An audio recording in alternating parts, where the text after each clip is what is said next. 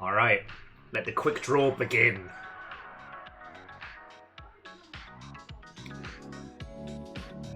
Who's got it? Who's got it?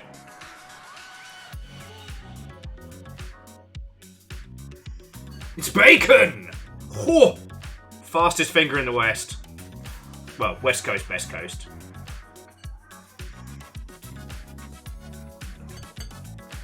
Well played, Bacon, well played. First! Alright, I shall update the board.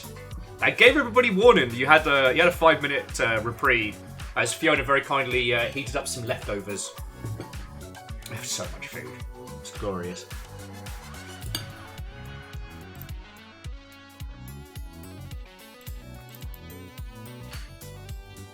Bacon, you're just showing no mercy on the boards.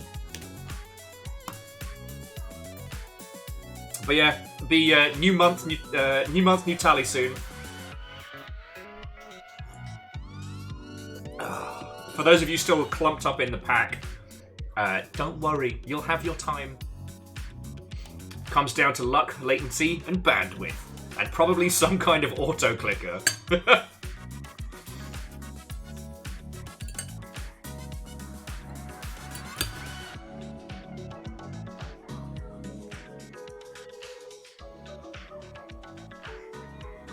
Hey, Jocolino, Watto, and welcome. Coming in, friends, coming in. Forgive me while I'm stuffing my face and doing a little bit of promotion.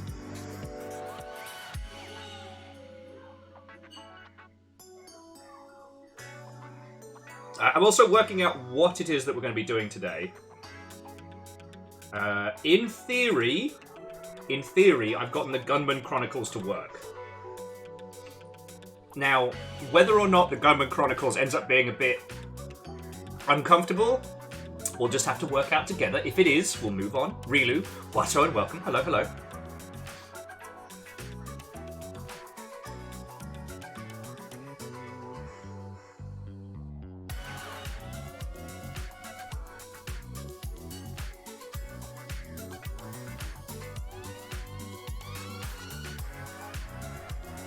Sorry, bear with me a second.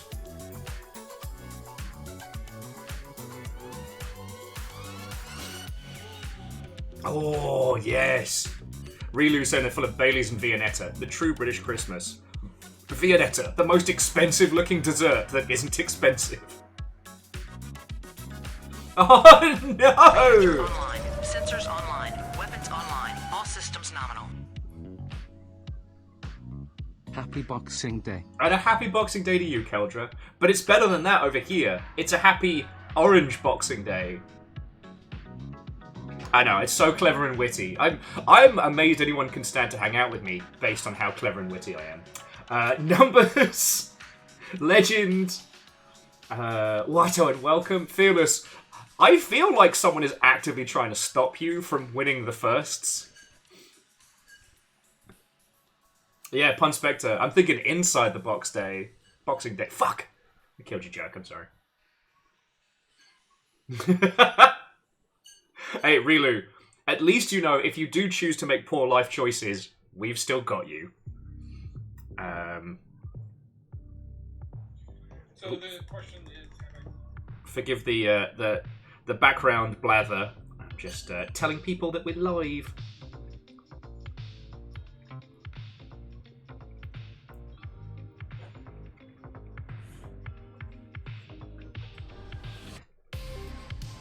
I did see your post numbers, and I'm sorry for your lost friend. Reactor online. Sensors online. Weapons online. All systems nominal. What hope? Watto indeed, friend. Hello, hello. Come on in.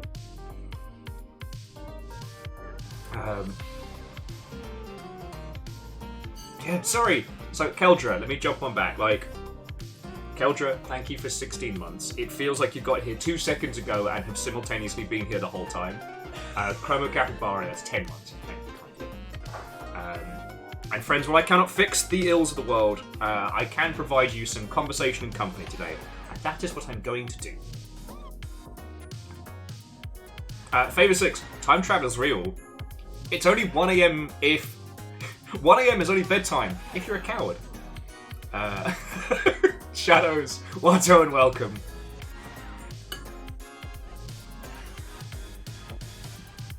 Come on in, friends. Come on in. Okay. So, in terms of what mischief we are up to today, I have a Half-Life mod. Well, okay, technically it was a standalone game using the Half-Life engine that was actually released in stores. And it did alright. It did alright. No, Shackle, I'm not back across the pond. Favor 6 was... Favor 6 doesn't understand how time travel trundles through. And yes, Favor 6, it is Gunman Chronicles.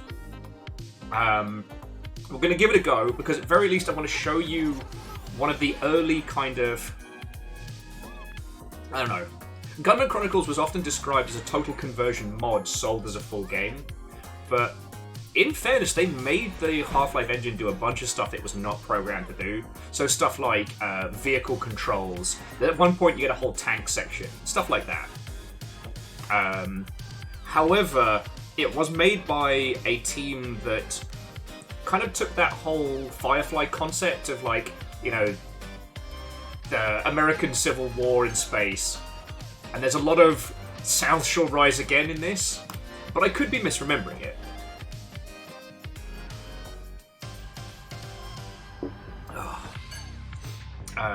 But I think it's going to make for an excellent little stream. If we end up bouncing out of that early, we still have classic Half-Life, and I haven't managed to get it working yet. But there is a FPS mod for Half-Life Alyx that I thought might be a good one to have a little trundle around with. I'll have you know, I'm a very good digital driver, Bacon. Minimal amount of disasters.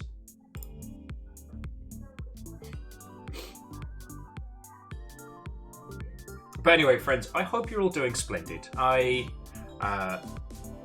hope there were some good memories of the last couple days. For those of you, I did not wake up ragingly hungover today. I got dagged. So I got up, kind of trundled into bed about, I forget when. And I was awake. It was 10:30. I remember it vividly. And I was, like, scrolling my phone, just seeing in case the hot sheets had popped off anything in the last couple of days. And River gets into bed and puts a paw on me. And I was like, oh, River, how are you? And then, bam, I am out like a light. Suddenly it is 3 o'clock in the afternoon. Stop that incessant clicking. I see Jackie's in. Why are you like this? And again, I will forget about this until the credits. And... Frickin' terror.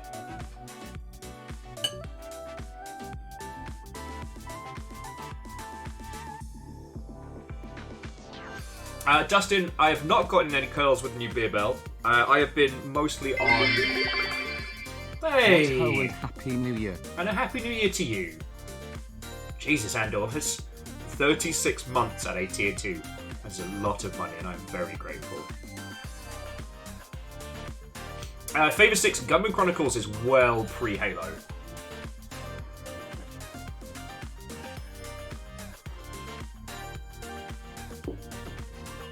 But the hook with the monsters in Gunman Chronicles is similar to the ones in System Shock 2.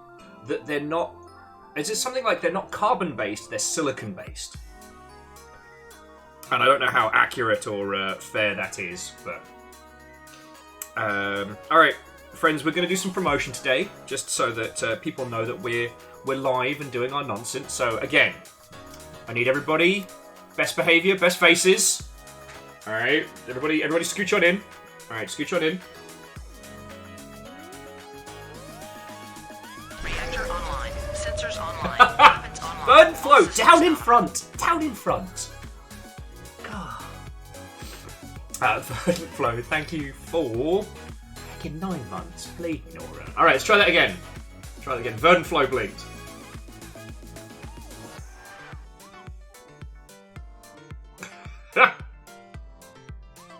God, I have an industrial amount of forehead. Well, hello. What do you think? Can do the fancy posing. Kinda look like an idiot. Alright. Perios did nothing wrong. Oh, I haven't started plotting my revenge. But I will.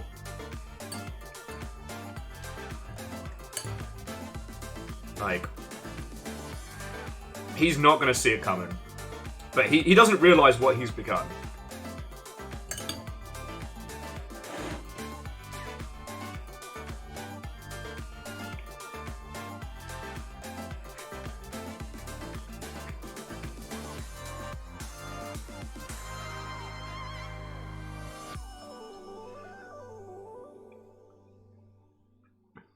Oh my word. Sorry, bear with me just a second while I let the internet know what we're up to.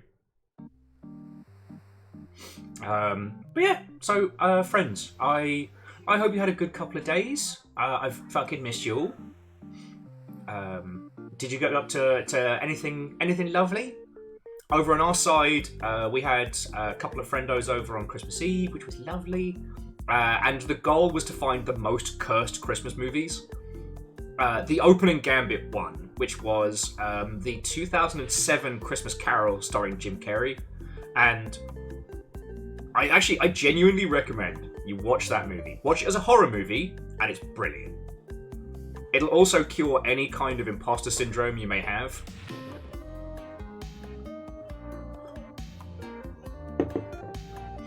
Hey, no, Legend, being boring and relaxing is entirely valid. But the other thing we watched was Polar Express, which is also a fucking horror movie. And then yesterday it was just me and Fiona. We ate about 5 people's worth of food and had a lovely, relaxing day. We were trying to find good Christmas movies, so obviously we started strong with Muppet Christmas Carol. And it was hard to find some other bangers. We ended up watching the Lion, the Witch, and the Wardrobe movies. Yeah, well, so Marty Kane, I entirely agree that 9 is one of those films that was advertised as a children's movie. It is absolutely the fuck not, but... Now, so Favour 6, The Polar Express is a work of art. I'm not disputing that it is... I'm not saying it is bad. I'm saying that it is horrifying, and that if you just change the music and nothing more, it's a horror movie. Legend, we didn't do the old BBC one, but I was real tempted to. Especially because there are some movie cuts of it on YouTube. But we tried to get through the trilogy, and, Prince Caspian film slaps. I'm just going to say it. The last one in the trilogy, the surprise Believe in Jesus movie, is bad. But I knew it was going. Legend, I also grew up on the BBC stuff because, infinite fucking repeats on the telly. Because, like, that, the strange one about the troll that grants wishes, which I guess was like Proto-Mac and Me, but whatever. So Hans Wolf, I've not watched Violent Night, not to be confused with Silent Night, but that was because I couldn't get it to play nice with our streaming stuff. Because yeah, what if Die Hard but Santa Claus is a great premise?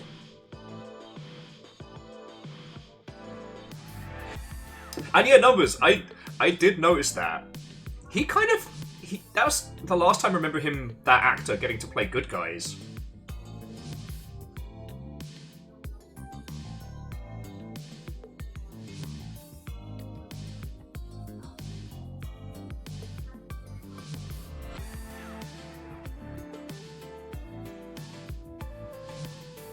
But yes, that was my Christmas. I drank far too much Christmas Eve. I suffered for it Christmas morning. And actually didn't drink too much last night, which no one is more shocked at than I am. And yeah, aside from River casting sleep on me directly, I was out cold.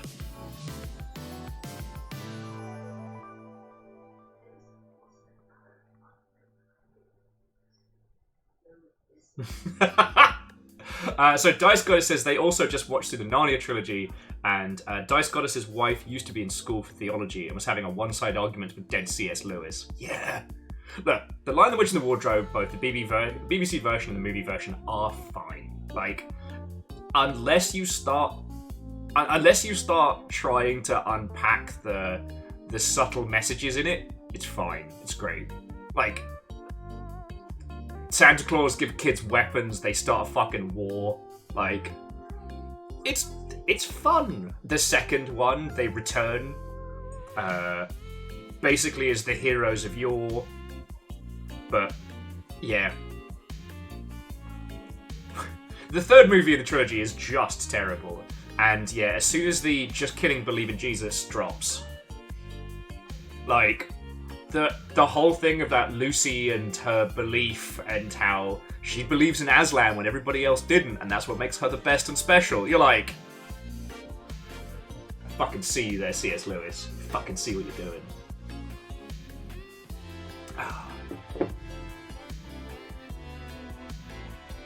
Oh, lovely! Marty Cade says that last night their BF managed to play through the entire Biotic Factor playtest. Lovely. Did you have any bugs with the pop-up camping stove?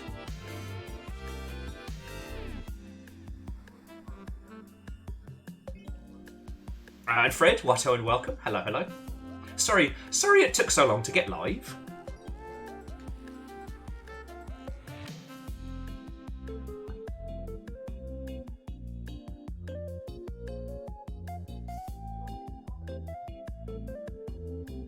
I'm just telling the internet what we're up to.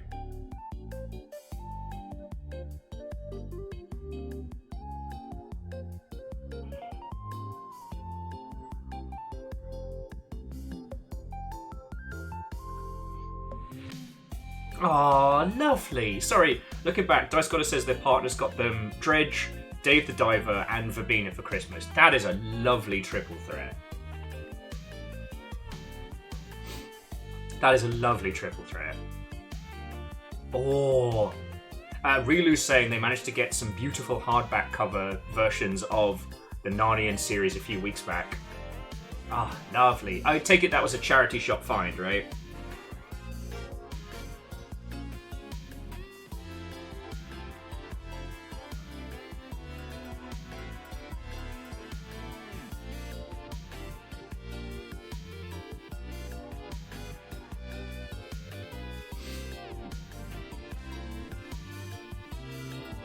Oh, famous Dinkleberry.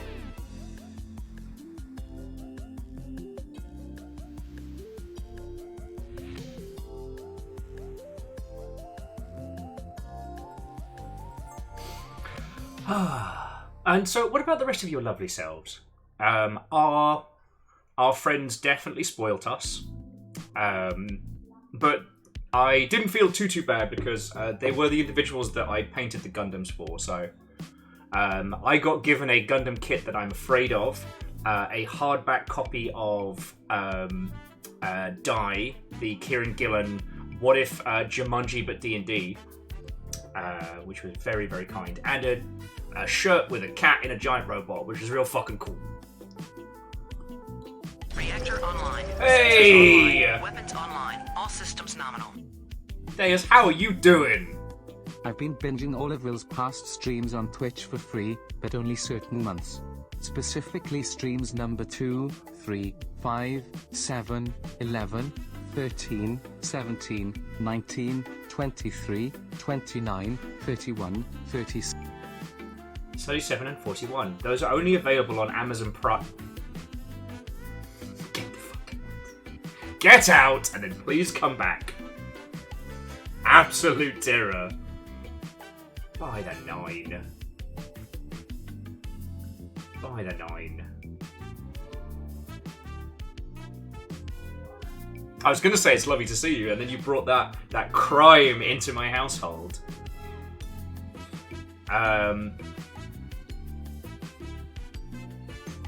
I tell you what, Moose, I'll show you the Gundam kit in question in a little bit. I'm just I'm getting a little bit more leftovers into my system before we get started proper.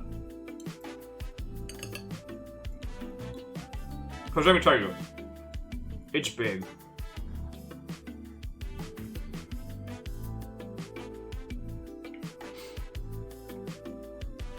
Oh, and Relu threw us some pics of the Horde in Discord. Lovely. Ooh, good find. But I think I told you I managed to get my hands on quite a few of the Redwall books, which was lovely. I'm looking forward to giving those a rewatch. But I also got lent by a friendo, This Is How You Lose the Time War. So I've been reading that in the bath at the moment, and it is as good as everyone said it is. Like, you don't need me to tell you.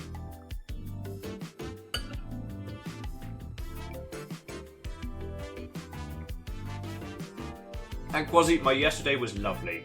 We feasted, we cuddled dags, we watched a slew of good Christmas movies, as opposed to Christmas Eve where we watched bad Christmas movies. And it was lovely, you know? I'm happy to be back, I missed you lot, but... Feckin' yo.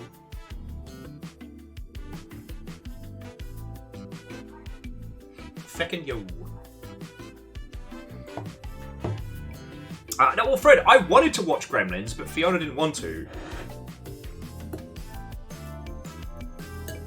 Oh, and we did watch the Doctor Who Christmas special, which, in the past, there's been like the Doctors have had different designations, and I think the newest Doctor should just be described as the Doctor that fucks.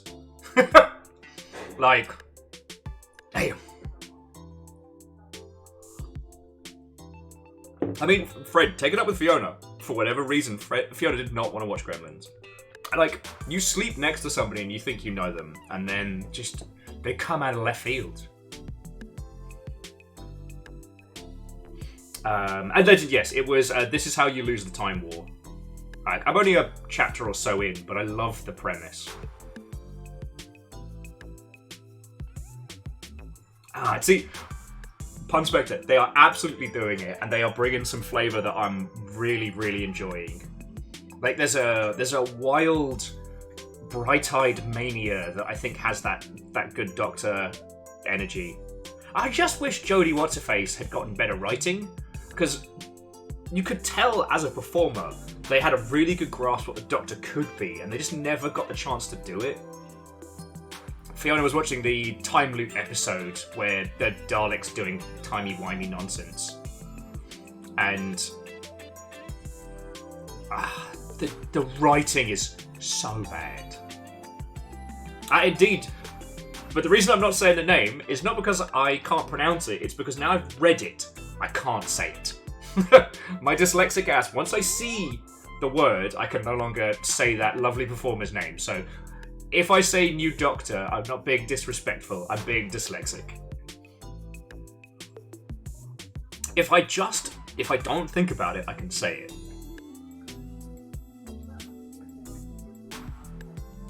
But...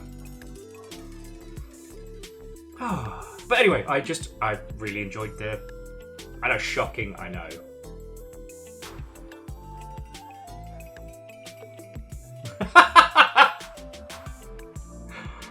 Sorry, Phyllis put disrespectful as in dyslexia, respect.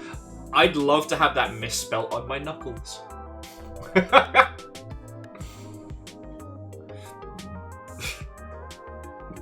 Anyway, friends, like, what about your good selves? What have you been watching? Tell me some of your Christmas traditions. Oh, sorry, the holiday traditions, because, you know... Considering I spent most of aforementioned Christmas Day heckling also the works of C.S. Lewis.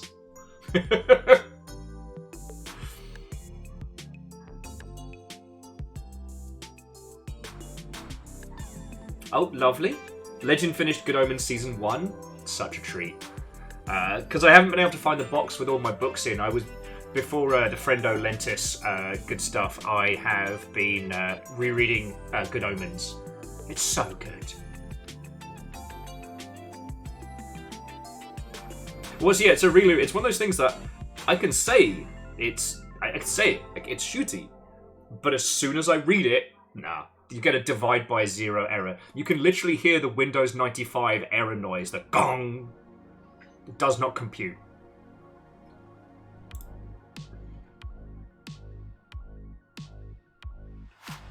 Shadows watched Muppet Carol last night. Yes, we did that yesterday, kind of like, well, I say yesterday morning. Yesterday as I got up.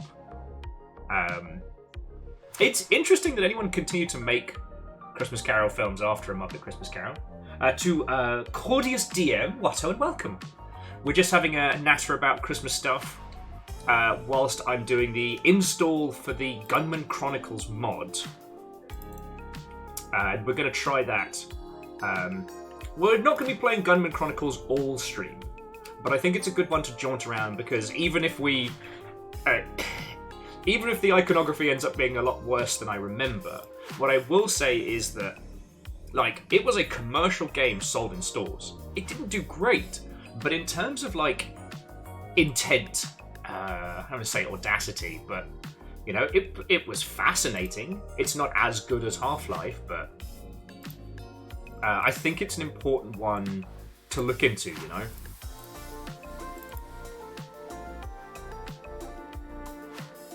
Oh, lovely! Well, Chorus, I'll have to send Chris a hello and a merry merriment. I don't know what I'm saying here. It's lovely to make your acquaintance in this digital space. And Ultrazini, I'm sorry that you've been having the bad lurg. Caffeine, I saw you're feeling better now, so lovely to hear. Lovely to hear.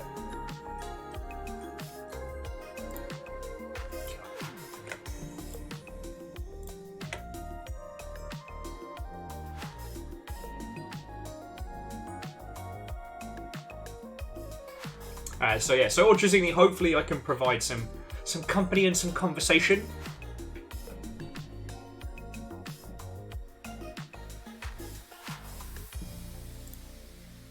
Now I got to remember which Half-Life Alex mod.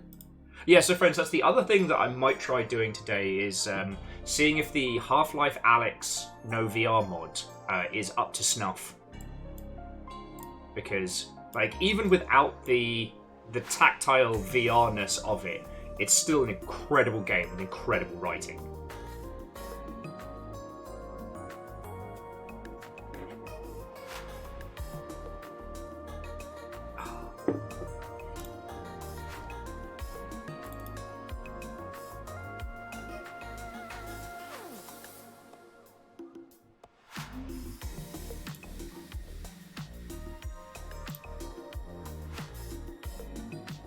Though I do have to remember now how in the ruddy hell we get the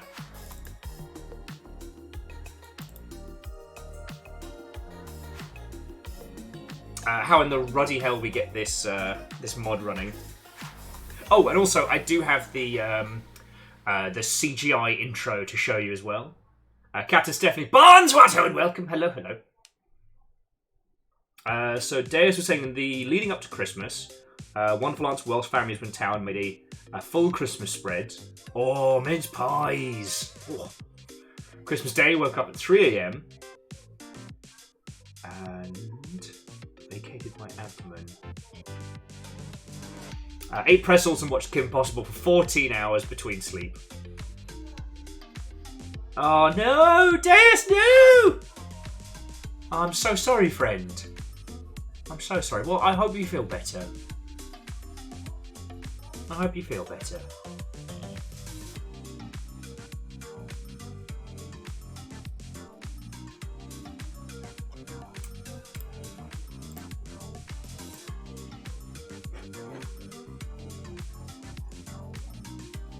Oh. Sorry, just a wave of the big empathy there.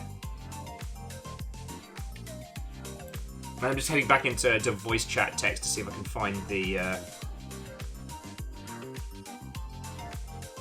mod in question. God, we do talk some absolute nonsense. Sorry, friends. Last time we were having like a little late night chat and hangout session. We were all sharing our favourite ridiculous websites and internet knowledge. The infamous Chris Angel's Breakfast, Lunch and Pizza. I was trying to share with everybody one of my favourite pieces of writing, which was a Gawker journalist spent 14 hours in one sitting in a TGI Fridays trying to test the limits of the bottomless mozzarella sticks. And their writings, their descent into madness is some of the greatest, but Gawker felt the need to get rid of that because they suck in all the bad ways. There's also one of my personal favourites, and this will only really translate to the Gundam fans amongst you, but Anaheim Electronics in California, an electronics repair store, which shares a name with Anaheim Electronics, the Gundam supplier, and all of the Google and Yelp reviews are just like, love this place, they fixed up my Sasabi in record timing, or like -1 star, they keep sharing specs of my mobile suit to the enemy. So good. So good. But I am now trying to find the link to this ruddy...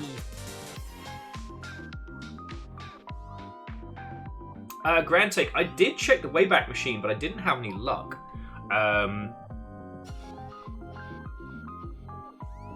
I was also sharing one of my personal favourites, which is a faux American restaurant.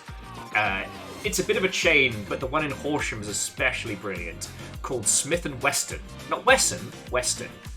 And, God, it brings me joy to show people who have grown up in the US what a US restaurant looks like to the rest of the world. It's brilliant.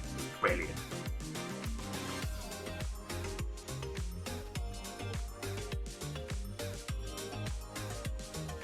Okay, I'm going to have to... Oh, Chorus. Thank you kindly for the follow. Yeah, I'm going to have to annoy SquarePeg later for the correct mod. Because there's a few, but we've got this one to try first anyway, so... but yeah, so friends, that's been the long and short of it.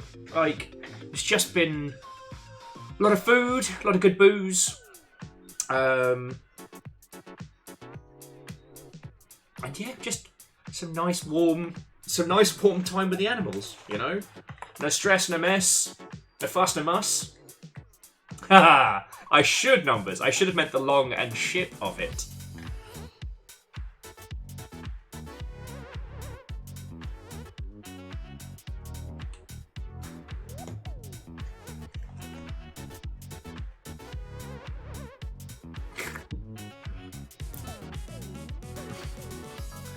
Okay, so we have plenty of nonsense to get into.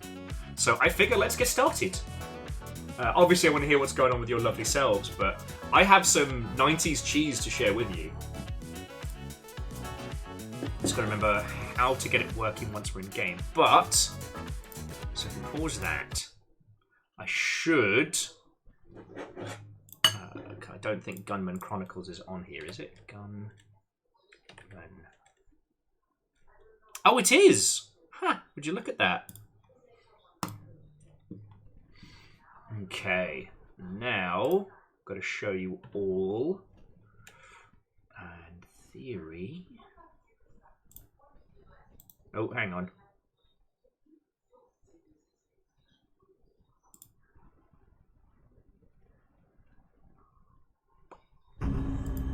Oh, stop it! Sorry. The main video is getting a bit ahead of itself. There we go. Okay, brace yourselves for some proper cheese. Cheese. This is what would be playing if we start the game.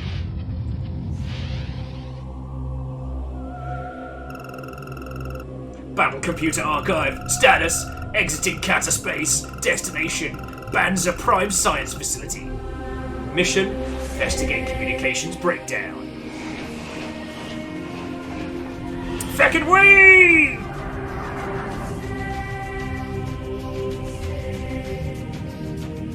Don't even worry about it.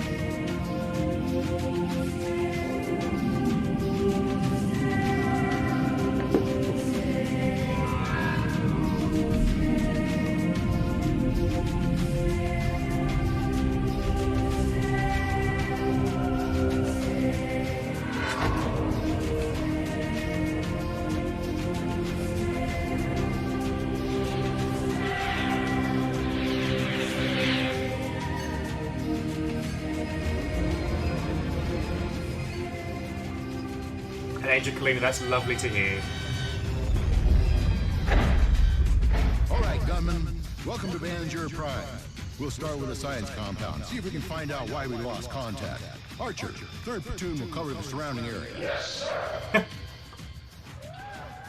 General, this is 1st platoon. I can see the base down below.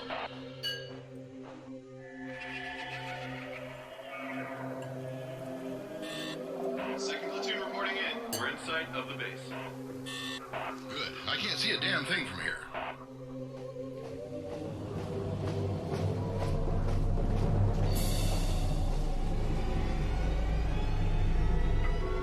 Anyone home?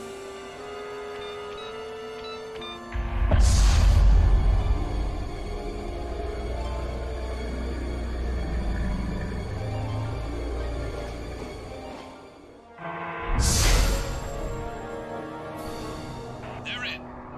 Everything's really quiet here, sir. Sir, I hear something. The hell kind of plan is that? They sure growing big down here.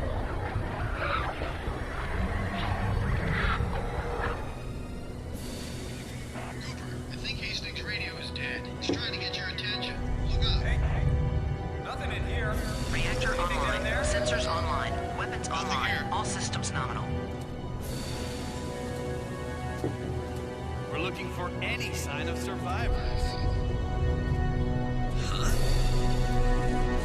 Looks like a pair of glasses. Nim, nim, nim, nim, nim, nim, nim, nim, nim, nim, nim.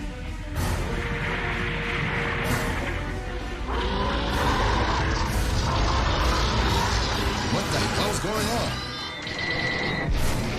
Hold on, boys. I'm coming.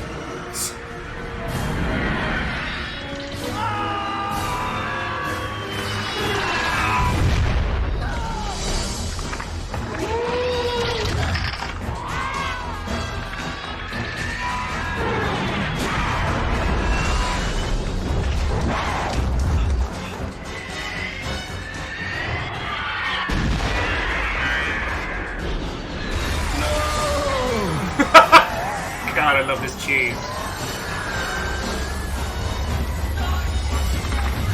Where are you going? Who gave the order? I'm alive! I'm still alive! And that's the opening. And so what you're saying, like, with this, they take a lot of the style for their troop designs from, like, American Civil War soldiers. I don't know how deep the accuracy... Sorry, I should say accuracy. I don't know how deep it goes, and we're going to be discovering that together. Varble, so that was Gunman Chronicles, a standalone Half-Life thing. It was packaged and sold as a full game. In terms of its development, it's closer to like a total conversion mod. But it does do some very, very interesting stuff. And yeah, Deus, any kind of recon could have solved that. And the great line of, "No, where are you going? I'm still alive!" will forever crack me up. And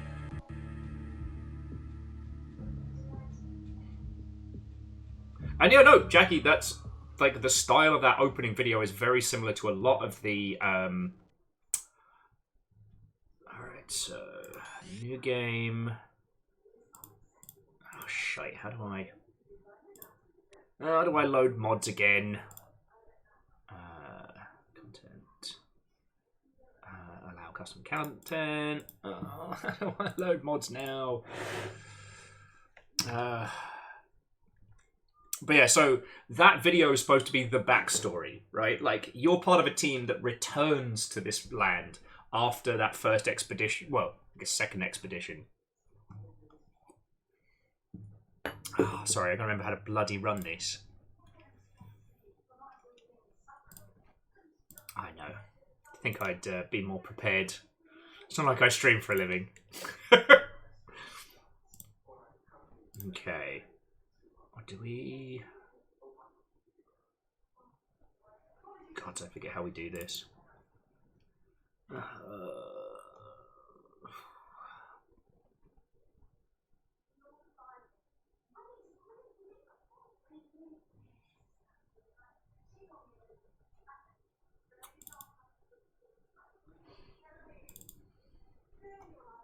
Nope, those are all raw files. How do I bloody get this to work? It's like, I know exactly what I'm doing, said Will, not knowing exactly what he was doing. Where's the idiot's how to get this running guide? Because I thought there was a mods menu inside. I remember that being how it was.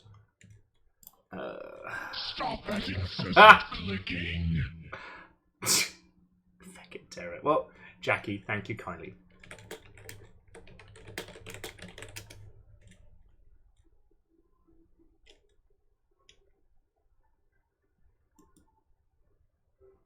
Okay, sorry about this.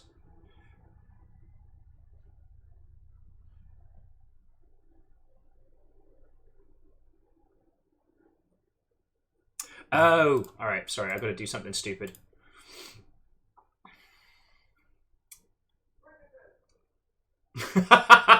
Narrator's voice. He has no idea what he is doing. It's all good. Okay. Once more with feeling. Well, so yeah, Fable 6. Gunman Chronicles, as I was saying earlier, was sold as a boxed product. It was put on the shelves alongside Counter-Strike and Blue Shift and all of that. And ultimately, like, it didn't move the needle. Ironically, the company who made it then moved to Sweden and are now one of, like, the big, I think they're middleware providers. So...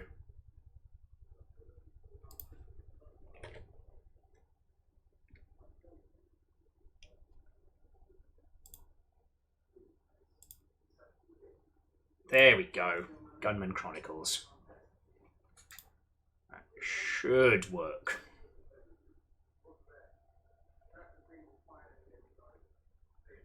Let's see if it comes together. Oh gods. I mean... it's working, but... I just make sure it's doing everything right. Soldier! Bandit. Scientist. I should be a skeleton. My spray paint image shall be... I can't remember, did one of you make like a longship one? I think somebody did for when we did Sven co-op.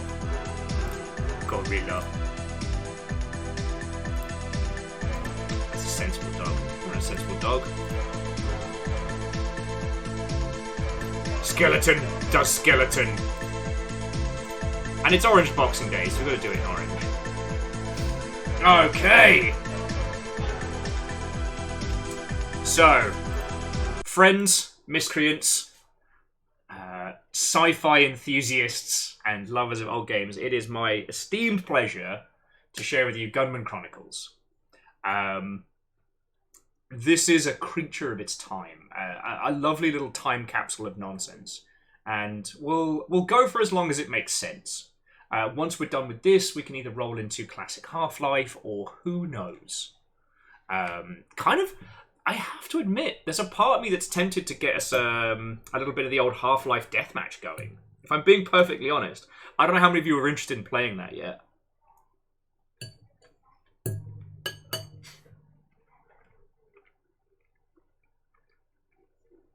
And Jackie, considering that you have nominated Will Knows Best for Jarl, yes, I am feeling very chronicled right now.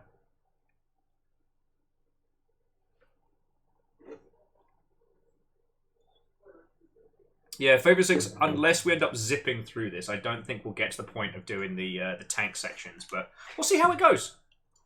It's been a long time since I played this, but I have played this, so... I don't know. I might hit some kind of like idiot savant levels of Gunman Chronicles shit. Also, for a few Christmases, my parental unit would get me one PC game for Christmas, and like one year it was Alien vs Predator 2. One year it was this, and so I have some fond memories of like after Christmas dinner of just like trying to install CD games with bated breath. Alien vs Predator 2 took 3 attempts at the install to get it right because it kept having like install errors, and I was on the verge of tears not being able to play it, and then I got it working and it was awesome. All right.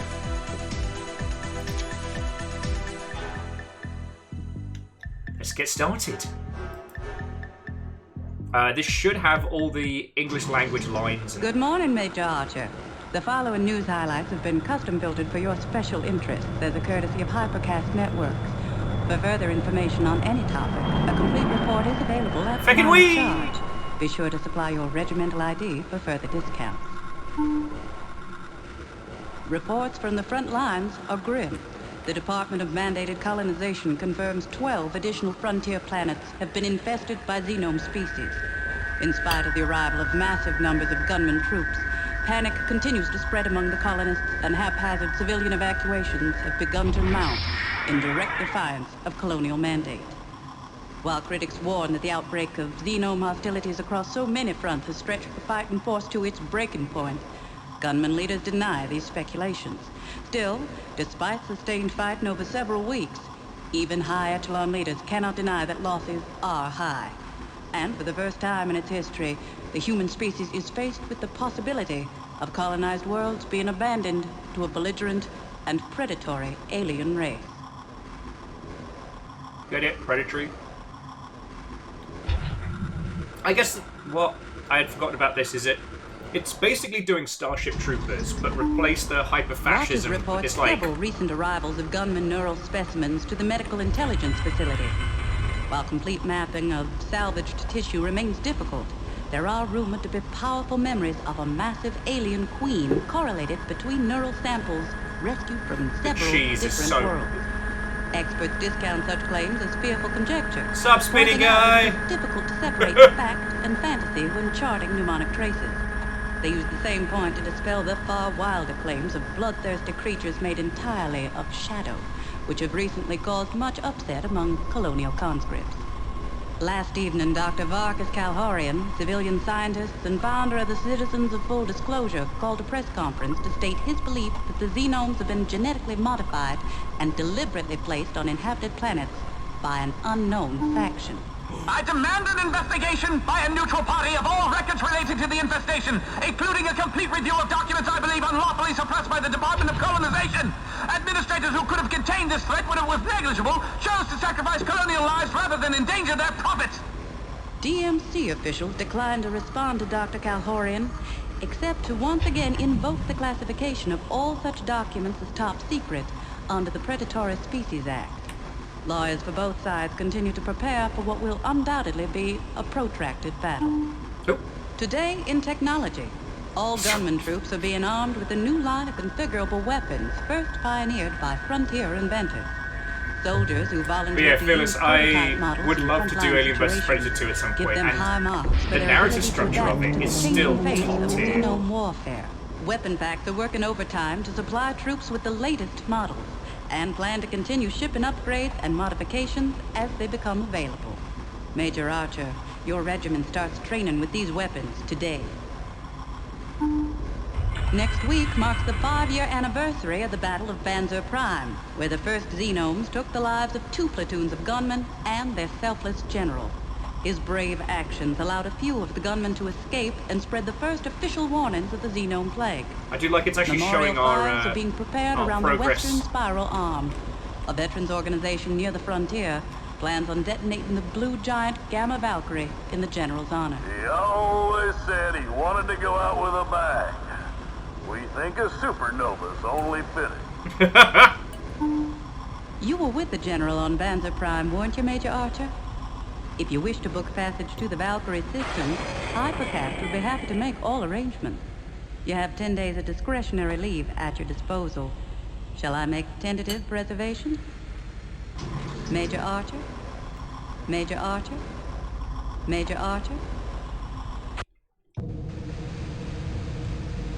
Move forward by pressing the forward key, and backwards by pressing the back key. So one of the things that I think is really important when playing some of these old titles is showing that the team who made this have a strong grasp of how to make stuff in Half-Life, but they don't have a strong grasp of like the things they're drawing from. Like Phyllis was saying, the voiceover in the cab there flits between talking directly to you and talking like a newscaster. Oh, it is very loud in space, though. Just gonna... There's audio. Alright, we're gonna bring you right on down. There we go. We're gonna do that a little bit more. Space is very loud right now.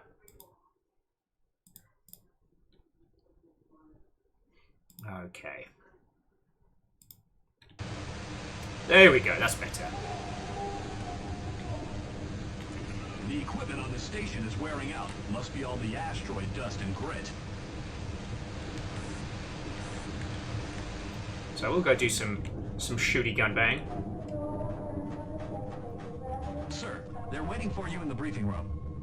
Then why am I allowed to go this way? But I do think it's important to go back and play stuff like this because, like, it shows that you can't just straight up emulate things without understanding them. Like, that there is a real value in going through... Attention, men! I have the pleasure of introducing you to this man, one of the few survivors of Banter Prime. He knew the great general personally. The general saved him and the rest of his troops by his glorious self-sacrifice. But the general knew no gunman leaves another gunman behind. It was his duty. He said duty.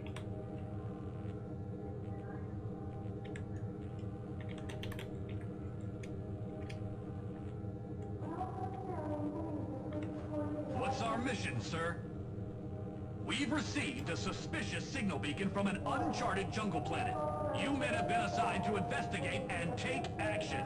There's a chance that the ones responsible for the Xenome infestation are behind this. You'll be leaving just as soon as the dropships have been prepared. I hope you're ready to kick Xenome ass, just like the General would have. Dismissed! Yes, sir! We've got a few hours. May as well go practice on the firing range till we're ready to go. I was told I have 10 days of discretional leave, so y'all can get fucked. I'm going to Vegas. Sorry, Space Vegas. And, like, there's... The storytelling here is, like, as subtle as a brick in a sock, but, you know, it's got some good beats. You know, the idea that this general was left for dead, and that in his absence they've venerated him to, like, great hero, but in actuality he was the only person who didn't fucking turn tail and run. I'm going to Space Australia!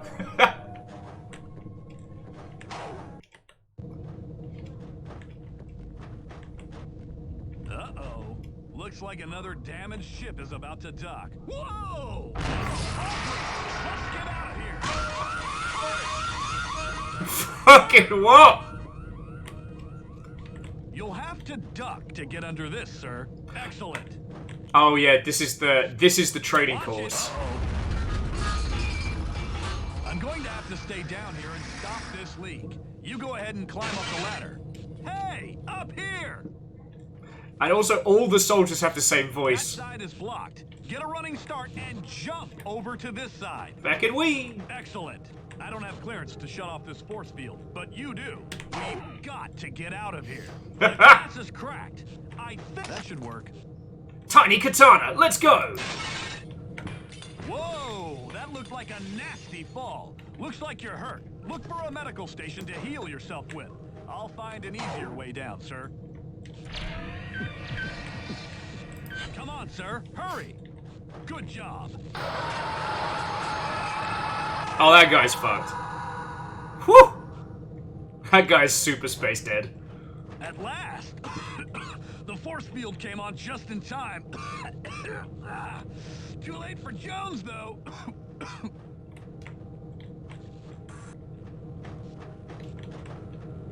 He's not going to be in Gunman 2. You should try to get out through that vent. You might have to push something to help you get up to it. I think the I think the box is broken, mate. Now we're good. Are you stuck? Try breaking that vent cover. Hey, this way. It's not safe on that asteroid. It's been damaged by a collision. We know! We were there! Hey! Good, you're safe. I'm going to stay here to watch for more survivors. I hear it's going to take a while to clean this mess up. You're going So to feel watch free for to use the survivors. firing range to pass the time. Why am I going to the firing range? There has been a hull breach. People are dying. Bye, Dave. God. Hey, I promised you some cheese, all right? And this is the strong. To the training course. Please observe all safety regulations. You will be issued one standard pistol for this station. This target requires rapid-fire mode to score. Oh, this was the cute little gimmick. So you've got... This target requires rapid-fire mode to score. Use your weapon customization key to select the proper setting. Oh, what's my customization key? Nope.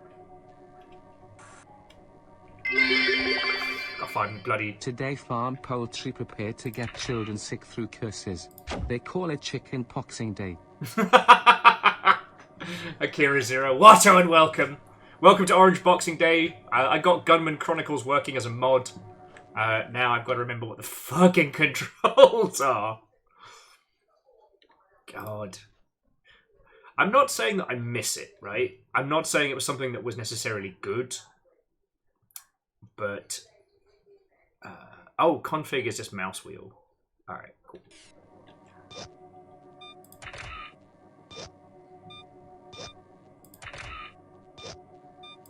Nope, that seems to be change weapon, okay. But I do remember back in the day with slow installs and, you know, having to either babysit like a gajillion floppy disks or look after a CD or what have you.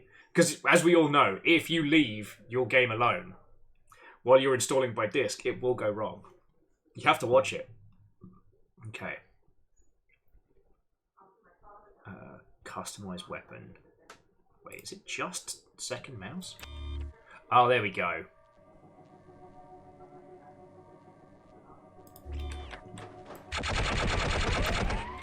Target destroyed. Move to the next target. Nice shot! This target requires sniper mode to score.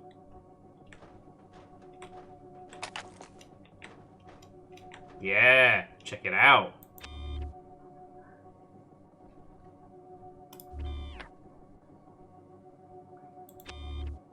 But yeah, I still remember poring over varying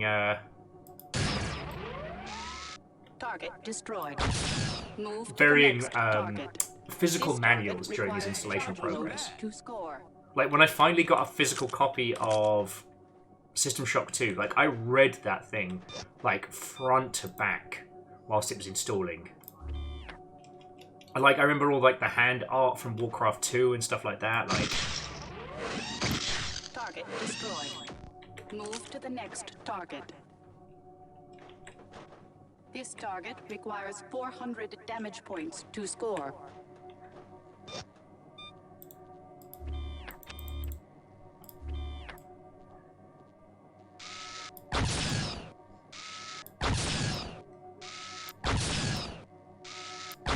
I'm overdue for firing range practice. 400 damage points awarded. By blasting Move a few to the holes, next the real firing ones are range. a lot harder to hit. oh, yes, he was just saying that Valve Archive does have a PDF of this game's manual. Return all weapons to the red receptacle. Except for your knife. That's not considered a weapon, but alright. Welcome to the shotgun training course. Time for the shoddy too hotty. This target requires 300 damage points within the time limit to score.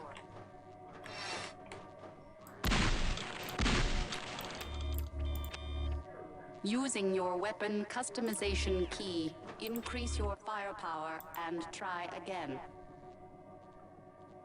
This target requires 300 damage I forgot points about within that. the time limit to score.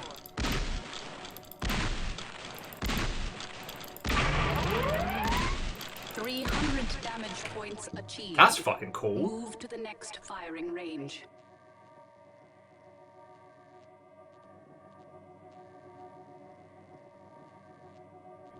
Helps if I unmute the mic. I guess this was still coming from that. Hey! Remember, if you don't install disk 1 then disk 3 then disk 5 then add the serial numbers together divided by pi, installation has to start from 0. Yep. Now to learn how to make mung bean dumplings. Welcome to the Mecha Gun training course. Mecha Gun. Oh, I remember this sucker! Alright, at this point... Overheat your weapon to score. Warning. Overheating can result in wasted ammunition. So, with this one, you have a kind of a standard, like, Daka rifle. Don't need to worry about that one. But then you have basically mini This gun, target requires 500 damage points within the time limit. which overheats a whole bunch. What happens when you overheat is that the gun just keeps firing. 500 damage points achieved. You have cleared the basic weapons range. And I really like that. So you end up doing like a buttload more damage, but you can't stop. I thought it was a really interesting way of like balancing the mechanic out.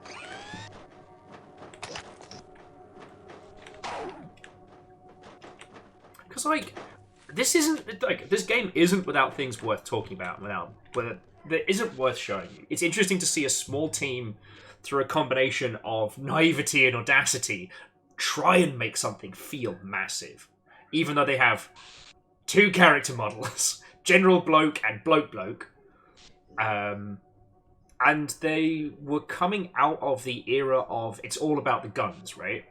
We've talked about this a lot, and I'm sure you know it, but just in case, for framing. In the post-Doom world, there wasn't really a lot that most games could do to differentiate themselves from the pack. And the weapons became the selling point, right? The variety, the strangeness, the tweaks and twists. And that carried through into gaming for quite a while. Even though, ironically, Half-Life's hook wasn't... Its main hook was its story, its narrative. But the weapons was what brought a lot of people in. I still remember being told by somebody that, oh, you've got to play this Half-Life. You actually have to reload guns. It's like, what? It was a very different time. Something blew these fuses out. It's dark back there. Be sure to use your flashlight. Sure. Use your flashlight key to help you see better.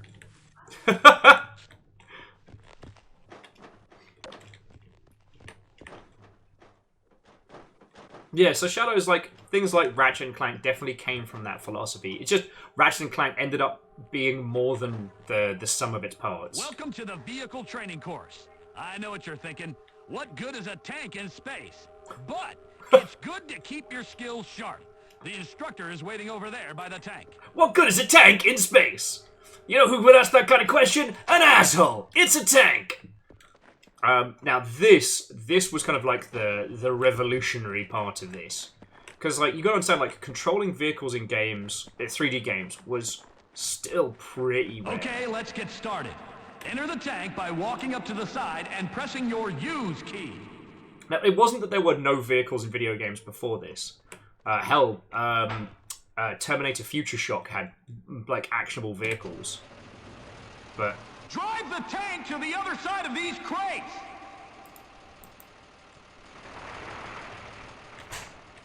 Like, how fucking cool is this? Use the straight keys to turn the tank! The turret has independent controls. Press your crouch key to fire the machine guns. The other weapons have been disabled. We are in an asteroid after all. Mate, there's already been a fucking breach. You're trading me how to drive a tank like it's perfectly fucking normal.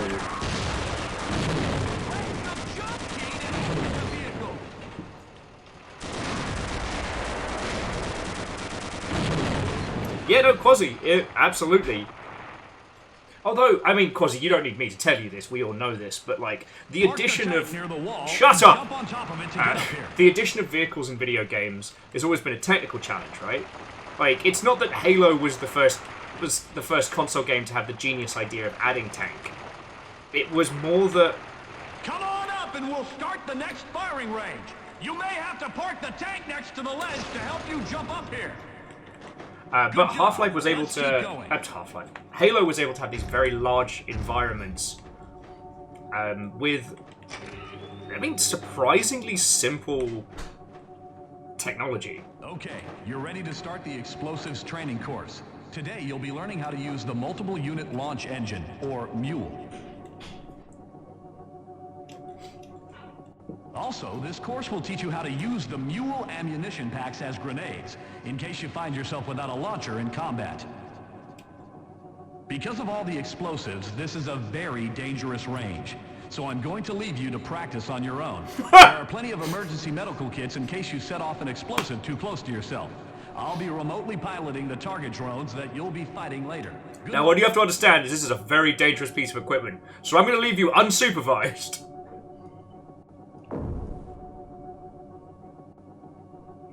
There's no way this ends badly. Welcome to the explosives range. Please Frickin' observe all safety regulations. You will start by learning to use multiple unit launch engine ammunition packs as grenades. Extreme caution is recommended when attempting to use ammunition packs as trip mines. Remove the nose cone and carefully extract the detonator core. Throw the core at the hologram target.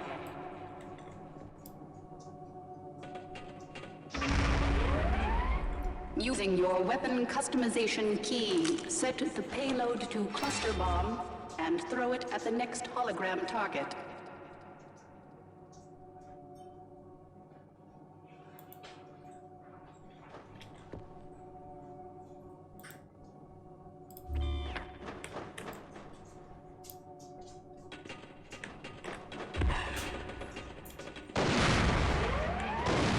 Using your weapon customization key, set the trigger to timed and attempt to destroy the hologram target that is behind the cover. We'll go for cluster again. Hadouken! And again, like... As... You will now be issued one multiple unit launch engine. Your instructor will control the remainder of this training session. It's time to practice against Stop interrupting me! It's worth noting that, like, as USPs go, the whole weapon customization stuff is kind of carried as a philosophy through everything, but it's kind of original. Like, the idea that everything is multi-use. Obviously, it's not the only game to have ever done that, but again, considering what they were batting with, it's pretty impressive.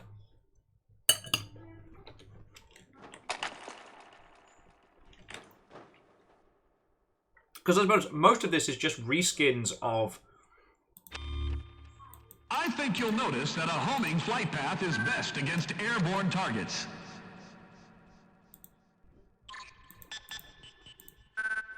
This is like a just modified equipment out of standard Half-Life, and that's fine.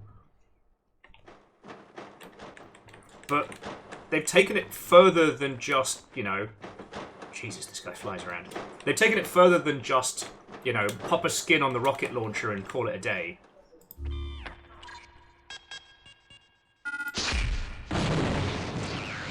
Be sure not to use the cluster bomb payload against airborne targets. But it's great for clearing an... The spiral flight path mode does double the damage.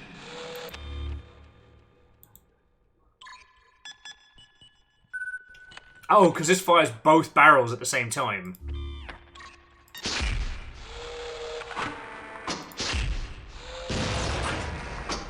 Using a timed trigger setting, you can make your mule into a grenade launcher. Hehe, I'm playing with dangerous toys.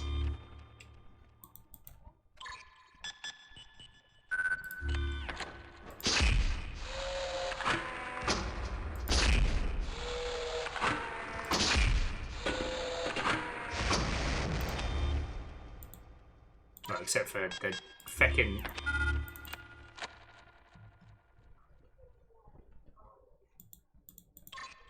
Except for now, it's not doing what I want it to. You can use the trigger when tripped setting to create traps.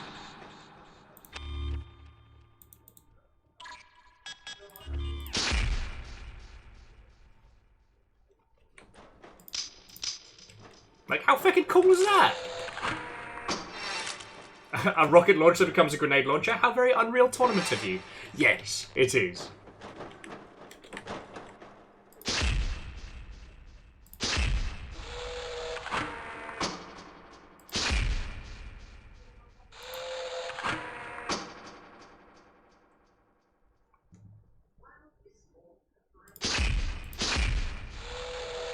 So I'm gonna need you to fly through the shit. Practice all you want. Yeah, I'm good. Okay. Feel free to leave this range when you're ready. You can continue to practice with other weapons now that you've completed the explosives training. I'm good. Sort of death coffin of an elevator. And Jackie, it does have a little bit of that Red Faction kind of aesthetic. I think it's just the janky, the janky, grungy space of it. Go in. But now we need to get to the planet, because when it goes from this very, very dingy. Here's your armor. Looks like a good fit. Good luck, sir.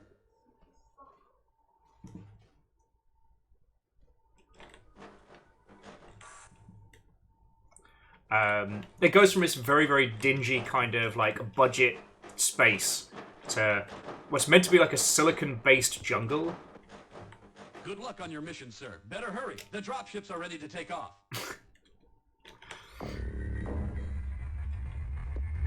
But there's loads of ways you can read this. Like, if you think of these troopers as clones, it takes on like an extra bit of flavor.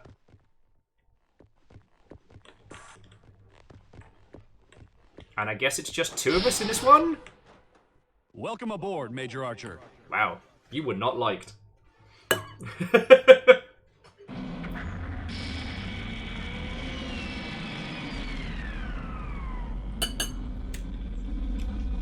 check in with the other squad. I'll be patrolling this area. It does need more shovels.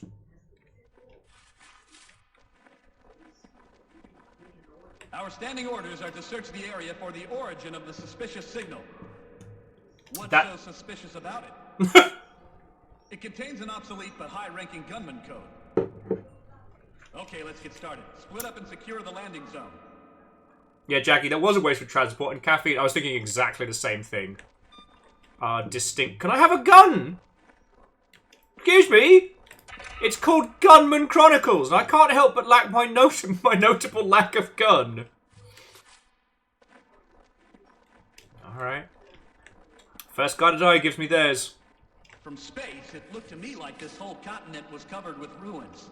I wonder how long these ruins have been here. Well, so again, Favor 6, if anything, it's just, when looking at this title, the people who made this were obviously taking tons and tons of influence from classic films and things like that, but it desperately needed a little bit more research. Again, I'm not saying that Halo is a masterwork of intelligent writing, but it fits enough for everything to kind of come together. That's a fucking dinosaur! Sir, they found something! Over there!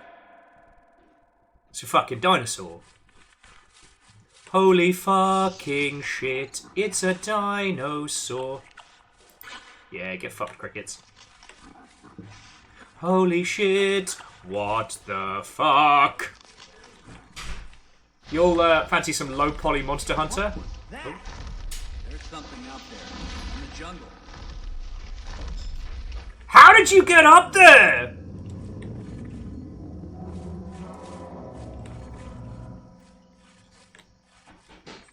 Yeah, well, so Caffeine, that was one of the other things I remind... like, this team very much went for the... We're going to take ye olde military outfits and make them the new sci-fi nonsense. And for this one, they took, like, American Civil War era outfits and kind of added it as their flavor of sci-fi. I was a little bit worried. Hey, something's happening. Because this is a game I did want to show you all. I didn't know if this was going to be the South shall rise again levels of nonsense, and it seems to be fine. Again, the team behind this didn't put a lot of thought in, and I don't...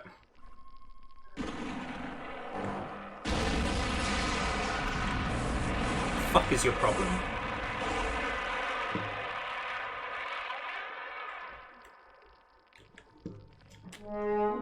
Hey! Restless Roots, Watto, and welcome. Hello, hello. Coming in. Quasi, we haven't done the Bloodborne demake. I was under the impression it was going to get pulled down by Sony's lawyers. I am amazed it is still up. So yeah, it's something I'm definitely looking to do at some point.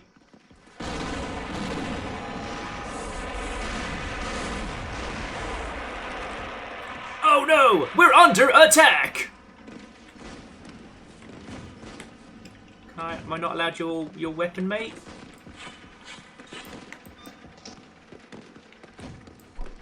Oh yeah, the weapon changing mode for the knife is just you can punch people.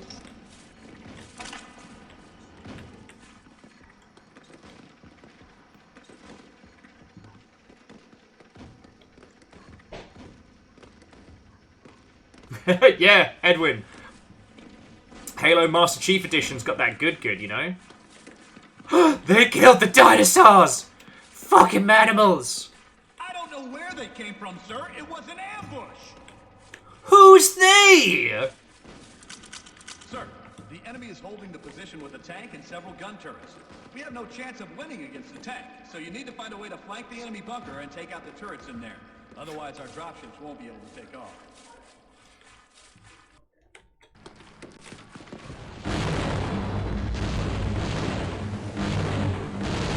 Job's done. I mean, it's definitely got that,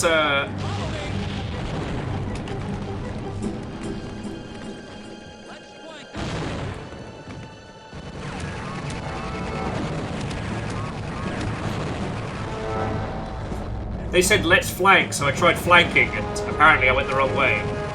When he said flank, what he meant was charge directly at.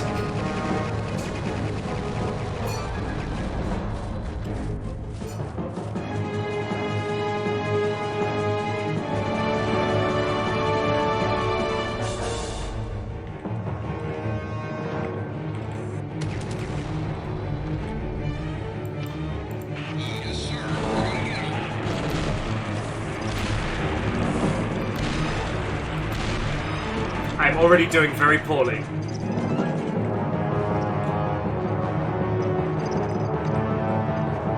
But yeah, so, Restless Roots, how was your stream? What were you up to? Tell me your tales.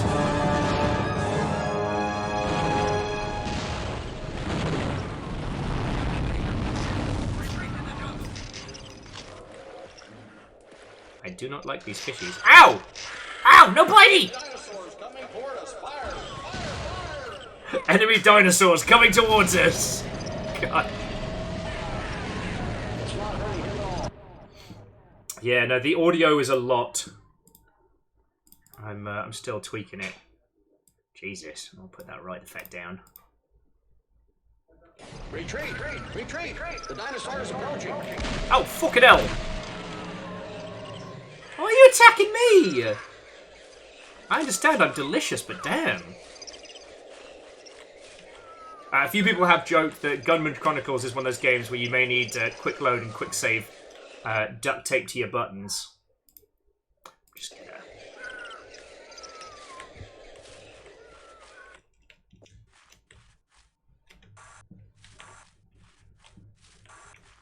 Okay, well, Caffeine, it was lovely to see you, albeit briefly, and to be continued, alright? Oh. So yeah, so Resta says they continue to fail at Phasmophobia. Happens to the best of us. I've not been able to hit any more... Radar just picked up the last remaining dropships. Prepare the SAM turret. Yes, sir.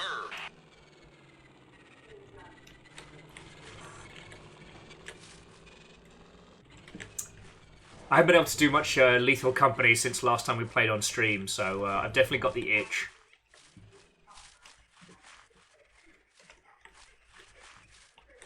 The dropship is coming in too low. Automatic lock is too dangerous. Deactivating auto-seeking on the SAM.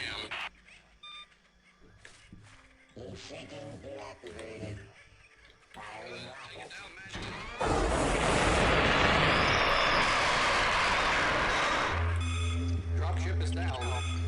Hey!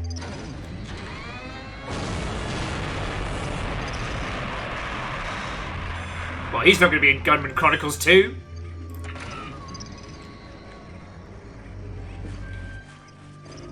But again, like, while it does very much have almost a GameCube level of... you can eat eggs to heal. A GameCube level of... well, a GameCube size of level design. For something that is, you know, for all intents and purposes, a very fancy mod. This is... I'm impressed with what they're able to do. Now, they are making a mistake that video game creators have continued to make for thousands of years, which is the belief that, you know, to create a more cinematic experience, what you need to do is take control away from the player.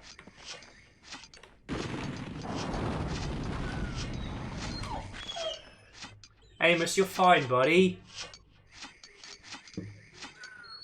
One of Half-Life's great successes is that for most of the time, you're completely in control. Little dinosaur. You have that skull, mate. You've earned it. Don't eat me. Don't eat me. I'm not tasty.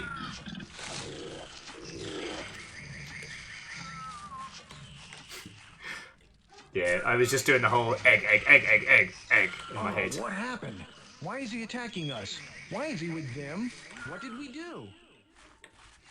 So, like, this has got a lot of things going on. It's trying to use these big cinematic moments to set the stakes. What it hasn't done is told us who they are. Like, we can extrapolate that basically the general who was left for dead is now out for vengeance, but...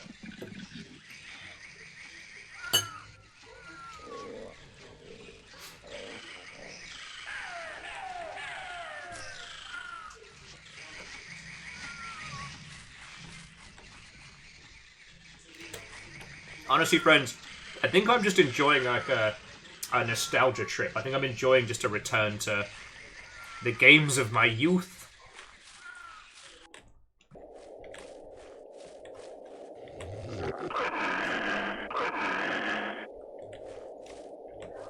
It's not a dinosaur, it's an Aurandosaur. There's been a little mix-up. We think we mislabeled an animal shipping crate. One of those little mean ones is in the wrong container. Watch your fingers. Over. Super dead. Base to Trapper 6. Respawn. Over. Trapper 6 has been eaten. Egg.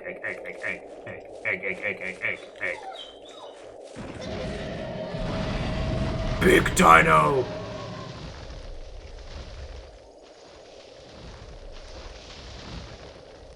Yeah, well, so Restless Root's like, I can't comment on literature like I can video games. Like, try not to. Quiet. The big dinosaur is hunting us. It got 5 of us already, and it knows there are more. Don't leave the catacombs, or you are doomed. I shall immediately leave the catacombs.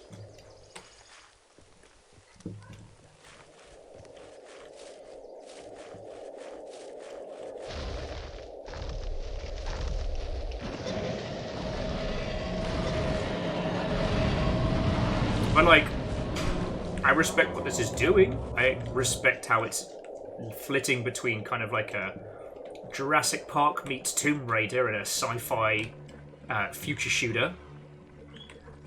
Other.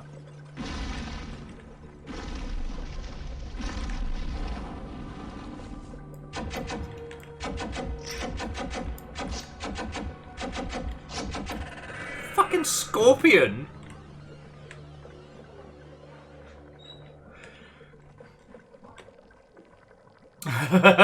You're right, we could be playing worse. We could be playing Fire Warrior. And you know what? It is interesting, because Fire Warrior is...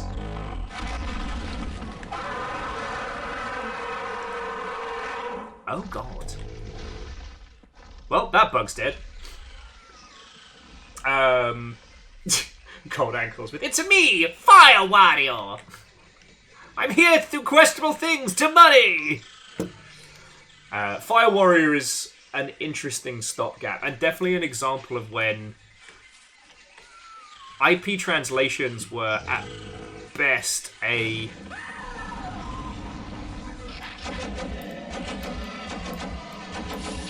Ow! No bitey! No bitey! No bitey. Sorry, I'm trying to think of a clever thing to say about Fire Warrior. It's a waste of dev time, and it takes what should be a great concept and makes it incredibly boring.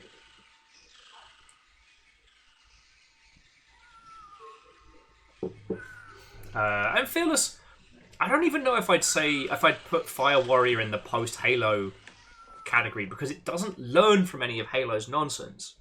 Like, love it or loathe it, Halo changed how we looked at first-person shooters.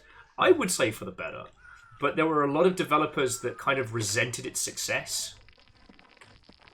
And... okay. On average, video game developers love each other's work, and they support each other. But sometimes, especially in more established spaces, there can be a bit of resentment, because when a team is either given the freedom or is able to do something like big and fresh and creative that you would have loved to have done if your boss had let you, it's not like you resent the other team or you resent the game, but there is resentment. You know, you're forced to keep making games the old way, and then suddenly another team is allowed to do all the creative things that you wanted to. Hello, Major Archer. I feel certain you remember me. Think back 5 years. You might recall a little scene that unfolded on Banter Prime. Scene of a crime, I should say. You weren't even a major then. You had no authority to order the retreat, not while your general was still alive. If you'd read your science report more carefully, you'd have known that Silicon life has no chance of digesting fellow gunmen or the scientists. But you left us all to rot in the guts of those Silicon beasts. After crushing the monster's heart with my bare hands, I struggled tooth and nail to free myself. Literally. As you can imagine, an experience like that changes a man. I felt from within that terrifying power of the beast. I had my first insight into the awesome weapon it could become. When I had freed the undigested science team, they too saw the light of my vision. And they have labored well to engineer a host of new xenome species. You're very important to me, Archer. I wouldn't have gone to the trouble of luring you here otherwise. Science would be nothing without its guinea pigs. But try not to feel as if your slow death has no meaning. We intend to learn a great deal from your offspring, and we'll put all this hard-won knowledge to good work, ensuring the slaughter of the rest of your gunmen, treacherous, self-centered brutes. Now, I'm not ungenerous myself. I've left you some basic supplies, and I'm betting your will to survive is strong enough to provide some valuable data. But in all honesty, the greatest service you can do us all is die in an interesting fashion.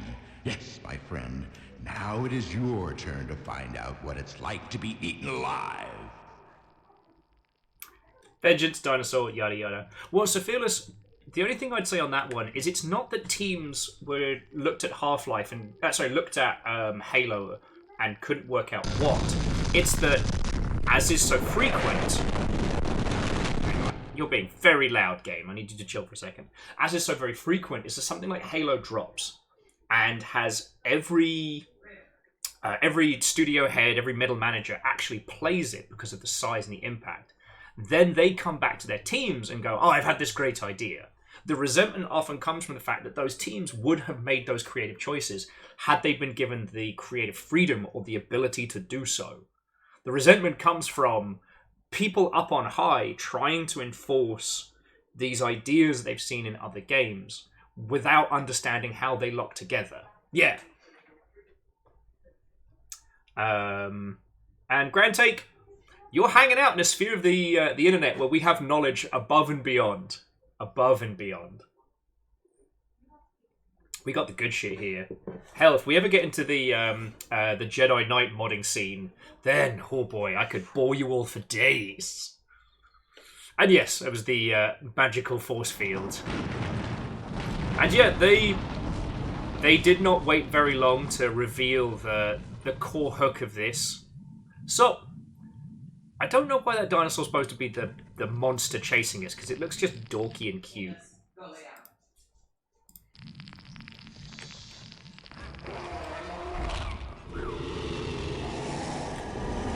You're a herbivore!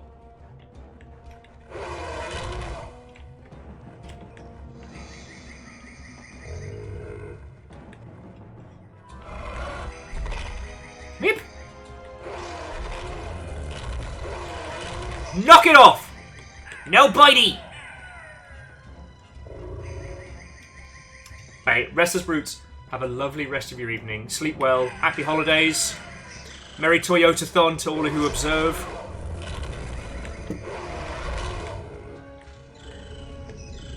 No bitey.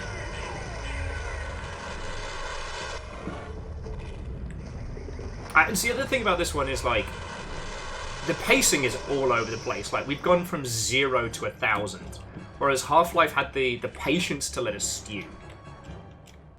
And the other is that this is so reliant on your existing knowledge of video games, because at no point were we taught any puzzle mechanics around opening that door. We just know it because we know it because I've spent so much time in this game in my wee youth. Did you hear what happened to Trapper 6? I hear he got chewed up by one of these things. He should have packed more firepower. The gunman is still alive. Call for backup.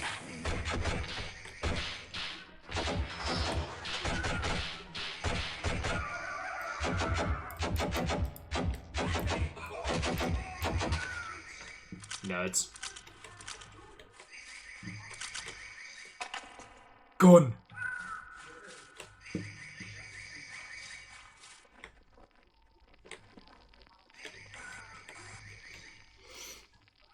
But yeah, sorry.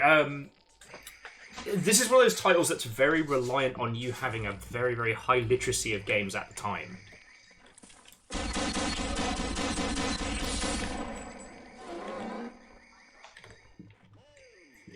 So, it's not hard to understand why this didn't sell, but I still think it's an important game to...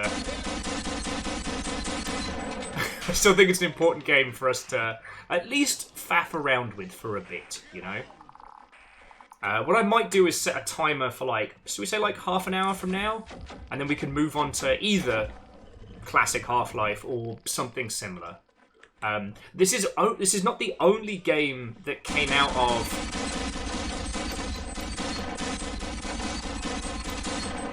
This is not the only game that came out of this era that was essentially a total conversion turned commercial product. We've trapped enough specimens. The general is departing with his first shipment soon.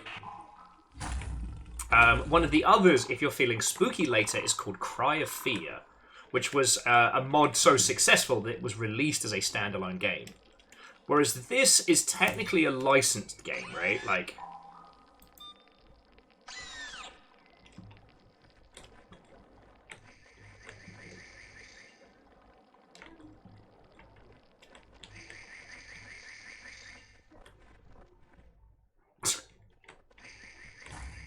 That's a good point, Edwin. Maybe that's the thing. Maybe we're not gunmen, we're plantmen, and that's why the herbivores think we're delicious, and the more violent creatures can't seem to stop us. No.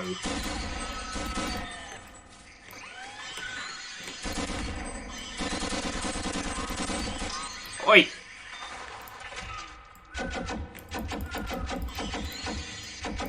Stop it!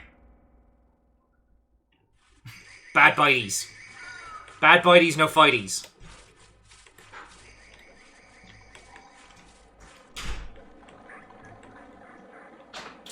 I mean, it is very interesting at this point that we're finally being given, like, free reign to run around and explore, but we've been given no real context to the area and the space.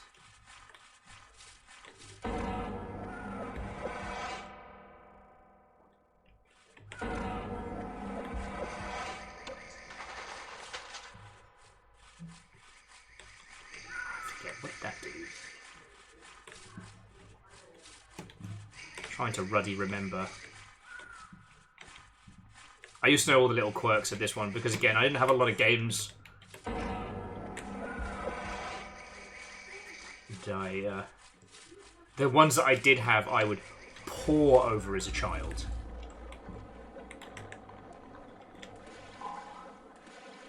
Let's feed him to the crocs. I'm changing my bet. Oh, he got it. He killed it.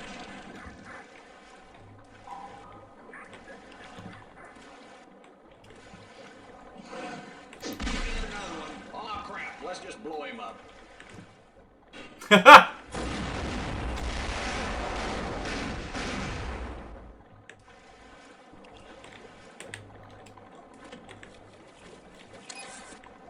And now obligatory swimming section.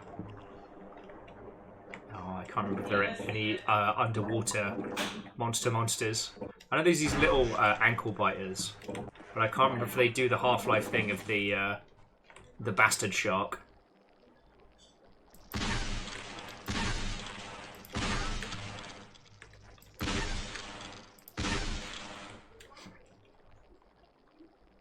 Granted, I have seen videos of gators getting up to high-speed shenanigans, and it is terrifying.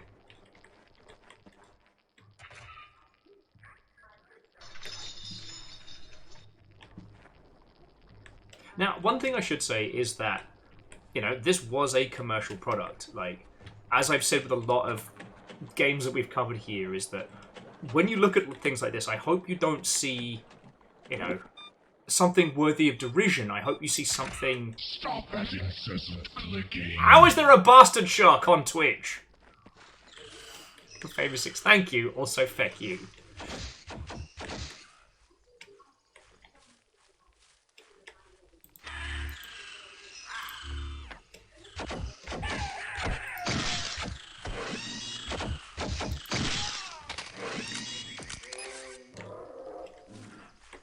But sorry, I keep getting distracted by this frankly bizarre level design that... It definitely has that feeling of, like, each area's got its own kind of flavour. It's not a learn by play, and it absolutely assumes you know so much. But... This is the General speaking. I will not leave this planet so long as a single gunman remains alive. Until I receive a signal confirming his death, my ship will remain on the landing pad. Edwin was saying they'd probably have played the heck out of this back in the day, between this and Thief the Dark Project, yes. What was the Thief remastered thing that was doing the rounds recently?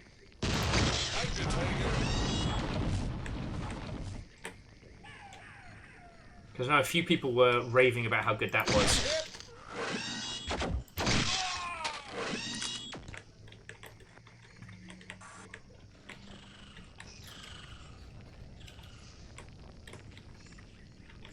Edwin, I believe it was it either a Thief mod or like an unofficial remake that was supposedly exceptional. Ah, thank you, Phyllis. Thief: The Black Parade. It starts when you were a young boy. Gunman is probably trying to get to the spacecraft. The General won't leave until he gets word that the gunman is dead. I can take it.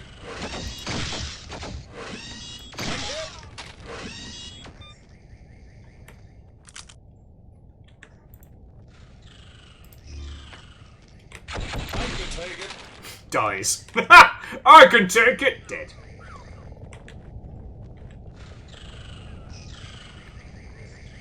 So, like, to put it into context, we've only been on this planet for like 5 seconds and a bag of change, but apparently we're already going to make a break for it.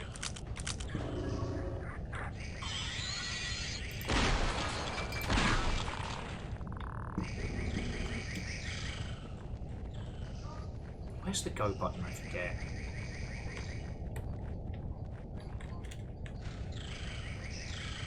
God, this whole area is just so bizarre.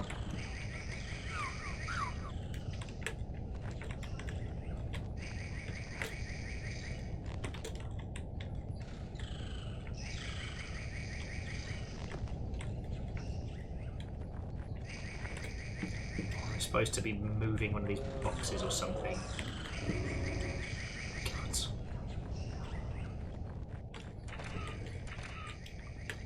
Oh, yes, explodey thing on the wall. Nope. Good shout, though. Oh, there's something in the little control center I'm supposed to push or mess with. But it's interesting, is like there's no reload system in this, except for with the rocket launcher.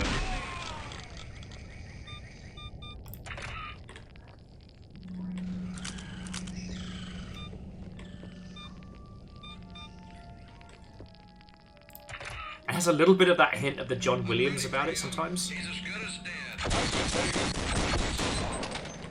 I can take him! Dies. Half your billions go to John Williams. Now brace yourself as I've revealed my brilliance.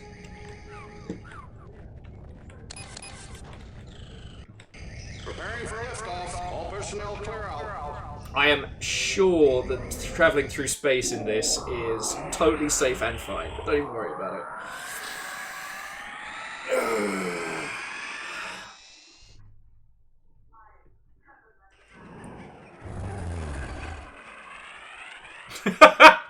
Did we have a thing? Were you a buddy? Now breaking orbit, sir.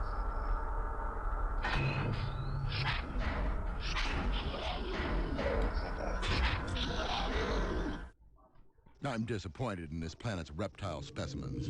In the end, it was my men who killed them. It's time to check on our more dangerous specimens. Set course for the Farron Moon. Steady as she goes, men. I believe the reptiles in the cargo hold may have useful genotypes. However, the latest xenome life forms have been nearly perfected. The report from the science team is a critical step. If the xenomes were able to destroy the mechanized facility, they will have proven themselves to be the finest bioweapons ever. There's always room for improvement. For instance, controlling them is... And Wheeler Dealer, what and welcome. It is Orange Boxing Day. Sir, how are you doing? course calculated. Prepare to enter space.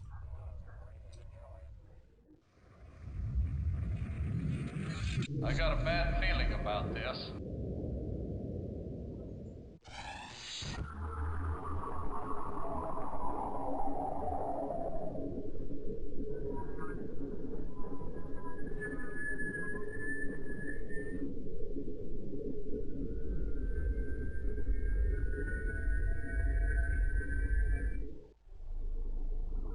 It's the perfect place to test the xenome's abilities. The facility was abandoned decades ago. Okay, so right here, we're not supposed to see the space bars above and below. It's supposed to look like they're doing a low flyover, which I really appreciate, but it shows you how they did it there, which I think is really cool.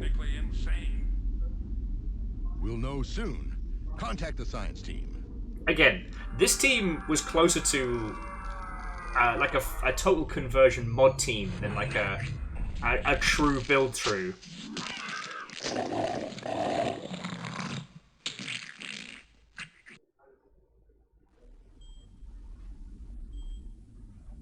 Something's wrong. I don't see the science team.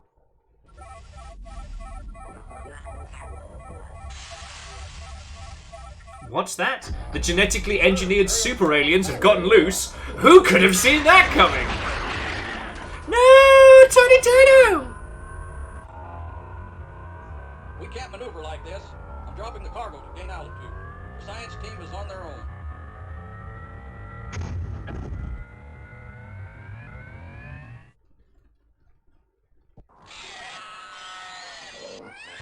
Yeah, no, Edwin, you're right, like...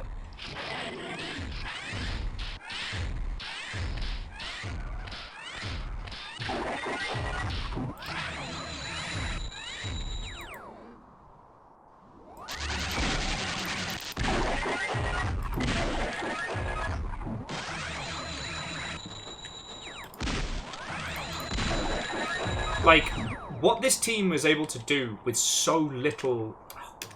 keep hitting T by mistake. With absolutely little to no resources, I think is very, very impressive.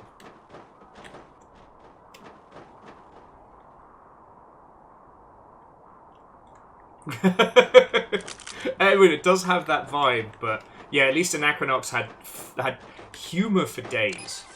I've contemplated doing a playthrough of that with you all, but boy, that game has not aged. But yeah, so Wheeler Dealer, happy holidays, a whimsical Toyota-thon, and a Merry Chrysler to all who observe. How are you doing, friend? Oh.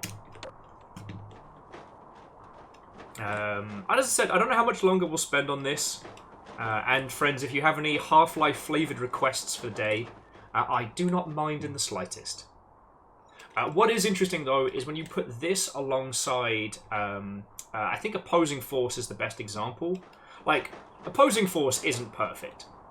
Its whole gimmick is, what if we took all the lines from Full Metal Jacket and put it into a shooty gunbang? And... Merry Chrysler! Happy Crisis. Like, it's interesting how much Opposing Force understood about, like, the Valvian style of storytelling. The drones, they've turned against us.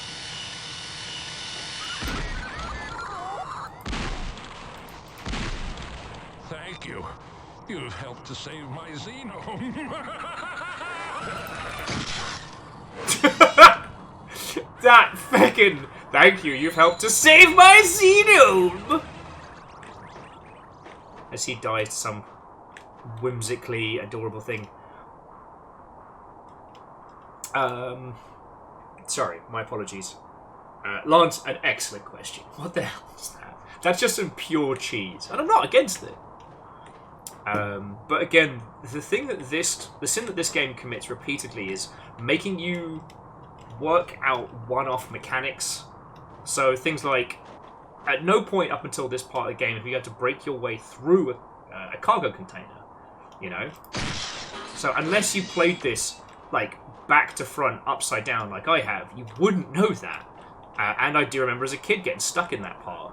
Unauthorized landing at secondary platform. Ah, he's dead. He's not going to be in Gunman 3. Ow! You big bastards.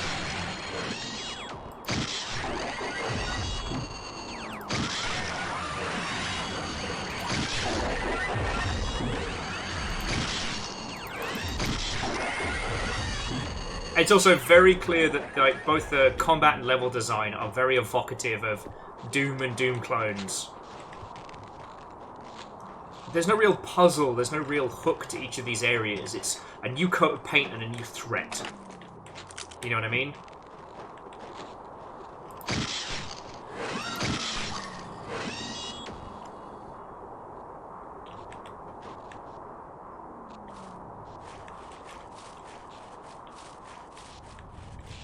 Yeah, like, I'm not dissing on Doom. You know, that's our fucking heritage right there, but...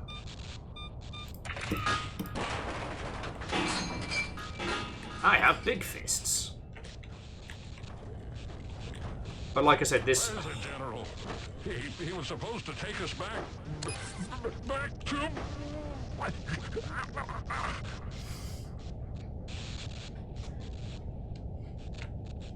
Oh, Clank, I definitely agree with you that Jedi Outcast is also terrible for teaching you how to solve problems. The first level, before, you know, when you just have to go through the Imperial base, there are so many one-use mechanics that you never encounter again. And it's like, what the ruddy hell am I supposed to do with all this?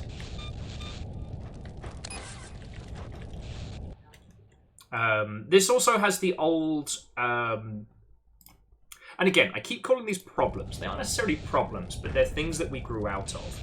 So, like, the shooty gunbang design philosophy of everything is... everything's designed to be like a fun shooting gallery. There's meant to be a variety of weapons, but the weapons are more about their gimmicks than they are about their role. As we've kind of grown and shifted in video games, we've started to look at weapons as a variety of tools to solve problems, rather than just what puts fun bullets in faces. And what ends up happening with this is, rather than using the right tool for the right job, you just use whichever weapon has the most ammo until you rotate through. Again, not awful, but, you know, it's very Rise of the Triads. To introduce myself. I am the mainframe in control of this facility. Ah, your Wish.com showdown. Dead. Alright.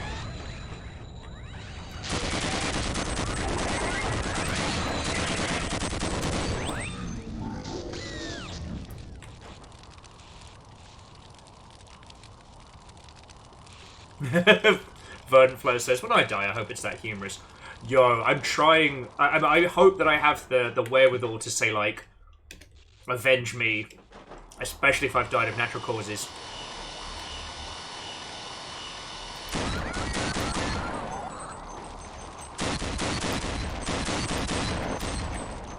But yeah. So, friends, we've just been introduced to yet another threat that doesn't make a lick of sense.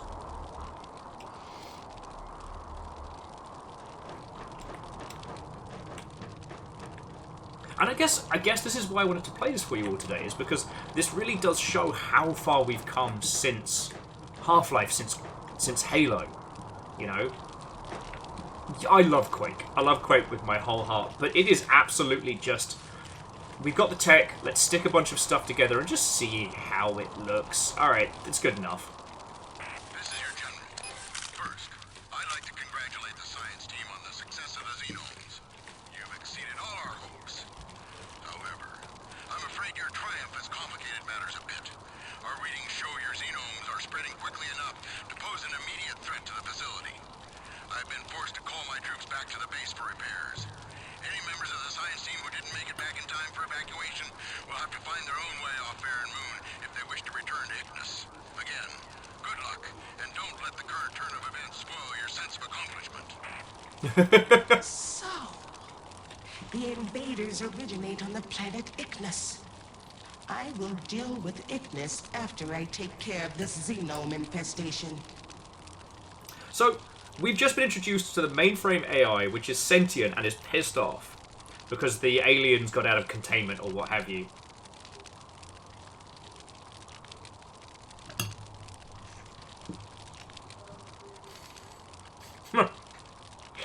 Sorry.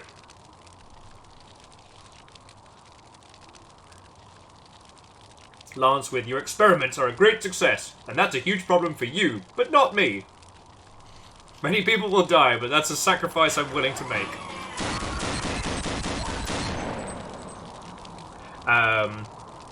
Okay, so Verdantflow. Entirely.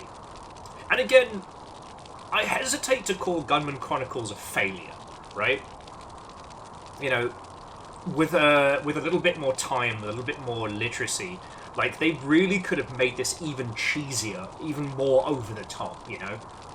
If they'd eased off the Confederate angle for their, like, character designs and gone for almost more of a...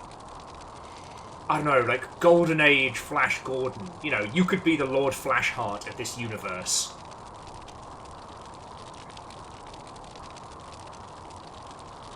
And I think that would be a lot of fun. I guess the problem is like, you're so generic that you can't really have a grounding in this space.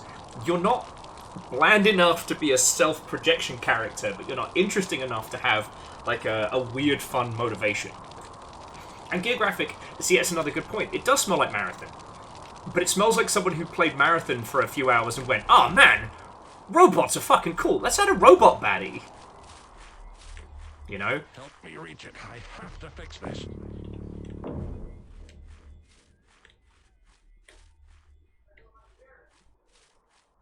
Stop, nerd. Don't just stand there. The anchor could explode at any moment.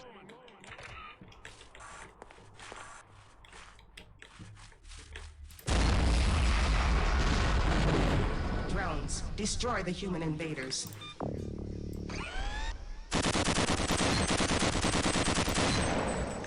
Stop, nerd. And, like, what was that? Why did we destroy it? But because we destroyed it, it unleashed this. But, like, what?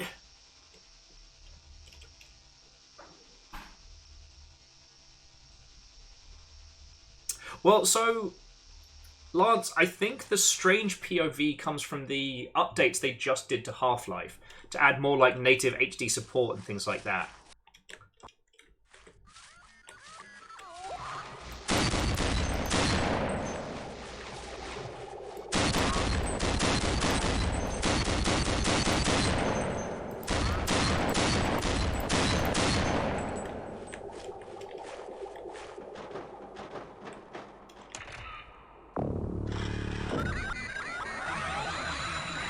I'm just going to kill whoever survives.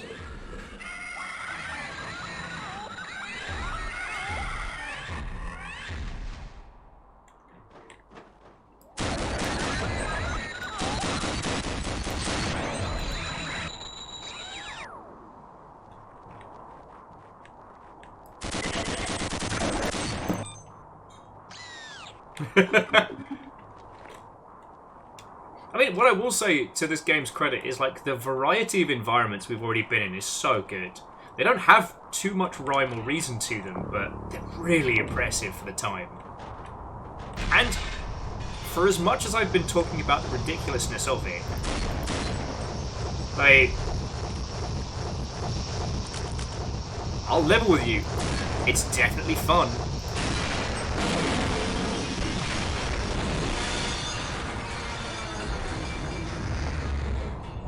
Like, I am a great many things right now, friends, but I'm not bored.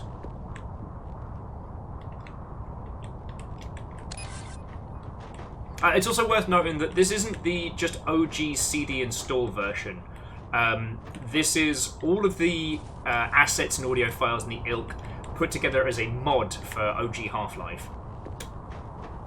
So there may be some discrepancies in, like, lighting styles and things like that, but... Yeah, no, Gear Graphic, I reckon there was like 1 or 2 audio sample CDs that all the games companies used to use back in the day.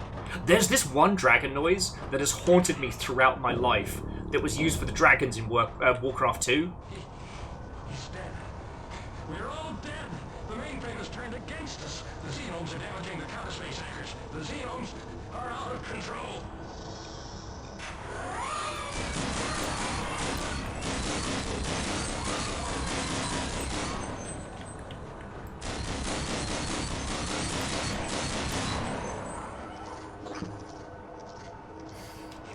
It's just, this game is just pure cheese.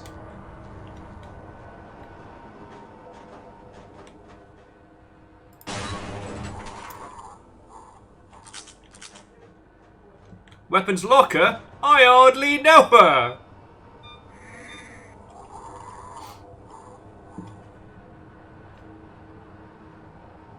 So Quasi was saying, one of the things they loved about the Super Mario RPG remaster is how little they changed the sound effects. That's true.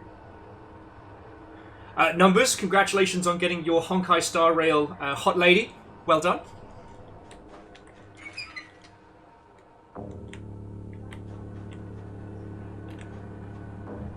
Yeah, well, Marshall, you're right. It's the Messiah Oof, which I think I'm one of, like, 4 people that played that back in the day.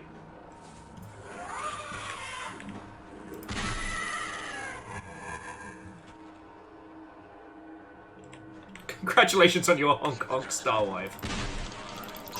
I like that.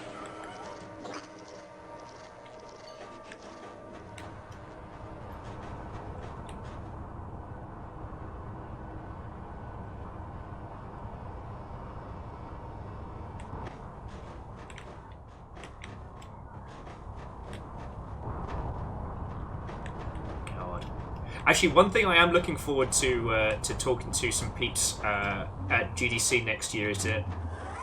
Because I'm trying to remember when the OOF video came out. Because it definitely came out before last GDC. But, like, for those who don't know, like, Tommy Tallarico was involved with so much, like, games audio groups and whatnot. Like, I don't know if he was a positive influence in that space or if he was very gatekeepy. Ah, you're back. I patched together another Polaris blade for you, just in time, too. The barricade won't hold them back for much longer. Wait, who are you? A gunman. I won't let you have this weapon. Stay back.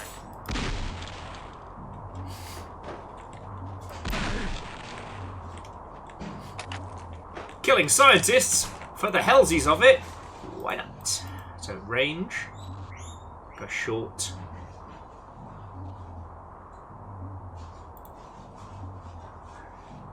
So power, high, lightning, chain.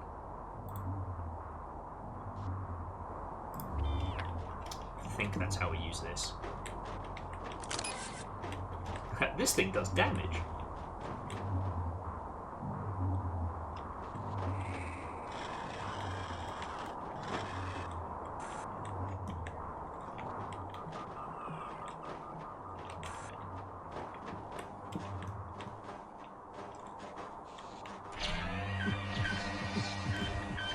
Oh, that's the healing stations in this section, which is never explained.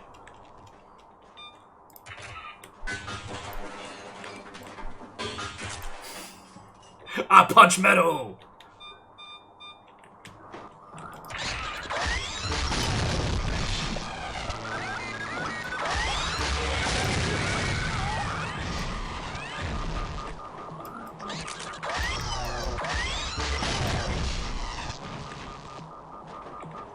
I'm having a very good time with this.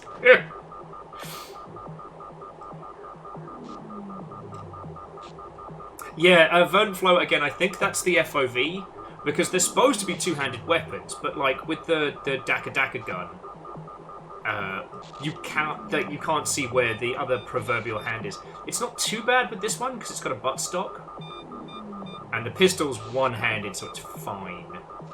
But at least with the punches, you get both feeties, both hands. And yeah, you can see, like, with the weapon design, they're absolutely going for that, like, 90s mentality rule of cool.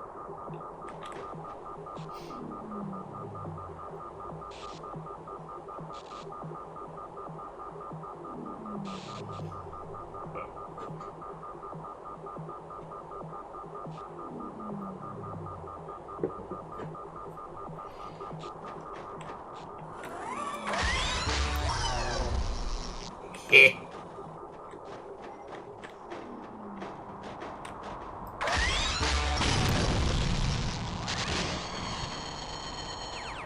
Job's done.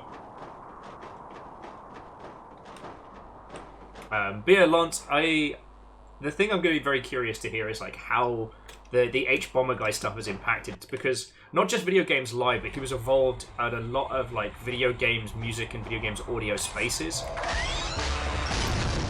And I don't know... Oh! It sucks to suck. I don't know if he was a positive or negative force in that space. Oh, lots.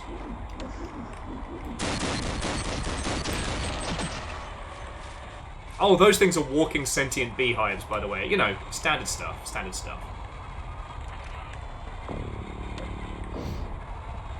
Edwin says, it seems like Tommy's been laying low since then. Yeah, I know Video Games Live has basically...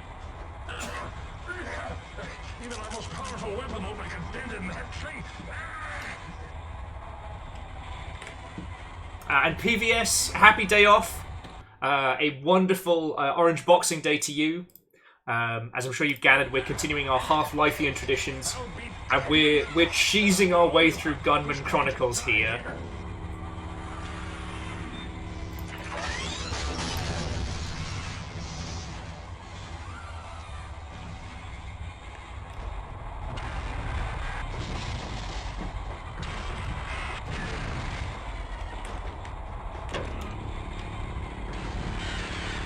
Bye!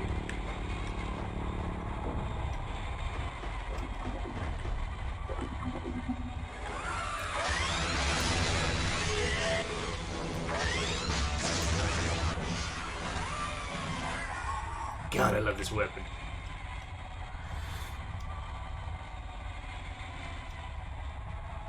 Oh, Edward was saying that the Intellivision, as such as it is, has moved on without his guidance. Fascinating. And Fearless, like, you could be right. Like, sometimes people get a taste for being the guy, and they find plenty of ways to kind of justify what they're about.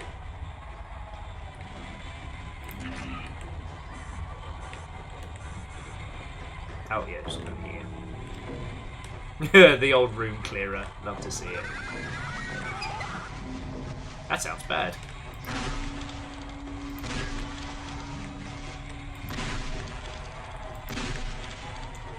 In the words of Cypress Hill, I'm not going out like that.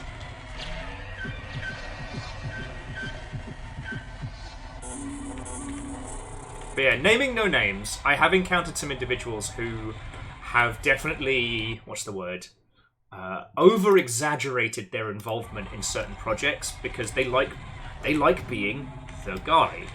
But, I don't know, that's a level of insecurity that doesn't change regardless of how much you may or may not be the guy. Verdenflow, it is you. I think that time you told me that you came up with all FPS games might have been an exaggeration. I wasn't going to say anything. But yeah. Honestly, like, the real people to listen to in the industry are not the ones telling you how great they are. It's because for a lot, the people who are worth listening to are the ones for who it's about the craft, right? It's not about the recognition.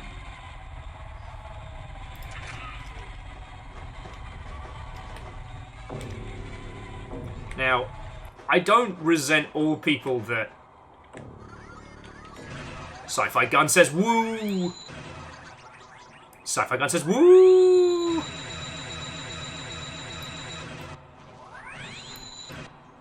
See what I mean about, like, the Golden Age cheese? Look at this thing. This thing was designed to fight flying saucers.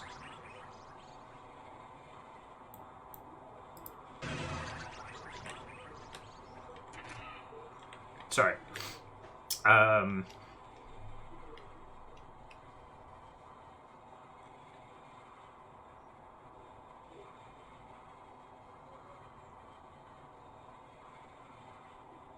Lance says that Valve used a sample of me saying "Space" for Portal. I don't have credit for it. No, you don't. You don't. Like, look, I know I talk about my, I don't know, my... I think it's fair to call them my glory days, you know?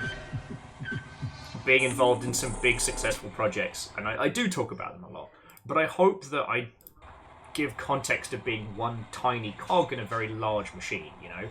That's why, for a lot of people that work on video games, it becomes very difficult to take credit for things, because you're just one person in a sphere of... Why are you spinning? You're just one person in a very, very large operation of different creatives. A tiny cog with fashionable gloves. These are because my hands don't work.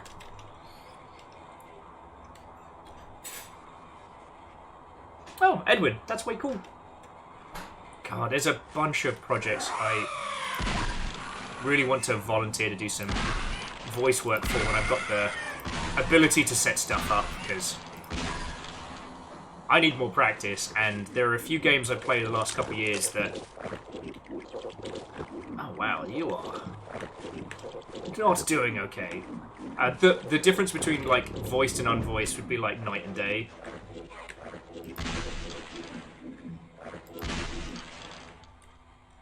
Lance says they do have a credit on Moby Games, though, which is neat. Yeah, I need to update my Moby Games.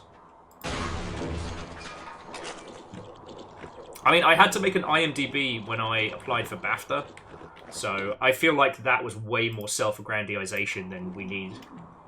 And I don't currently have a Wikipedia entry. Oh, Vernfloat, I did do a voice for a Sonic the Hedgehog game, but we joke about that, but I'm under no illusion. Like, I did like an afternoon in the booth doing barks and shouts and silly stuff. And I was so focused on Rome 2 at the time, I forgot I'd done it. You know, I was not a key part. You know, no one's inviting me to Summer of Sonic, you know what I'm saying?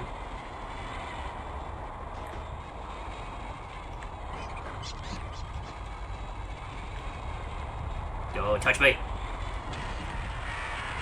Beams, I think that's the way I came.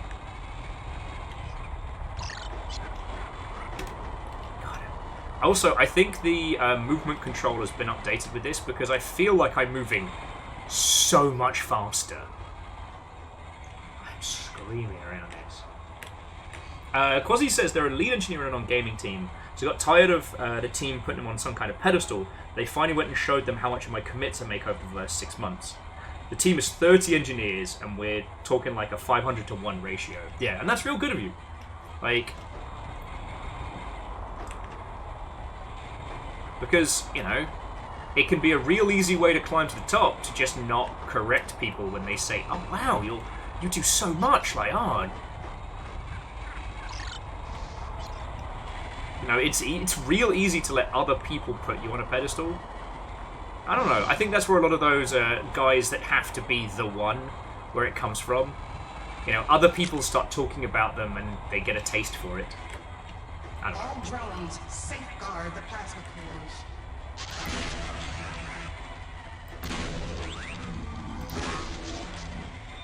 Punch that lock!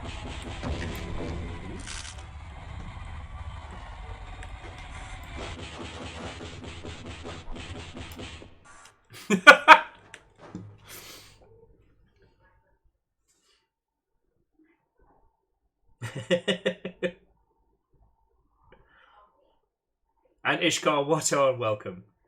Yeah, no, Gear Graphic. This is definitely post-Necron introduction, but like, as you can see, the different groups all have a very clear aesthetic, you know.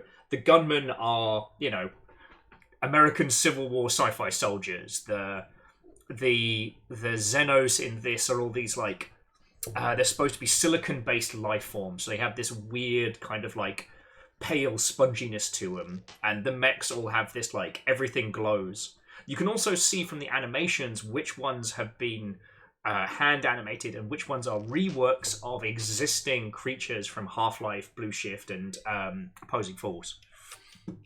And I do find that fascinating. You know, if we're going to talk about economy of work, this is doing a lot. And honestly, this definitely, at least in my humble opinion, comes under the... Increase efficiency. One of 3 plasma cores deactivated. I probably shouldn't have done that. This definitely reminds me of something Chet said about the whole concept of, like, make 2 games and throw the bad one away. You know, Portal, when it first started, had the same aesthetic as, like, Quake. It was weirdly, you know, it was weirdly gothic in dark tunnels. But they had the gameplay set. Like, this feels like it needed another pass, you know what I mean?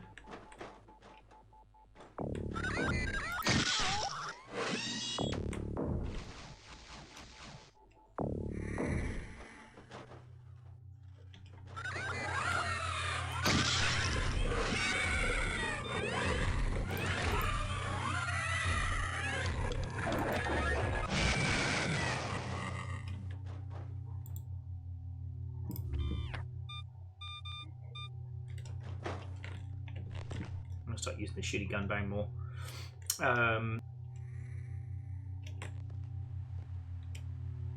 I do want to say very, very quickly though that the double-edged sword is that all the good producers that I know and good managers when it comes to video game projects are terrible for taking credit. And it's like trying to make a game without production is a fucking nightmare, let me tell you. And good producers, their job is to facilitate everybody. They are your coordinators. They are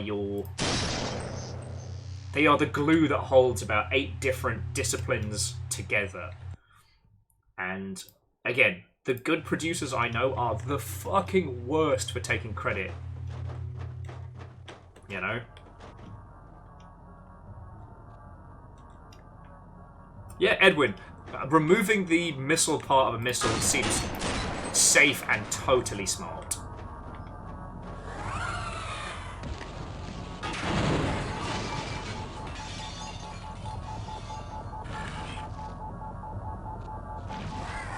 Heh. Sup, nerds? Heh. Stupid aliens.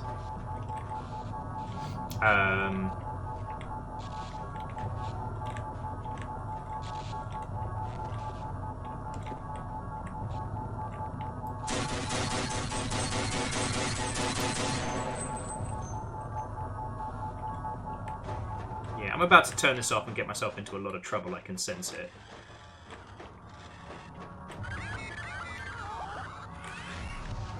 Let's get into trouble first. God. Friends, I didn't expect to be having this much fun. Hostile intruder moving toward the remaining plasma core. Also, I recognize whoever is playing the robot lady. I don't know where I recognize them from. I have to look at the IMDb on this one.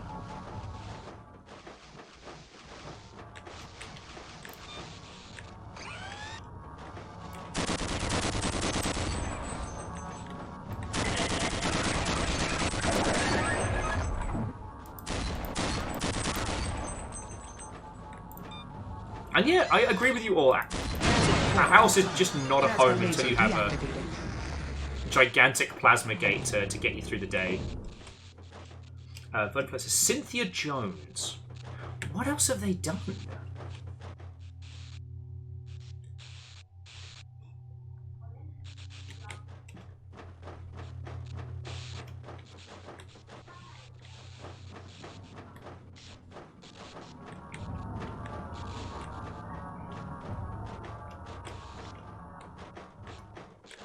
No, I got spun round. Oh no, this is the way we're supposed to go.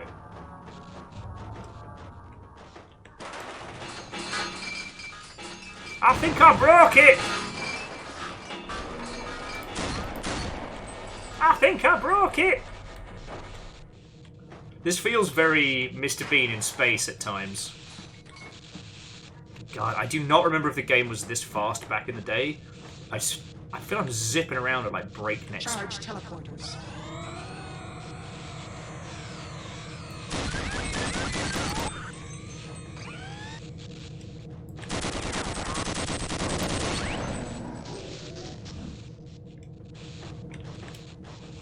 This seems entirely safe!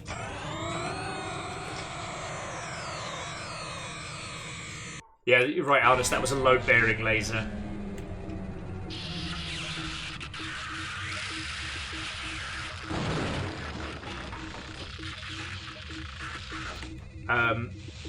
So tell you what, friends, bear with me just a second, because I want to put this curry back in the fridge, because it was very, very good, but I have eaten a dense amount. And then let's continue having a little bit more of a trundle through this. I think we can make it to the third environment.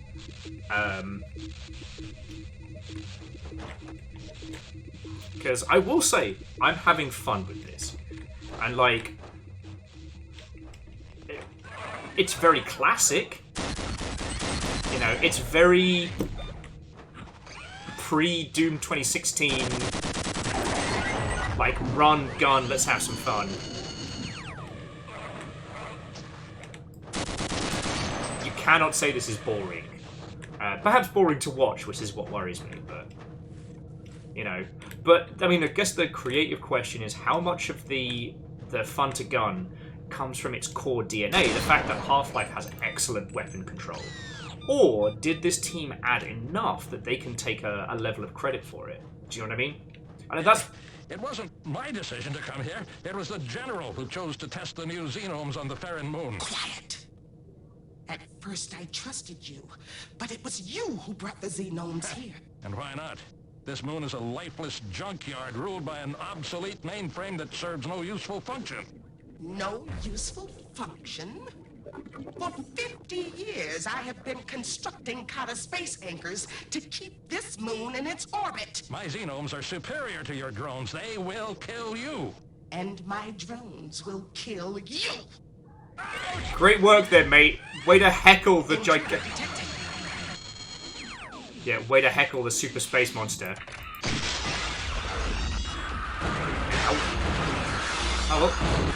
Oh, fuck!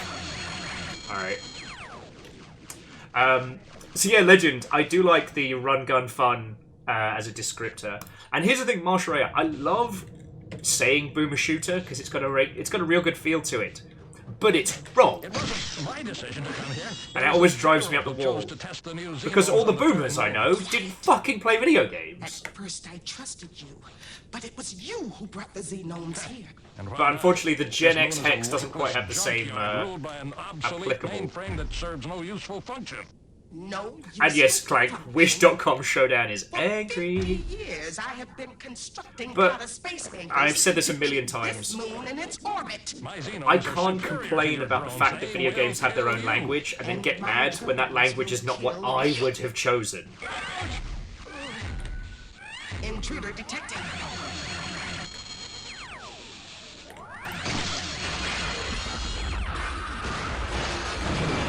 Pachow! Try not to get my face caved in by that thing.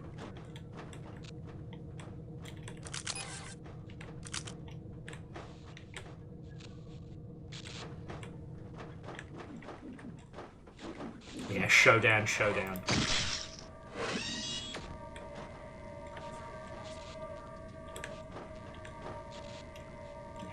got to do to disable that?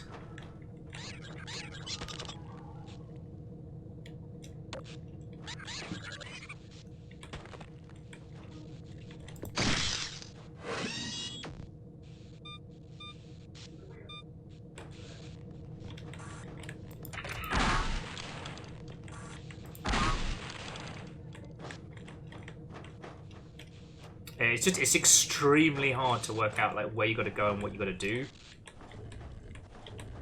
I think this is it, right? I think this is it.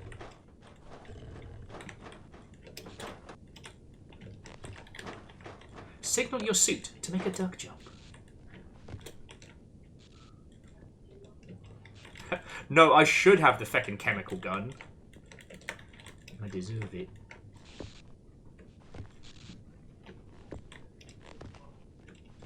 No, it's supposed to be here, but... Oh! Nerd, nerd! The old block the laser with the box.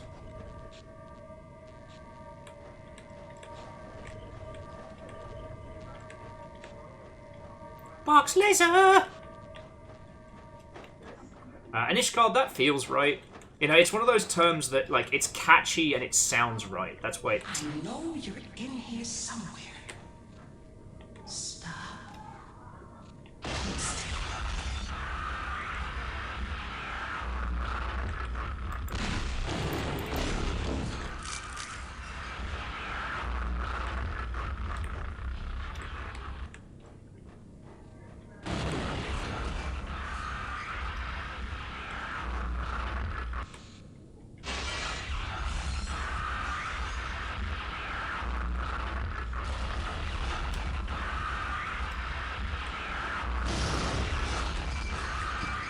Bye! God, no, Phyllis, I'd completely forgotten about the chemical gun until you just mentioned it there, so we got that to look forward to. Though I don't know when we get it, so I'm trying to remember that.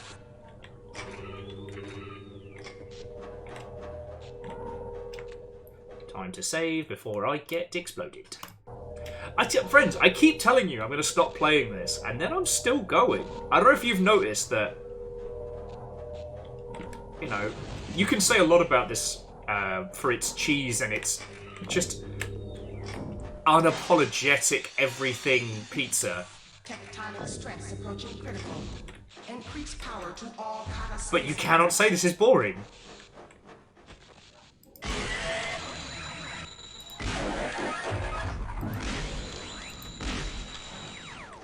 Unstable asteroid. Ow.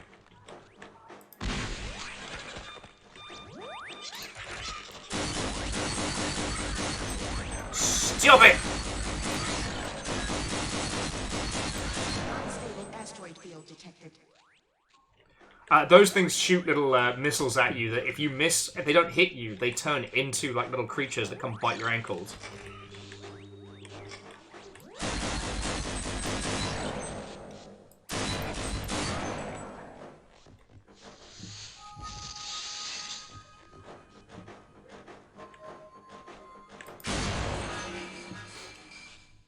Unstable asteroid field detected.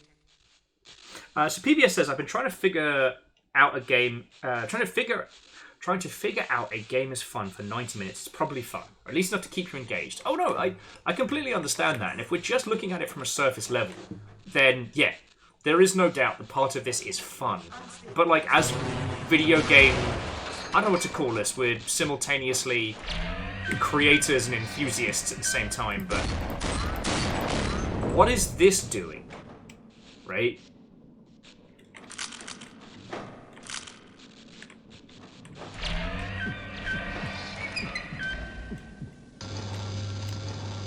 Because it's certainly doing something. Nope. That's a boss arena. And again, I think it might just be the unabashed 90s cheese. Like, fuck it, let's throw everything into the ring.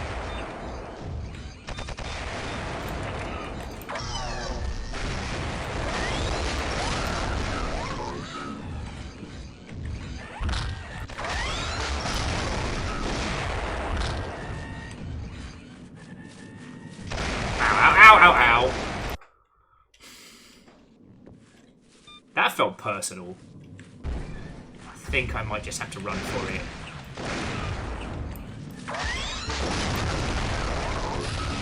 But, like, look at that thing. That's literally a reskin of the Half-Life 1 massive enemy, but to made to be a robot.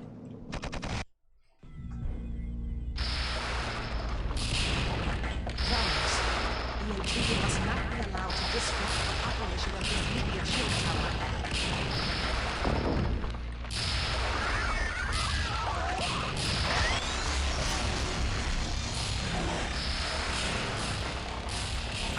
One fireball later, and there are no survivors. Right.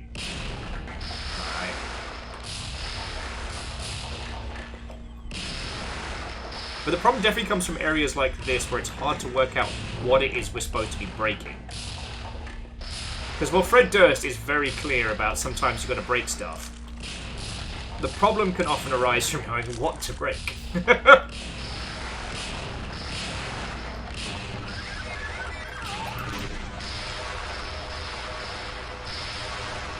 What I also feel is, it's not that this got the official, like, this is officially licensed, so this wasn't like a mod that got the nod. You know, this was a commercial product that was released in stores. My drones. They must keep this tower operational. I'ma smash things! I'ma wreck it!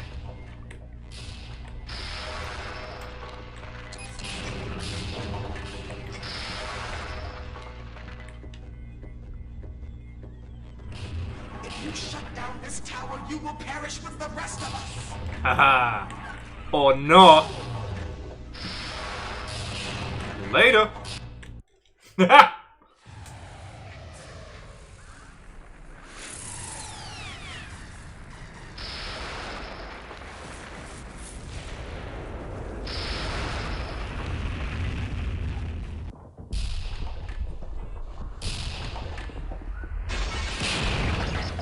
Whee!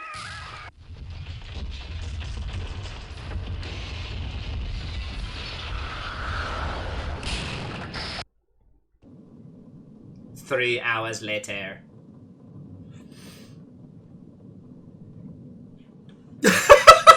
We just softly fall outside of lava zone. We didn't bring this many Xenomes here. Where are they all? Where are they all coming from? God, I wish we could play this with Sven co-op. That would be funny as hell.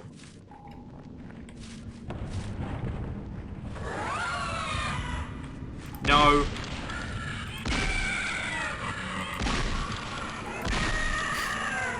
And I just love their little weird front flips as well. They're fucking funny.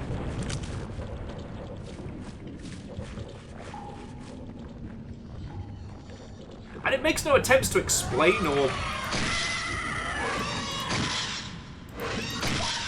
justify any of the nonsense going on. It just is.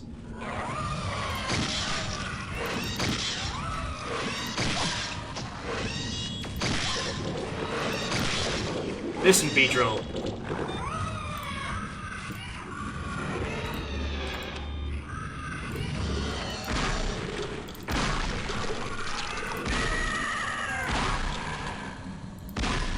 And before you ask, yes, I did just pump this up to 4 shells a shot.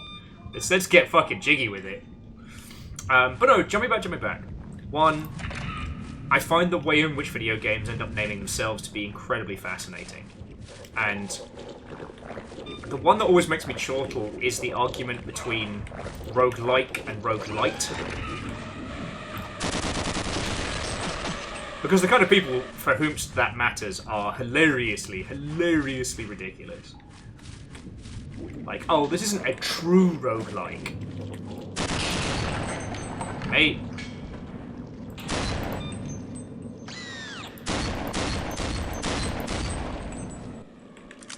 You know, nature finds a way.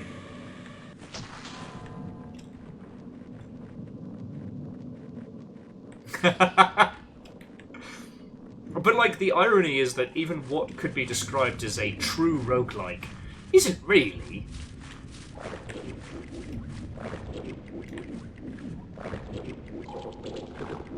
Famous, when did it go from Soulsborne to Souls-like? An excellent point. And it's interesting when the vernacular kind of ends up being like a self-fulfilling prophecy. Like, games release with the word Souls in the title, or the words Rogue in the title to imply a specific kind of experience. I fucking love shit like that.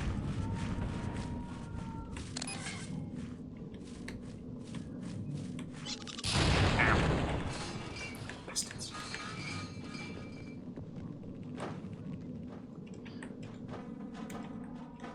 Mortland, a true roguelike is an immersive sim.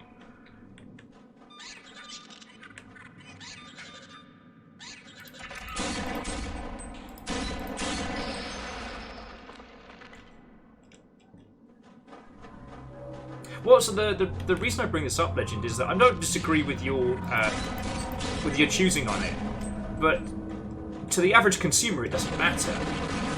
You know, the concept of a roguelike has semi-solidified.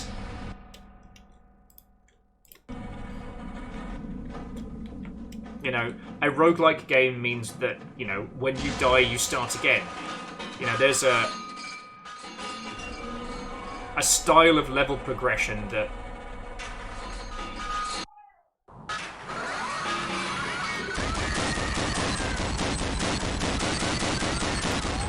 definitely a lightest red numbers, definitely a lightish red.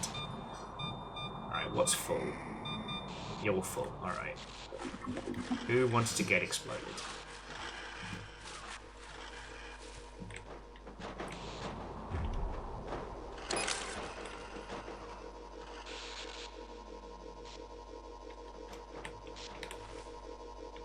I cannot believe you survived. How unfortunate. No matter. You won't survive long in the meteor storm. So Ishkar, what's fascinating is with Metroidvania, Immersive Sim, and Souls-like, both Metroidvania and Hadouken! Both Metroidvania and Souls-like have... Okay. Metroidvania is solidified as a genre, right? Souls-like is kind of a communicative tool, and Immersive Sim is being explored as we speak. It hasn't become a genre, but it's become like a discussion point. To those in the know, if I say Immersive Sim, I'm conveying a certain kind of freedom, a certain philosophy. But I'm not saying... I'm not saying anything that isn't already communicated via, like, FPS or the ilk, right?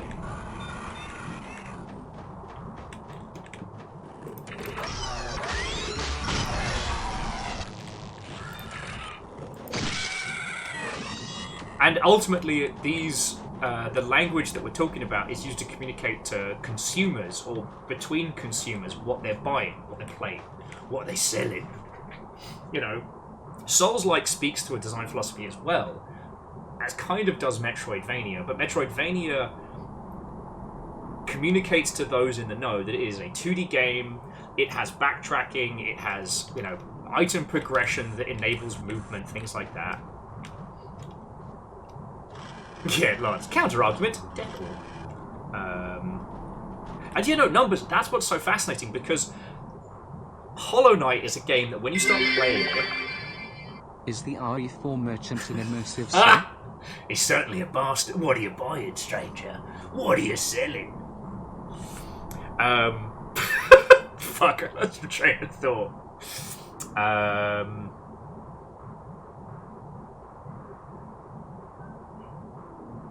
What was I saying? Oh, yes! When you first start playing Hollow Knight, you're like, this is a Metroidvania. This is absolutely a Metroidvania. By the time you finish it, you're like, oh shit! This is a Souls-like, or a Soulsborne, or how you want to describe it. Because that's how it feels. It is also pretty tricky with games because... Oh, I'm not doing so hard. It's also pretty tricky with games because... Oh, I forgot to save it! Ugh. Sorry, friends, I've got to do some Fafamancy. So it's weird that like immersive sim is a philosophy that hasn't really like taken root, but walking sim has.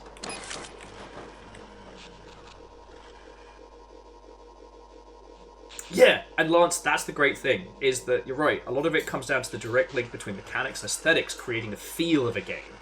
And this is where, ironically, the people who make the games can be the least aware of where they fit.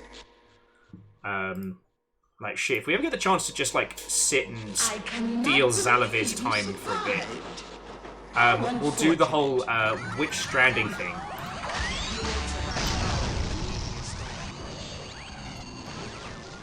Because, and I know we've talked about this a whole bunch, but like, Hideo Kojima made a big song and dance about how Death Stranding was going to be a new genre of video game, right? That the Stranding genre was going to be the new thing.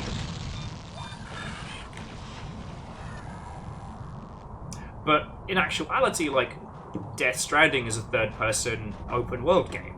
Like, users already have the language to understand it. And it doesn't matter what we as game creators think. Yeah, Grand Take. I feckin' love that. And you're right. If by the poetical definition, by the intellectual discussion, Zelda Tears of the Kingdom is an immersive sim. Like, just straight up. But that's not what users call it. To users, it's a Zelda game. Or if that's not enough, like it's an open world adventure. Nerd. Now, the reason why I love this conversation, by the way, is because, one, it's something that's still evolving. It hasn't solidified like it has in other genres. The way in which genres spring to life in video games is so organic. And that's not to say that other creative genres don't have that same style. Music is fascinating because music is one big family tree, right? You can trace the roots back up. Whereas video games, I don't know, it's one great big interconnected blob.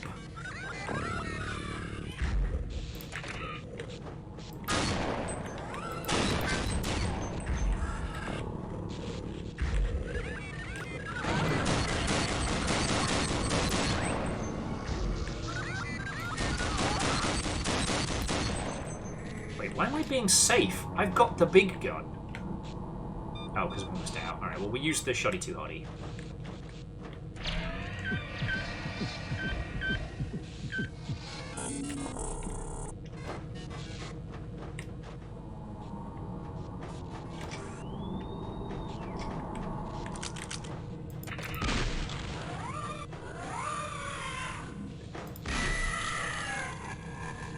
Oh, Angel Kalina, you're entirely fine. You are entirely fine. I keep saying I'm going to stop playing this, and then we keep going. But...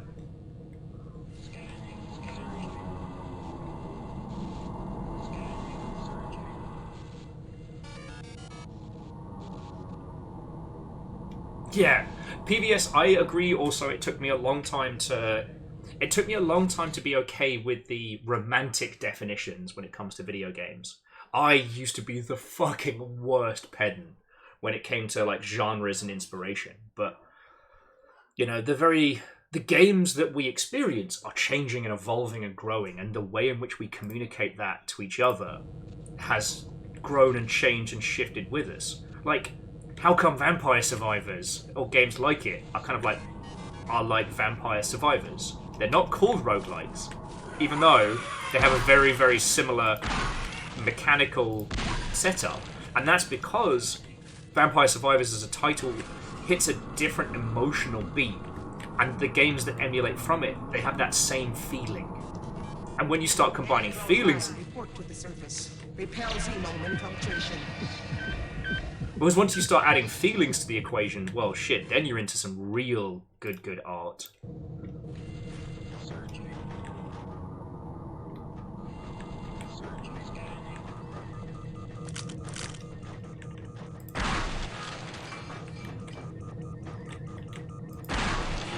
Caution. I shall go into caution. And no, I have not turned off the 4 shotgun shells a time, and I don't want to. Yeah, Alice, you're right. When you try to explain what a walking sim is to people outside of the space, it seems so silly. But inside the space, quickest way to convey that it's a non-combat focused experience. You know, Eastshade. What if the Elder Scrolls series was a walking sim? Careful. Don't open the door until it's gone. It's looking for me. Oh, that's cool.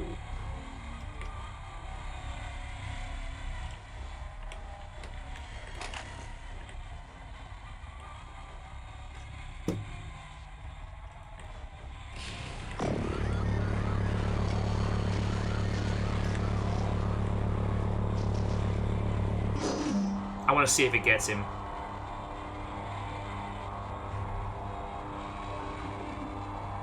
Oh, no, he's fine.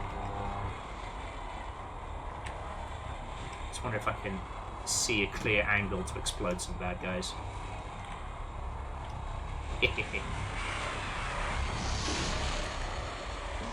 Ow. Rude.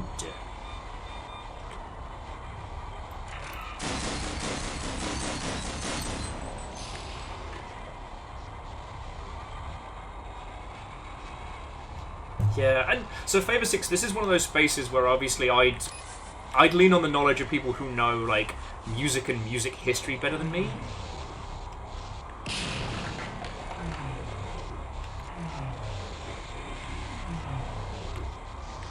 Because, like, you're right. Music streaming services do seem to have added, like, a buttload of complete and utter nonsense.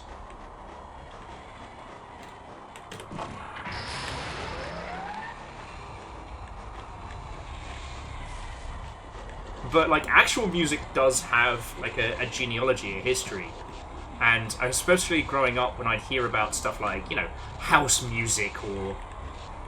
I think dubstep was probably the one where I had to start, like, fucking checking myself when I was talking shit. Because I used to rip the piss out of the naming convention. But, like... while dubstep is no longer a main staple that we discuss, or at least for myself, like, it does have a genealogy that can be traced back. The name wasn't made up for nothing.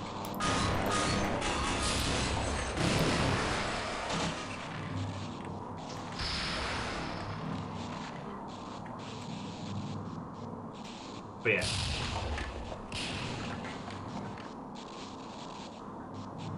Alna says they quite like the concept of Bullet Haven for Vampire Survivors. I like it too. I wish it had stuck. You know? Sometimes we cannot control what terms users will gravitate towards, you know? Fuck. Oh, don't make me do the boss battle again!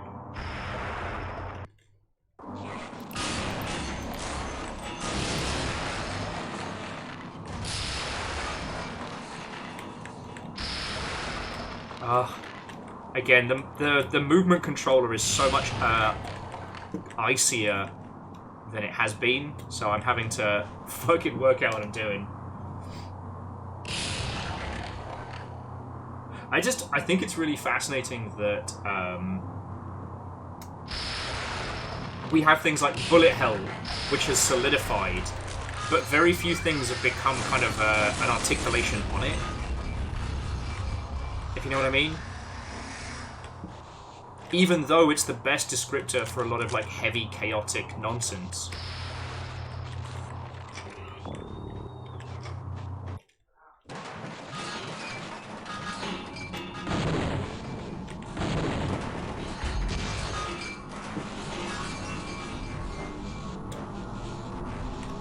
Yeah, touch lava, get dead.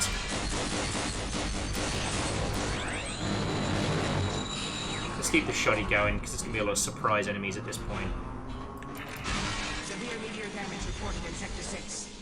Volcanic flows have breached... Yeah, do not drink the forbidden Capri-Sun.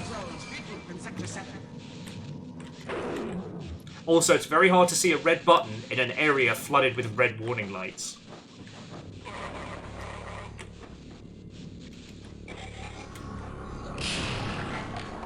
Oh. To Dread Knight, Watto and welcome. Hello, hello. Dread Knight was adding they think part of Vampire Survivors not being a roguelike has to do with roguelike implies that save progress would otherwise be expected. Well, and Dread Knight, the overall discussion on it is that video game genres are defined as much by their feeling as their genealogy. Vampire Survivors hit a lot of people in a different way than roguelikes. Enough so that people have looked to it to say, like, oh, this is its own thing.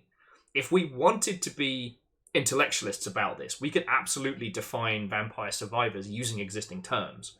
But for some reason, it's just come up and been like, woo! And has done great. Yet, Lance, sports titles, sports games are considered a genre, and that it reflects so many different kinds of experiences, except for racing games, which are considered not sports games. Like, what the fuck? But wrestling games or games about sport aren't considered fighting games, even though you can have fighting as a sport. And I love this conversation, you know? And this is one of those good ones because, like, it's not really up to anybody to define this. It's just the language as it evolves, right? Like, I'd still be fascinated to know who started referring to roguelikes as roguelikes. Because, like, I think it is safe to say that the big banger that put the concept back on the map was The Binding of Isaac, right? I know it wasn't the only game of its kind, but I think out of everything, it carried the most amount of momentum to define that space. It had the success, it had a visual differentiation, and it had that, you know, that room by room plus randomness that is in Rogue and NetHack. But then again, that room by room stuff has been in Zeldas and nonsense like that. Yeah, Angel Cleaner, you can fight in ice hockey games.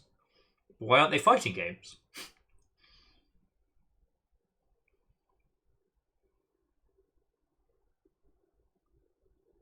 Yeah, so Grand Take, I have a theory on this, but someone who understands the etymology of English would be able to tell you better.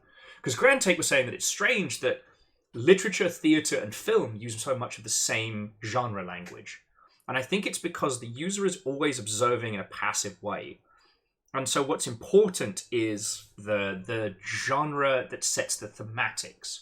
You know, it also helps that, you know, libraries and bookstores and things like that have settled on a defined set of categories.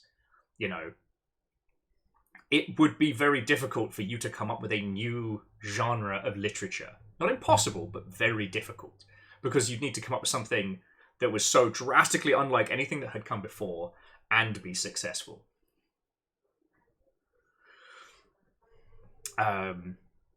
Film, television, and theatre, there's still the concept of the audience and the performance, right?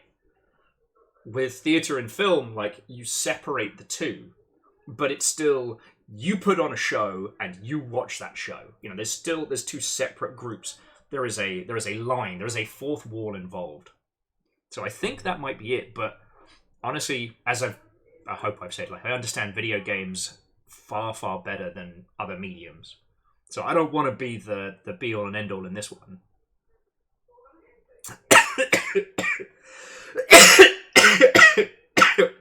Choking on my fucking curry. Oh.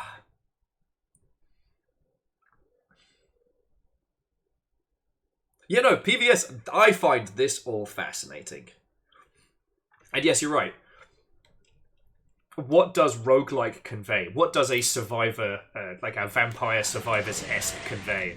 There's also one other thing that's worth adding, which is genre modifiers based on successful titles. Woo! So if you have a game that feels like one game and plays like another, what you can do is you can define the genre.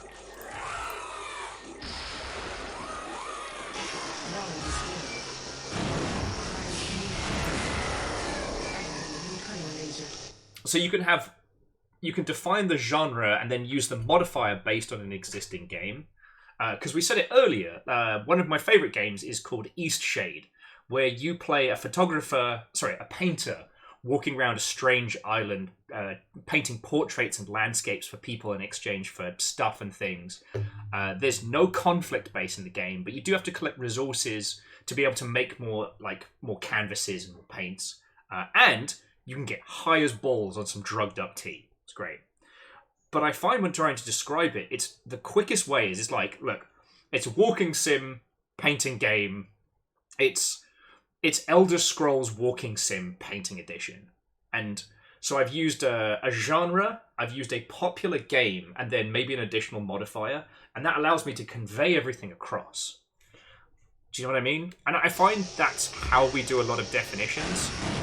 I know a lot of people in games who are really against using other games to explain your game, but honestly, clarity of language, especially when pitching, is far more important than pedantry.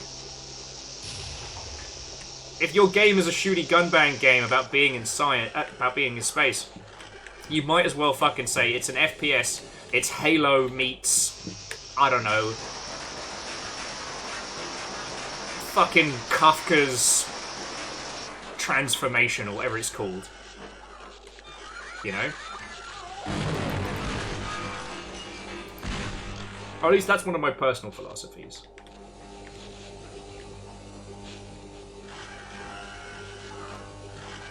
Yeah, Lance, you know what? Monday Night Combat, that was probably where it suffered a little bit, was it was so hard to explain. Or Sega's The Club.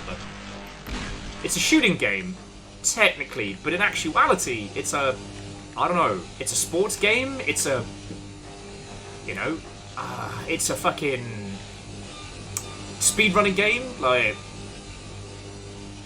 yeah, Halo meets Metamorphosis. Now, you got to admit, Edwin, that conveys a very strong visual image. Now, there is actually a game based on the Metamorphosis where you do play as a person recently turned into a cockroach, and it is fascinating. I highly recommend looking it up.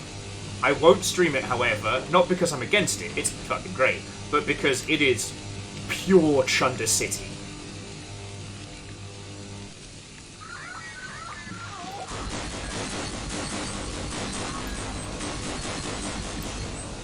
But yeah, I've seen a lot of video games die on the vine because the team weren't able to convey what they were trying to make in a quick, clear pitch. Damn, that's an ugly baby.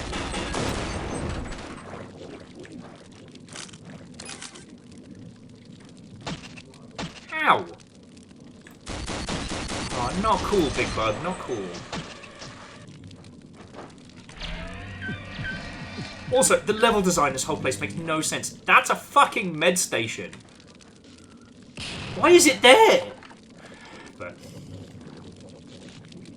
I'm just, I'm doing the quick save, quick load dance, so we don't have to replay this. I'm going to keep going with this game until we get to the third environment. And then we can decide what we're doing next.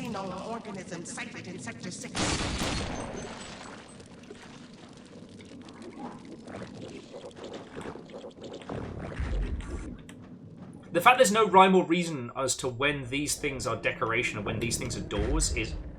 Damn, that's an ugly baby.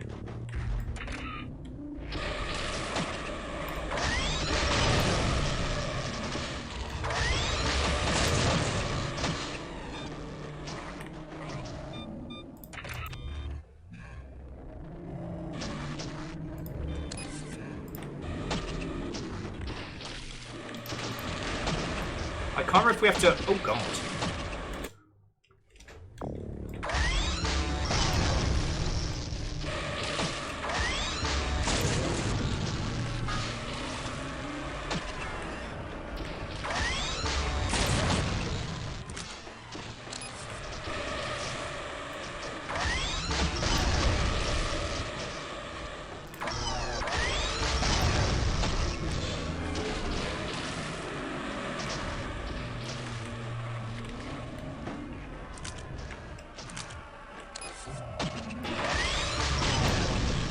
Yeah, I can't remember if we have to wait until this guy does something or if we have to just keep pummel it with whatever we've got.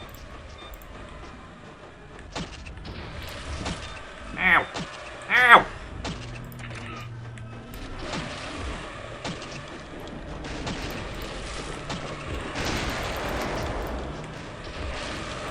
Yeah, this is like just classic run and gun nonsense.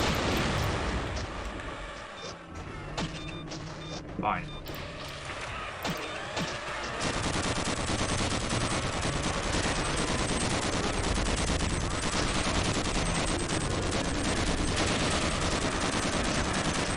Spin to win!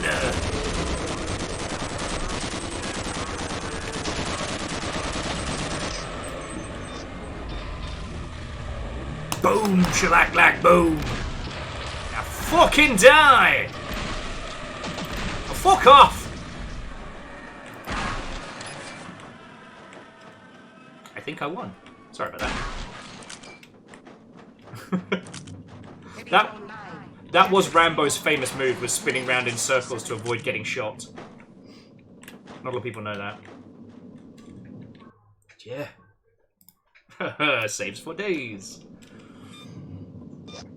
Okay, let's see what we've got left. Not a lot. So Verdant Flow says, how do I feel about horror as a genre? Yo, horror's one of the weird ones, right? Because much like sports, it actually has the widest umbrella for like the actual kind of content. However, it's like if you labeled a food type as, like if you sectioned food off and one section was just spicy. Like, what you're actually consuming could be drastically different, you know. You could be eating chili, tacos, fucking barbecue, even like a, I don't know, a soupy salady something.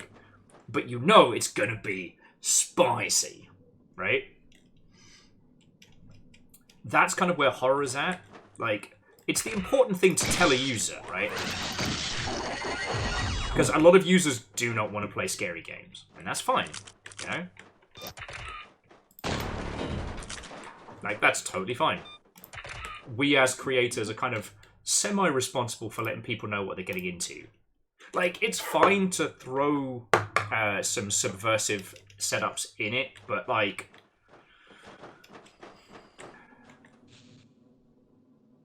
Okay.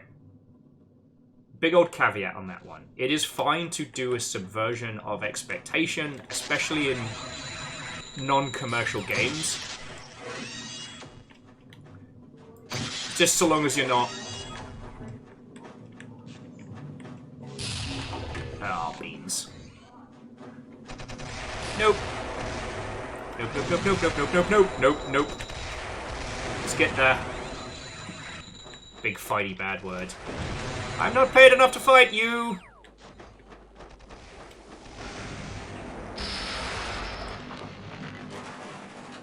What is this place?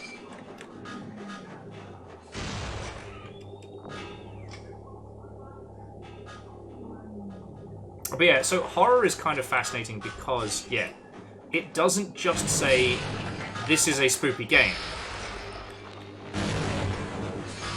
Like, it says, it can say anything, you know. I mean, shit, you'll talk about genres that make no sense. Survival horror, which is now pretty distinctly different from survival games and pure horror.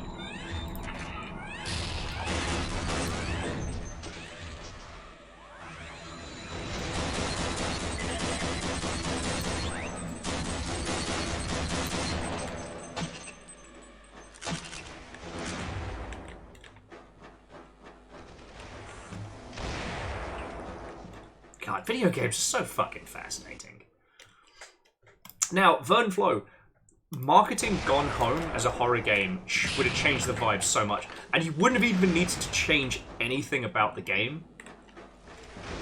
In fact, a lot of people got real, I don't know, unsettled playing Gone Home. And I can understand why. I think, and alright, this is me getting really, really fucking arty-farty here, but I think Gone Home succeeds because it feels like a horror game. Because it really does feel like it feels like you're going into somewhere that is strange and almost a little hostile, which, you know, if you've ever had a complicated relationship with your family and then had to go home, isn't too unfair, if we're being fucking honest. Alright. Oh, here we go! I don't know who we're rooting for here, but they sure did have that fight. Leave me alone. I'm not fighting you. Don't touch me.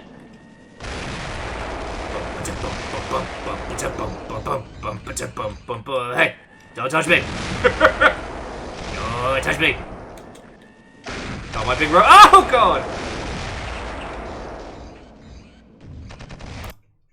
But yeah, as someone who's had to do the going back to the family home having a very complicated relationship, it's... What Gone Home encapsulates is the idea of going back to a place that you know better than anywhere else.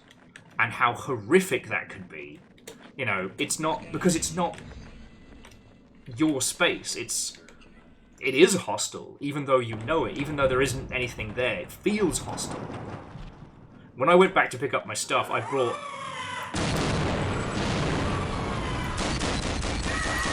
my gigantic friend Pete with me, and he is a fucking mountain of a person, so like I had him a backup. Like no one was gonna try and start shit, like verbally or physically, because I had the powerhouses with me. But still felt really fucking on edge.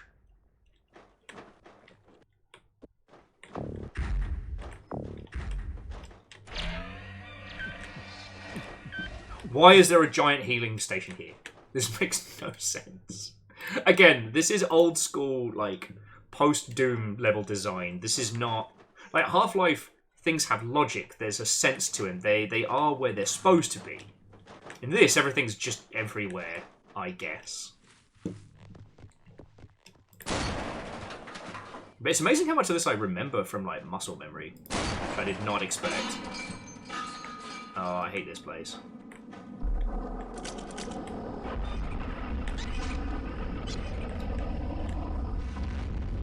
Although that's pretty cool.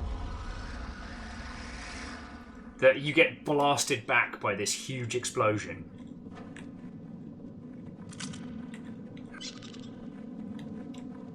I thought there was a boss fight here, but I don't know. Maybe I avoided it. I don't know what I'm doing. But sorry, pausing it. Jumping back in. Fred was pointing out that how survival horror is a great example of a genre moving away from its roots. And Faber 6, what do you mean a Scanner Sombra is somehow horror? There are invisible hell monsters in that. Like...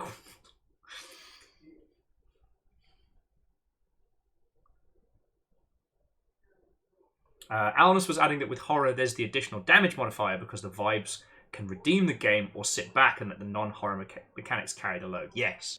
Actually, do you know what a really good example of that is Dredge.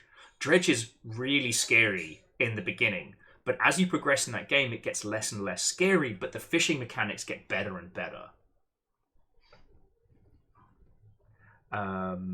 Grand Take was asking that if you made a game with limited resources and disempowering combat but didn't have any scary bits, would it still be survival horror? I mean, with some of these, again, it's the users who decide. Alan says, is Dead by Daylight a horror game? It is in the initial. It doesn't stay as a horror game.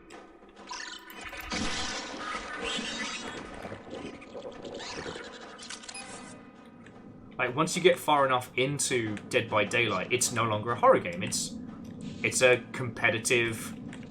I don't want to say shooter, but... It's an asymmetric multiplayer game. And having seen that when people who are really good at playing as survivors can bully the shit out of, you know, well-established monster horrors, like...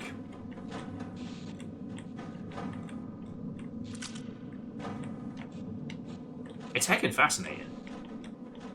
But then again, I'm a great big nerd and I find all of this super fascinating, so go figure. And I assume if you're choosing to spend your Boxing Day listening to me, then you also find it fascinating.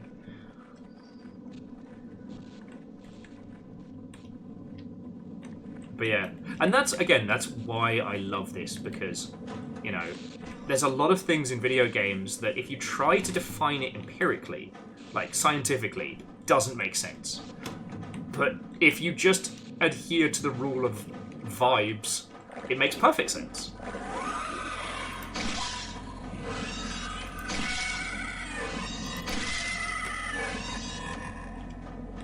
Right?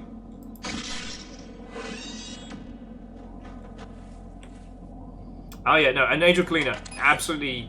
The tools of horror and the different kinds of horror, like the existential, the jump scare, the dread, the unknown, these are all different flavors. You know, the irony being is that whilst Soma does contain some jump scare moments, that's not keeps me the fuck awake at night, right? Soma's not just amnesia for sci-fi nerds. It goes places. And they always have to warn people with it. It's like, you know, with the caveat that this game ain't just spooky. This game is not messing around.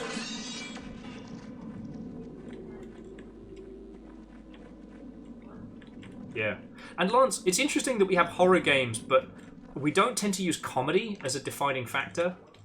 Because there are games that have funny moments, but there are very few just out-and-out funny games. But that's because if we used that, like, emergent narrative has become its own kind of genre, but emergent comedy hasn't, and that still blows my fucking mind.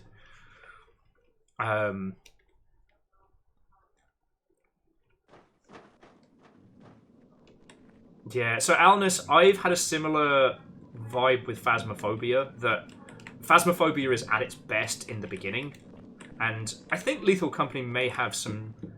Well, I think Lethal Company definitely has some late game additions that mix it up enough. But...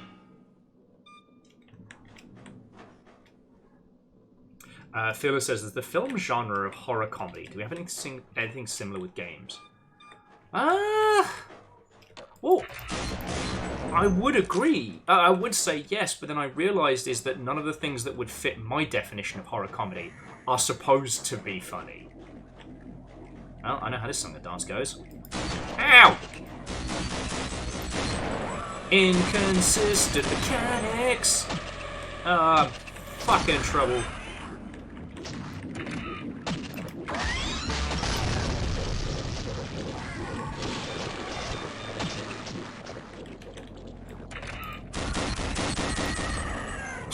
Wasn't paying attention. I fucked up. Yeah, because Alnus, Lethal Comedy is... Lethal Comedy is absolutely... Lethal Company is absolutely horror comedy, right? But it's not written to be funny. You know what? Oh, fuck a doodle doo. This is the last primary counter space anchor. I've scrambled the tumblers. You'll never be able to destroy it now. Why would I want to? But okay. Relu says horror comedy, so Dead Island, a good example. But again, not intentional. It's just Lethal Company is incredibly funny, but it's not funny writing. It's just we're given mechanics to be silly, right?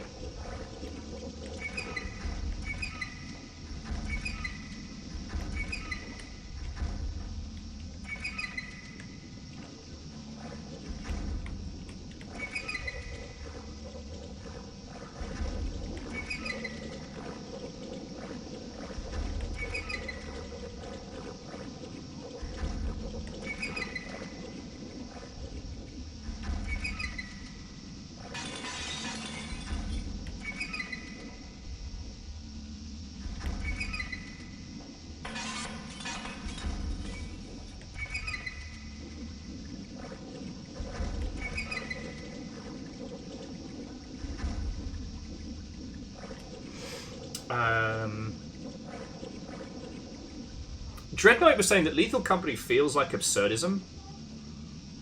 I couldn't disagree. The ridiculous quotas, the unexplained fact that you're all working for some kind of multi-tentacled horror monster that eats trash.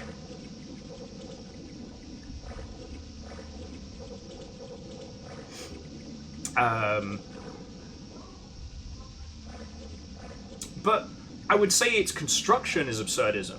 But you and your friends are given the tools for comedy, right?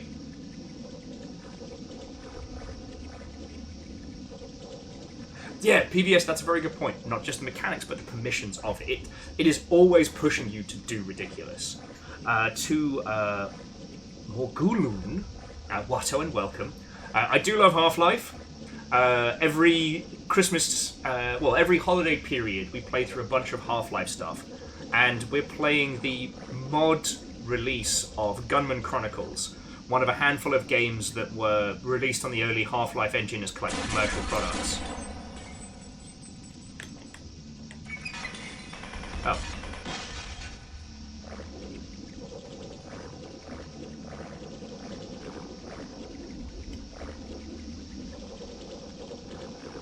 So Lance, the bug doesn't actually yell yippee, you have to install that mod yourself. But you can have that mod. But otherwise it's just a little bug and it makes little bug noises. Right.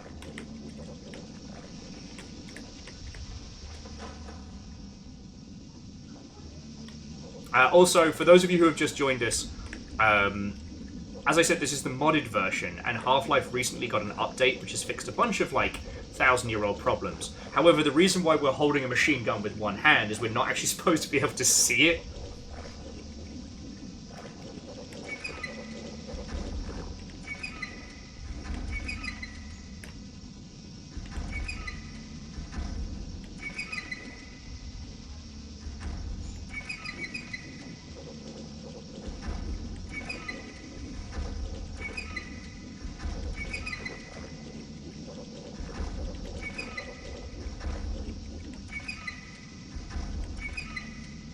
Oh, I know.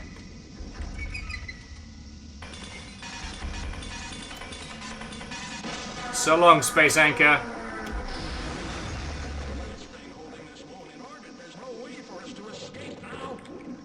Not my problem! Eat farts with a spoon! So... Phyllis was adding, I think Lethal Company achieves the horror comedy status by the juxtaposition of the horror themes, the elements, giant spiders, cocoon victims, forest giants, and a company that treats the employees as disposable humans. Yeah, and the slapstick comes from the slapstick comes from the players and incredible audio design. I will say there are some things that I've seen that I would love to see added to the game as official content. So, for example, there is a mod where certain monsters will record things you say and then say them back to you after they kill you. Yeah. And again, I think what Dread Knight was saying about the absurdism, Lance was, I guess, agreeing, that the animations of the players are silly and fun and bouncy. It all feeds into it.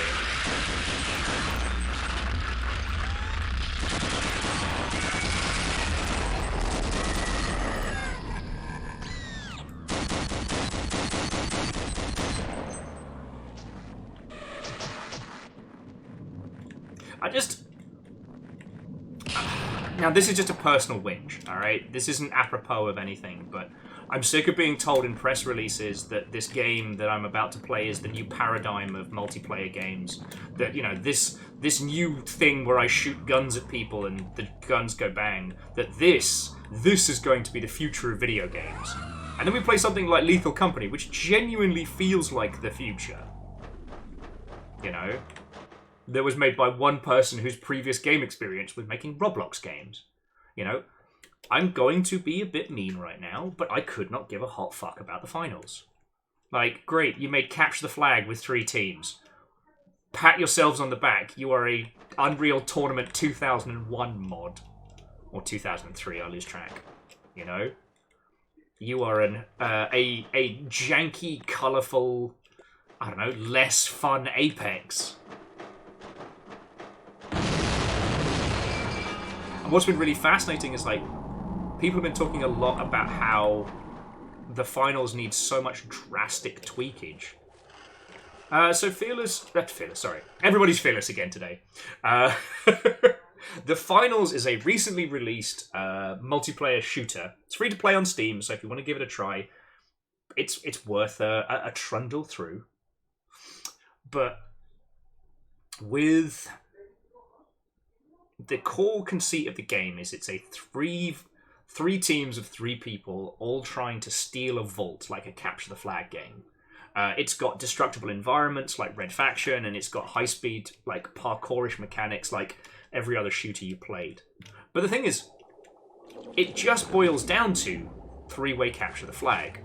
There's no emergent elements to it because it's all about the dunk, right? You either need to be permanently... Like, there's no point being the first person to grab the flag. You're just asking for trouble. Alright.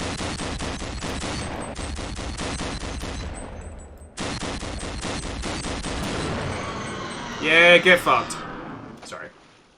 And yes, Vernflow, they do use AI for their announcers. I was going to avoid mentioning it because I have spit curses in their direction for it.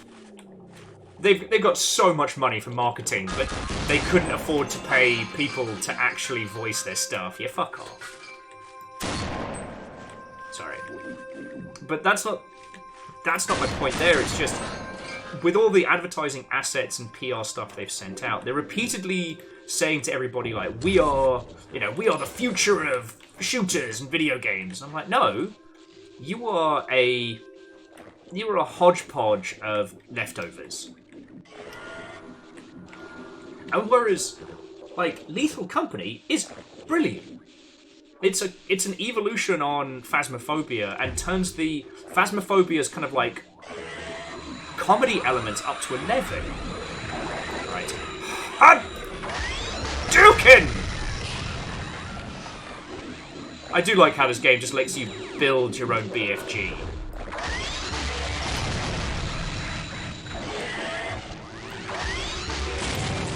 Like, I can fire this gun maybe 3 times, but... Yeah, so Cold Ankles... The reason why I'm so pissed about the AI stuff with the finals is that the reason that they've given is that they apparently couldn't afford to have vocal work, and as a small team, it was easy for them to. It was easier for them to use AI voice stuff. No, it's not, and the AI voice stuff is weird and broken. They've got the money, they just chose not to spend it on that. Like, I better than anyone understand like small indie teams having to count every penny. That ain't it, chief. Don't come to me with a case of the poor me's when you're doing AI voices. But that's another story. I don't want to get into that because, this is Boxing Day. This is the holiday season. There will be plenty of time for me to be livid at companies for, trying to replace creatives in video games with computers, and not in a fun way. Primary palace space anchors dragging. Secondary anchors have broken free. All personnel follow evacuation protocol. Like, honestly, listening to this, it is only whoever's playing Wish.com Showdown. It's the only reason why this keeps going through. I mean, numbers, you're right. Being livid at AAA is a little bit of my raison d'etre. But, we must remember that those who indulge nothing but rage will be consumed by it. And those who hunt monsters beware, lest monsters you become. We all know at least one rage YouTuber who is governed by it. Hey! Combining my 2 favourite things. Snacks and people named Dan. It's Dan Snacks! Sorry. How are you doing? Watto and welcome! Happy Boxing Day. A merry Toyota-thon, and a whimsical Chrysler to all who observe. Events have forced me to conclude that this facility is doomed. The xenome infestation is spreading, and most of my drones have been destroyed. Nearly all of the Kata space anchors have been damaged by xenomes. I predict that this moon will fall from orbit before the drones can clear the escape path. We will all be destroyed. Merry Crisis. I have a plan that could save both of us. I propose a truce. My aerial defense drone will meet us at the surface. I will order my drones to cease hostilities, and you will be able to take my mainframe core with you to the surface. There is a chance that the aerial drone will be able to escape into Kata space. Yeah, no, that's the Kata space anchors. God, I love the cheese of this. But yeah, so Dan's, how was your stream? What were you up to? Watto and welcome. We're doing our yearly tradition of playing Half-Life games over the holidays, and today we are playing Gunman Chronicles, which has been way more fun than I thought it would be to share with you all. Has been a great backdrop for us discussing, video games and the ilk, and is a really good example of what you can do with a very small team. Now, I've critiqued a lot of the narrative and how it's constructed, but let me tell you, as running around and shooty gunbang goes, I'm having a blast. But then again, I did play this as a kid, so this is kind of coming back to me. Lance was saying they really dig what this game is going for and would definitely buy this mod back in 2004. Yeah. I mean, it was a physical boxed game you would have been able to buy in stores. A team of modders has basically ported all of the level data and audio data and stuff into Half-Life as a mod, and that is the version that we're playing at the moment. The only thing you don't get is the prequel video, but that is in the files, and that's what we watched at the beginning of the stream. But yeah, Dan, I hope you had a bloody good time. We were talking about Lethal Company and its, emergent comedy. Oh, no! Sorry. I'm sorry, buddy. You cannot pet the drones. This is the worst. Now, Red Burning Dragon says, if you don't have the money to get good voice work, why not do it yourself? Why not? Look, I assure you that in every video game team, there is somebody who can string a decent sentence together. I used to work with this gentleman named Doug. Doug was an audio person, but holy crud. In terms of, creature sounds, in terms of VO, Doug was a fucking legend. You know how there's certain people who are just upsettingly talented. Doug is one of those, right? And so he did tons of stuff for varying Total War games and whatnot. And it was brilliant. Rare primarily use their dev team to voice their characters, except for a handful of the big uns. And yes, it would be lovely if game developers were paid more for their work, but you don't have to pay them extra to ask your team to do some cool voices for you. Now, I will say,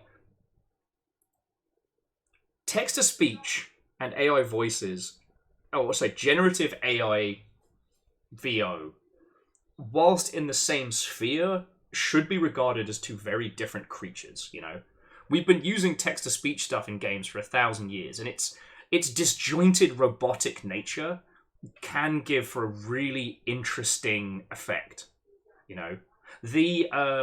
For example, in a classic Half-Life, the alert noises is done by a text-to-speech voice. The bloke that kind of sounds off in the background. And yeah, Morad, the voice-to-speech stuff in Dismantle gives it that really, weird vibe.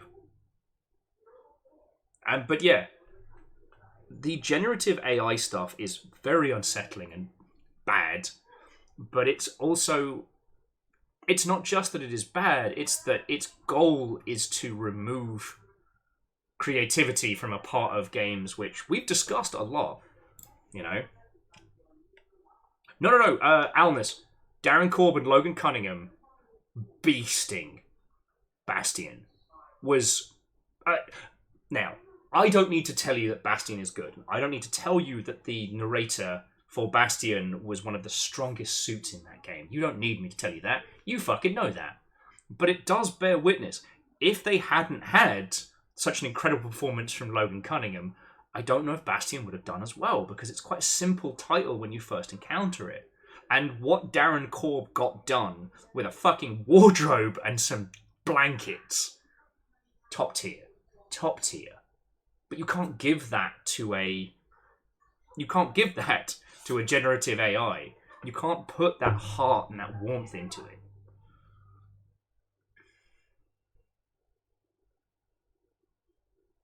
Yeah, well, so PBS, there is also, like, the tech industry is having a fucking terrible time, and I have no sympathy in that regard.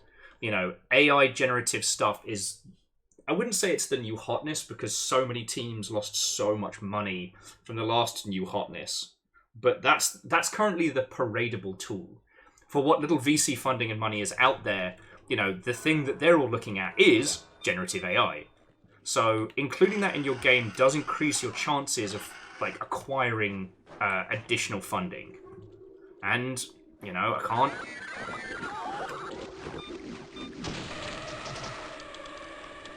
can't hate that. Hey, robot friends. Buddies! Sorry I shot your buddy, but he's okay. Oh.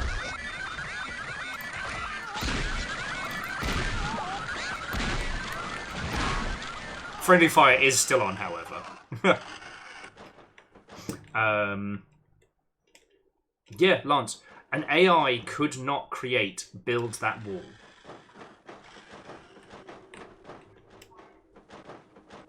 So yeah, I think things like the finals inclusion of AI voices and them raving about them is, one, to potentially generate funding from third parties, and also, if a project is very money-led, then the value of creative input is boiled down to, like, how can we get the most by paying the least? Legend says, meant to ask earlier, any must-buys in the Steam sale? Ooh. Well, I tell you what, like I said, I want to get off this moon into the next area, and before we rotatey-potatoey onto whatever we do afterwards, like, we can do a round of Steam sale must-haves. I don't know, is Half-Life 1 still free on Steam?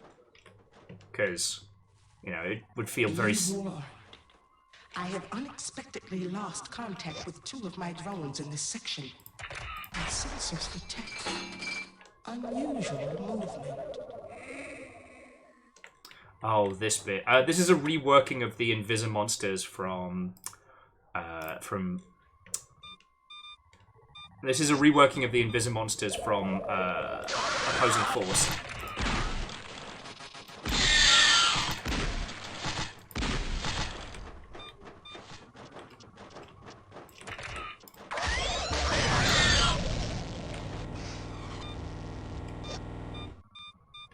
Try hiding from that, dingleberries.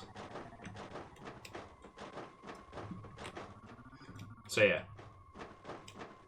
So OG Half-Life is only $1. Can't say fairer than that.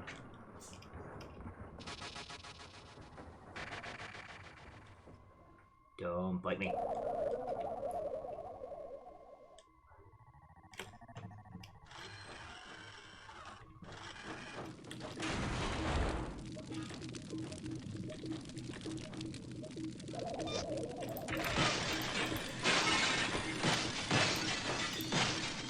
It's alright, I'm just gonna go hacking through your mainframe, don't worry about it.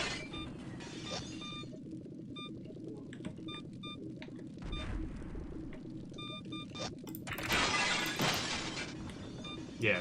Well, and again, is there anyone here who hasn't had the chance to play through OG Half-Life for themselves? Before you go any further, this security door must be sealed.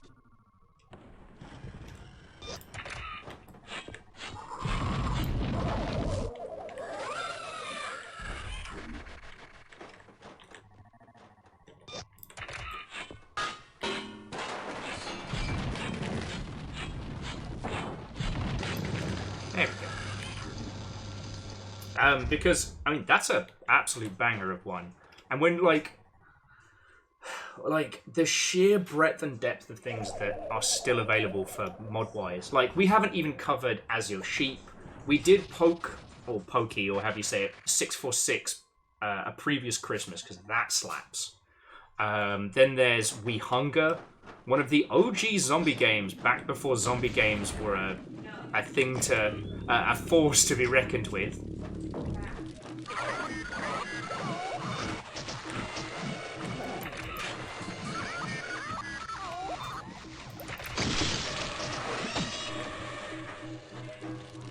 We've got to save the robots!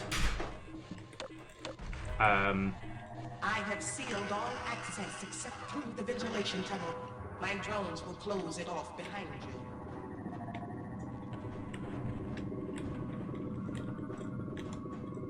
Yeah, there's so much more to it.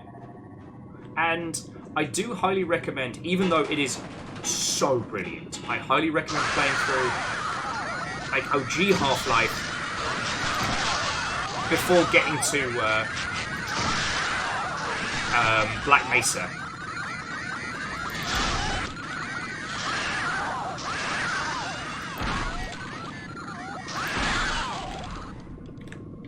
Everybody good? You guys can see the Invisi-monsters, so you're very useful. Because Black Mesa is fucking incredible. And I believe this Saturday we're going to be finally tackling Final Fantasy VII Remake or Remaster or whatever its official designation is. But we're going to be getting stuck into that. And we will be talking a lot about remakes, remasters, and that whole process in video games, which is so unique. So Legend says, I recognise they're both grand, but I would like to know your opinion on why the original is still worth playing. The main reason I play it every year is it still has so many lessons that go unlearned. There are still so many things that Half-Life does that games that come out even this year fail to understand. For example, if you put OG Half-Life 1 next to Atomic Heart, it does such a good job of highlighting why the team behind Atomic Heart just didn't know how to weave a narrative. They didn't understand a lot of the things that they were emulating, you know. The Black Mesa transit system is inspired, right?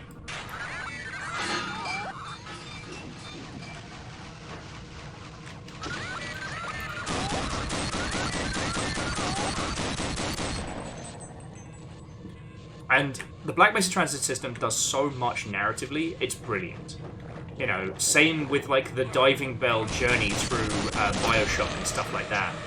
Atomic Heart copies these things, but doesn't understand why they work. And like, I'm not saying you need to have encyclopedic literary knowledge to be able to make a video game, but I am saying that you can save yourself a lot of heartache and a lot of work by, well, not... Oh, sorry, we're not fucking it up. Sorry. I keep reflex shooting these guys because I'm talking to you lot. We're still buddies, right? We're still gonna play poker later? Okay, cool. Please don't stab me.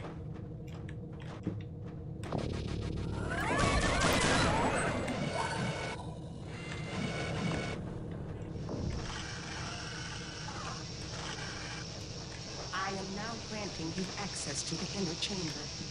Hold your positions as my drone deactivates the security lasers.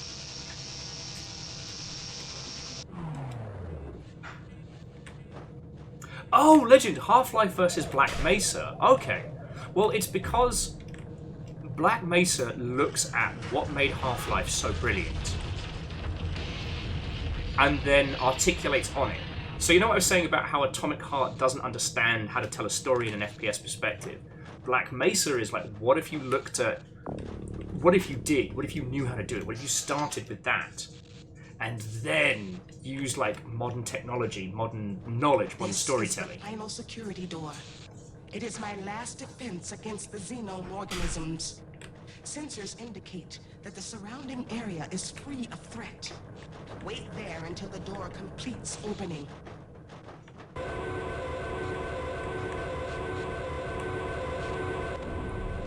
What's up, buddies?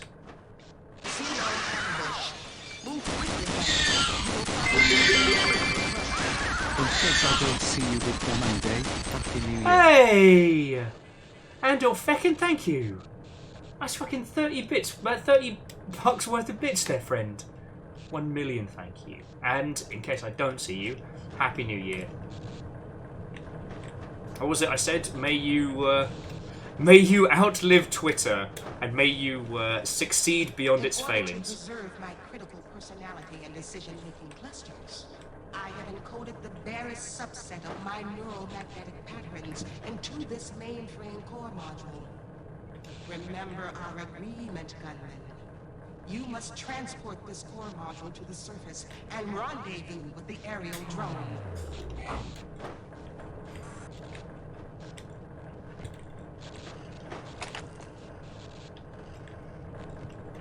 Since I have been disconnected from the computers, I can no longer access the security system remotely. You will have to use my mainframe core module by accident. Find your way to the surface. Now, this game did come out after System Shock 2, so nothing here is super original. But it does predate GLaDOS being a potato, so go figure. And yeah, no, Grand Take, that was absolutely serving some Resonance Cascade right there.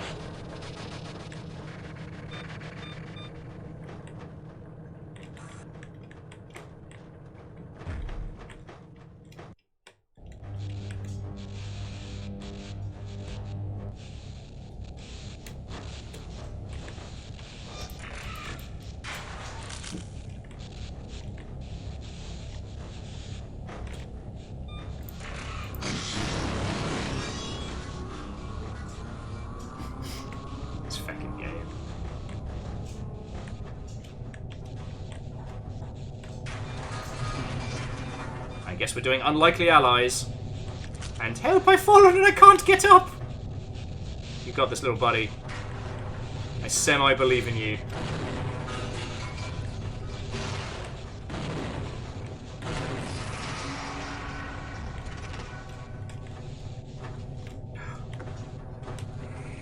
I've got to love those old Source Engine style ladders. Good times, good times. Can we run Doom on it? I think you could run Doom on a potato, right?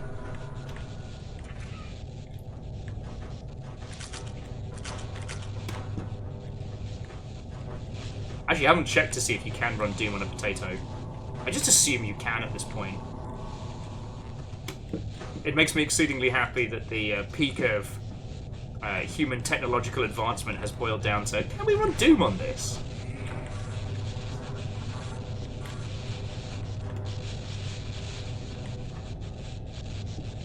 Oh, there we go.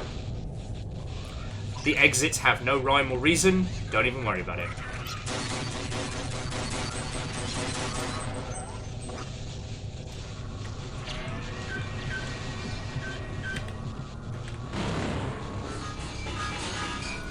But yeah, so Legend... Actually, the other thing that I wanted to add is playing through all of Half-Life and getting to Zen, I think is very, very interesting, because Zen is a mess.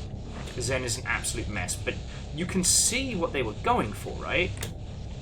Then when you play Zen with Black Mesa, that whole section was created by a team of people that understood what Zen was trying to be, and instead of emulating what had been, they made what should have been, which I think is one of the important things that video games can do. Like, you can get a second chance in video games, it just is much harder to do in other mediums, you know?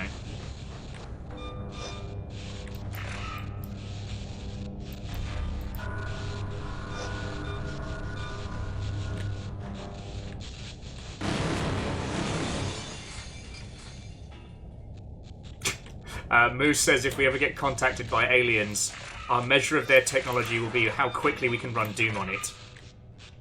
I like that.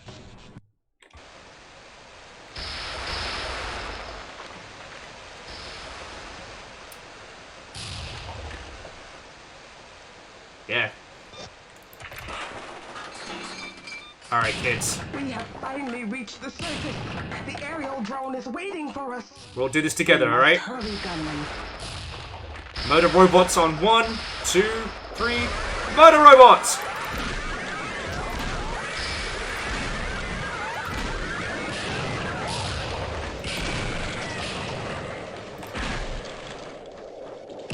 God's sake, don't charge at me!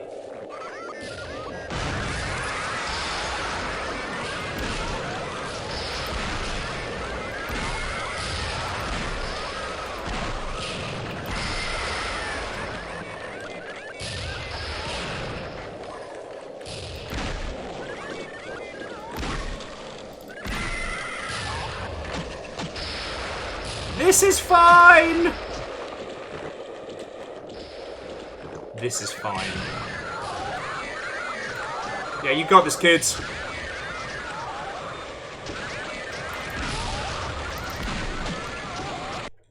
Okay. And away we fly! Fucking we! So to recap, the General had built this moon in the last 5 years, filled it with advanced robots, advanced AI, and all this cool technological nonsense. And then was like, you know what we need? Cool aliens. Gunman, the Kata space portal has been opened. The asteroid field density is increasing, and our probability of successfully navigating the... Engines offline. Navigation offline. Never tell me the odds. Shifting course correction. We are in trouble. Fucking we! Gunman, prepare for impact. If backup power holds, we have a chance of surviving this. We're about to Monty Python our way out. Again, because you can see now with a widescreen view. It's so clever how they did those, like, sweeping shots. All of my systems appear to be intact. However, the aerial drone has been destroyed. We must detect and destroy our mutual enemy before they find us in our current weakened state. Alrighty. Now we're in the third environment. And Favor 6, you said I wasn't gonna be able to get to the vehicle sections yet. Actually, I don't remember how long this area is, but I know this is the final area.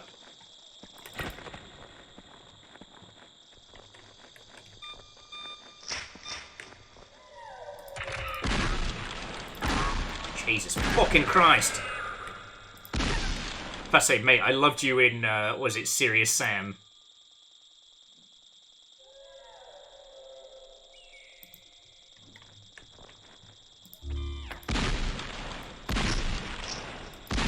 And also, one of the things that's super cute about this is the recoil on the shoddy is dependent on how many shells you jam in. So like me, I was firing 4 at a time there, and it's basically working like a reversey Percy rocket jump.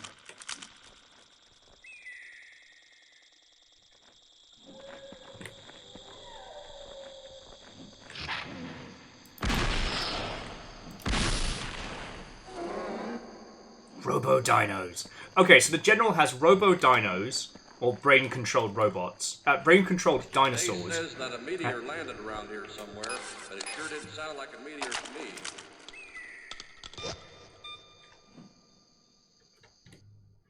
Yeah, gotta love those recoil-powered jump jets. Okay. So I'll tell you what, friends. I'm gonna go pop me curry back in the fridge. Trying to decide if I want to have a cider or not.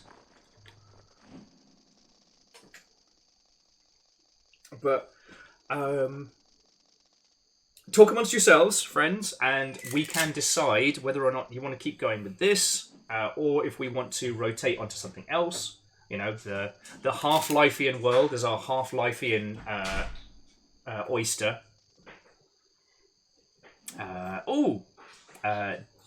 DJ Kevdog, great name, says give us a topic. That is a good point. All right. What is your favourite total conversion or standalone mod that you have experienced? Yeah, how's that for a Hummer? You know what, Vernflow, get some nog. I'll offset the Texan summer with some smooth Sonic jams. Yeah, that Gunman Chronicles vibe. All right, I think that's a pretty good question to leave you all with. And yeah. I'll be back in just a second.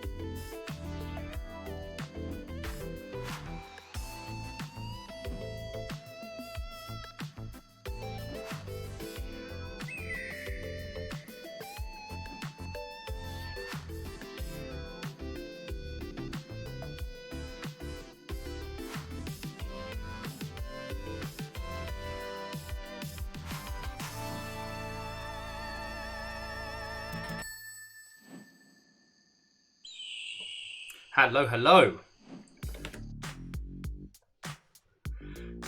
So let's jump back into chat, see what people were putting forward. Marty Cow says they're a big fan of the Hyrule Total War mod for Med 2. Yes. Lance says, does Far Cry Blood Dragon count as a conversion? I'll allow it. I don't think it's an unfair addition, considering the conversation, you know. And I did decide to get myself a little 6% cider. So,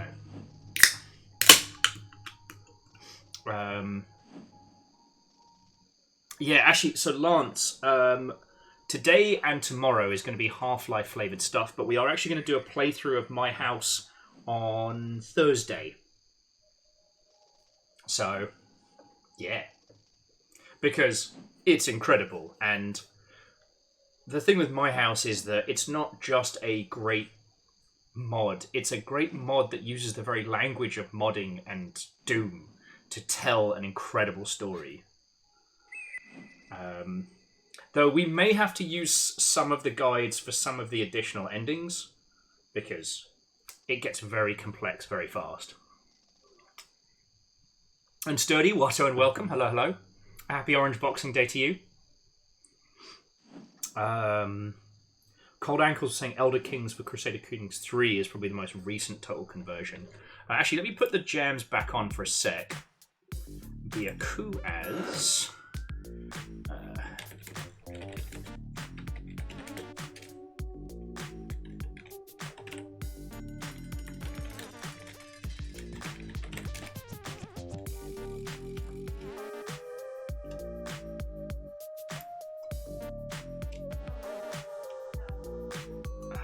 trying to find... No, not... The problem was Jedi Academy did see a lot of success and did do a lot of fun nonsense. But it makes it really hard to find things from the classic spaces.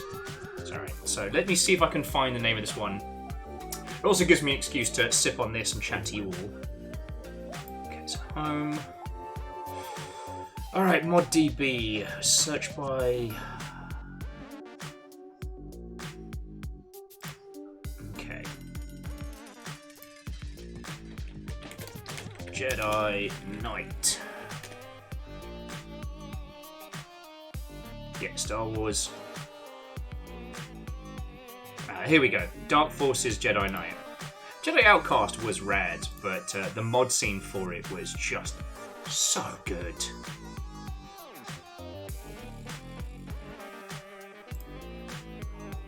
Okay, let me see if I can find it. So, Jedi Knight Enhanced was very good. Actually, that might help us if we want to play that again.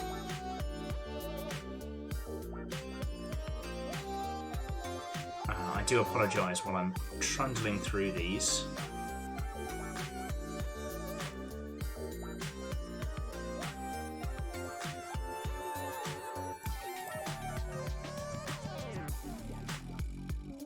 Do not pretend like those are the only mods out of this ruddy game.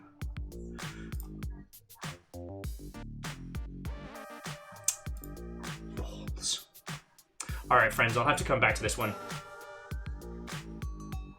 There was a Jedi Knight mod that was incredible, and the character was loosely based on Spider Jerusalem from Transmetropolitan.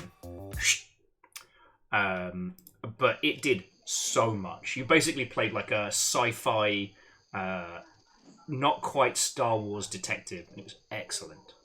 But yeah, okay, so do we want to stick with Gunman Chronicles? I can keep trundling through towards on this one. Or is there something else you all would like to do? Hell, we could do a spot of Half-Life Deathmatch. We could do... I mean, when we were playing our previous... when we were playing on Christmas Day, we were doing like just a classic playthrough. Cold Ankles is keen to keep going on this one. Okay, I mean, it's providing really good background for conversation. Oh, the other thing is, have any of you worked on any mod projects back in the past?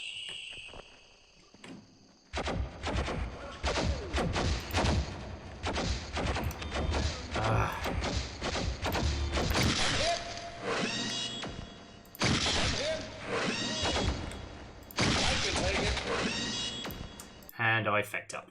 That's what I get for not paying attention. Also, sorry, just again, one of the things that's so fascinating about this and why it really does feel like a mod project is that the lack of cohesion between the art styles. Like, the characters are based on American Civil War soldiers, but the weapons bear no resemblance to anything. Maybe this kind of pseudo-shoddy, but it has this weird, like, mechanical chubby body to it that's like, I don't know, almost like biomechanical.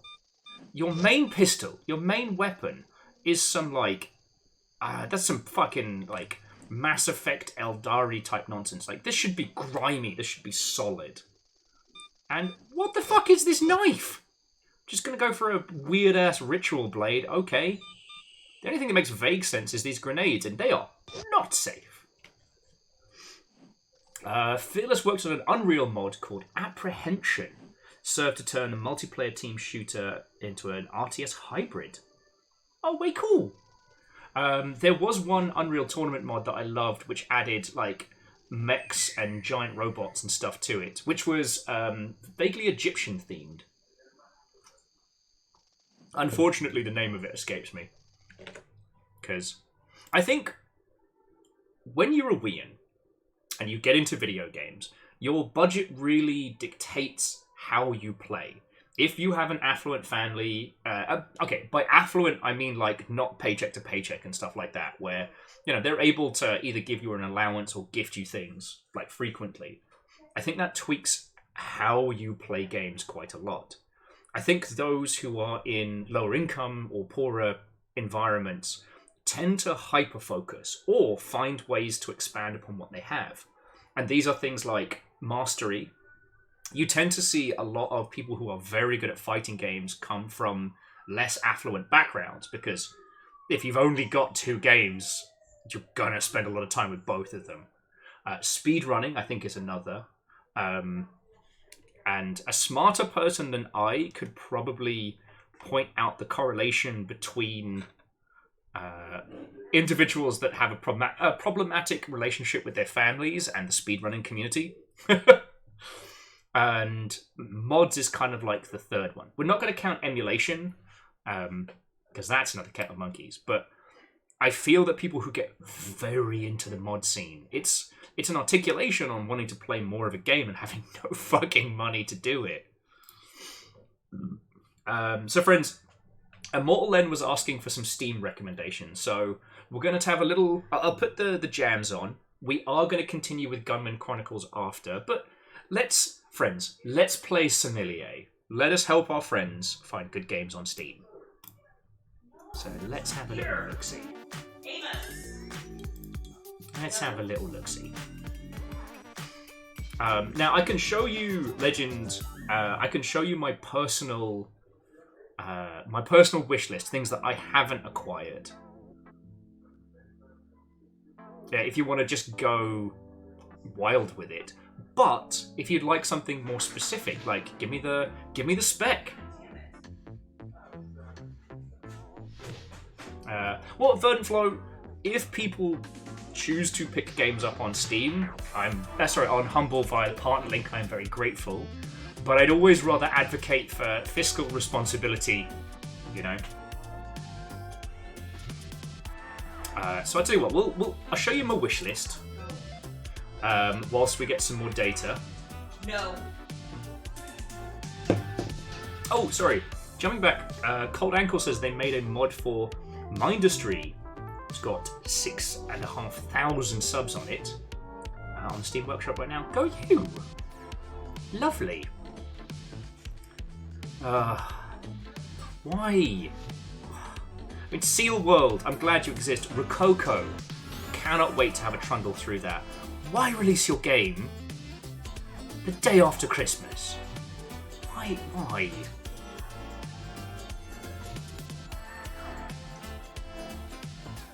Okay, so Legend's trying to spend too much money, so looking for standouts. And Legend, you've been through the Great Hall so far, right?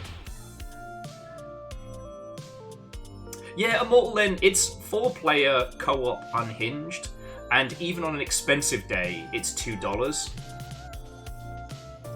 And much like with Lethal Company and stuff like that, I'm always intrigued to see what people do with, like, multiplayer experiences. I don't think this is worth necessarily buying, but... Oh, and Grimhook is free. I just keep meaning to install it. So, Legend, is there any flavour you're looking for? So, alright, Legend is trying to be frugal, so more cheap. We're going through the Great Hall and Friends games. Okay, so let's be cheap and interesting. Cheap and interesting, that's our challenge today. Oh, actually first, let's just quickly check to see if anybody's put anything up for free on Steam. If you haven't seen this little trick, just click search on Steam, don't enter anything specific, bring your price down to free, enable special offers, and it will show you everything that's currently available for no money, which is currently a game of gnomes for Train Simulator and The Sims, romantic garden stuff, yes. Anyway. Oh, and Legend was saying, avoid the horror and spicy. We can do that. Alright, so we'll go by price. And these are my recommendations. So there's a few ones here. So Grimhook is a first-person movement game. I haven't experienced it yet, but I think it's fascinating. And I'm trying to remember which one this one is. Oh, Expedition Argatha. We met the devs of this a while back. And they're basically trying to do Sword and Board Tarkov. I don't know how they've succeeded. I'm glad to see it's still going. But I wasn't able to get keys for it, and now they've shifted to free to play. Some of these are just free and fun, and I haven't had the chance to get stuck into them proper, like Root Connections. Or Keyboard Commander for that matter, but... Now, so Immortal End, I'm there with you. Sludge Life's brilliant, but I don't know how much Sludge Life is right now. Actually, we can just do that, can't we? How much is Sludge Life? So Sludge Life 1 is $3.50, $4. Sludge Life 2 is $10, and both together is $11. Although that is weird because for me, that combo is more expensive than buying them separate, so let's have a look. Oh no, here we go. The bundle for me would be $8. I got it together. It's just being squirrely. And Lance, Watto and welcome.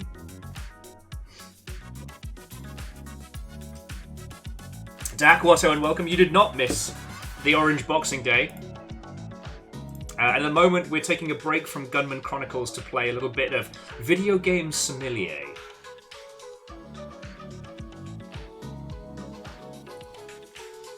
It's Orange Boxing Day. It's the day when we play Half-Life games. Alright. Let's get into the good flavour.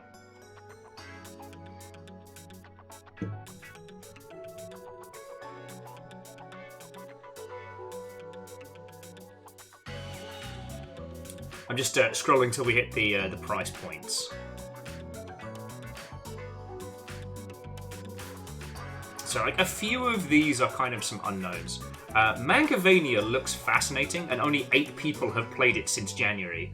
So, for $1.50, that intrigues me. Fishy! Oh, shit! Immortal End. Did I already recommend the giant robot game that we may try? Did I recommend that one? If I just... Oh yes, so check this one out. This is Battle Metal. This is 100% indie Battletech. It's not Battletech, but it is. It is a single-person team. I think Squarepeg was saying they made this in the fucking Quake engine. And just look at this chunk. This is unapologetic. But you can't fault it for being that old school kind of... This is MechWarrior 2 Mercenaries Indie Edition. Yeah, and it's under $2. It does have multiplayer, and at some point, we the Longship will have to try this. Right, it's got to happen.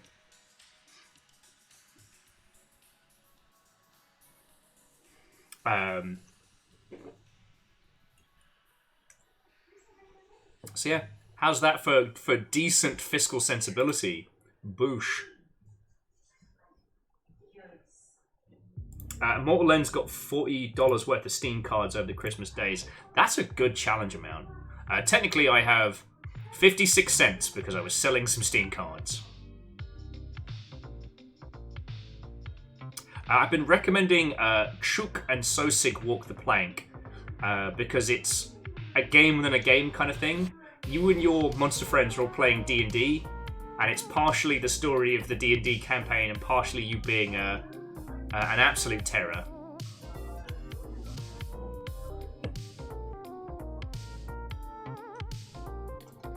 Aerial Knights Never Yield.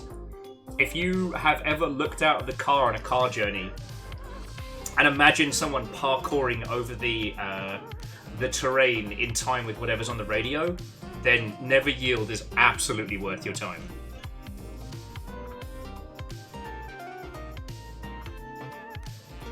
Something else came in here. And again, these are games that I haven't had the chance to share with you all. So this is the good fresh stuff. Deducto's another. I'm not sure about Mimic. Yeah, Mimic's definitely on my maybe worth your time list, but I need to try it first. Oh, Cold Ankles. You can absolutely recommend screen sheets. You need 4 people in the same place. Sadly, screen sheets doesn't work with the DigiCouch co-op quite so well.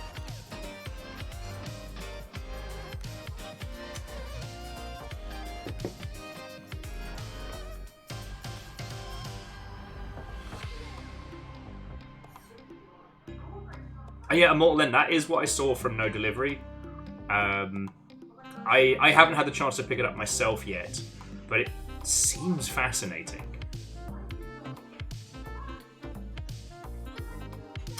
Mutant Football League, a classic. I still can't believe they biffed Blood Bowl 3. Such an easy slam dunk. Ooh. Whatever Land's got a real fresh flavour to it. And at $3, you can't say fairer than that.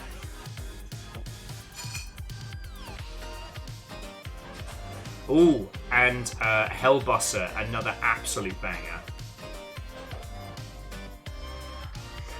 Legend, is that... Was it like Super Kiwi 64? I think that's the one that Floydo was showing off earlier this year. I think so.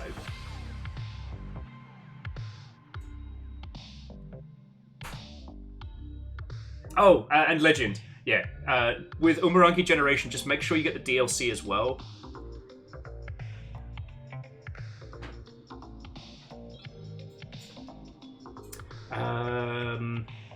The Legend, is that the one with the rabbit-looking character that's very, very fast?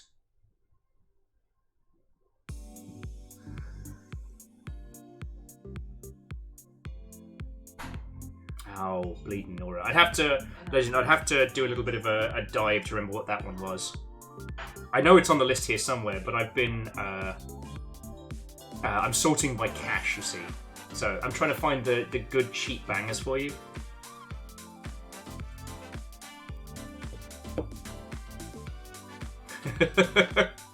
And as one of the handful of people that remembers Tunnel B1, at some point I will play this for you all, and you will ask me, why are you playing this for me? I'm looking forward to trying Oakwood. Kind of an FPS Dino Survivor.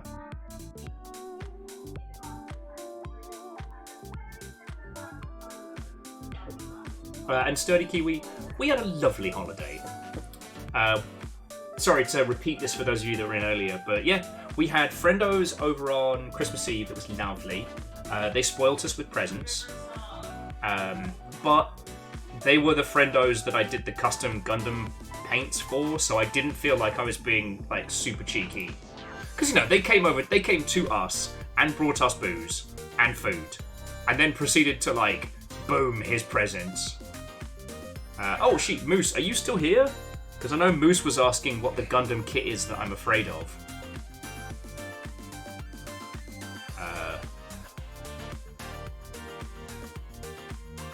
Oh, Refresh just looks cute as hell. That's why I had it on there. Usually this time of year, friends, I would hoard up on all these, like, $2 and $3 games. Especially ones that I'm going to stream for you later on in the year, but I didn't have a lot of I don't have a lot of disposable income, so we did like a little $30 shop on, was it the day before Christmas? And also Bacon Avenger very kindly gifted me one of the more expensive titles.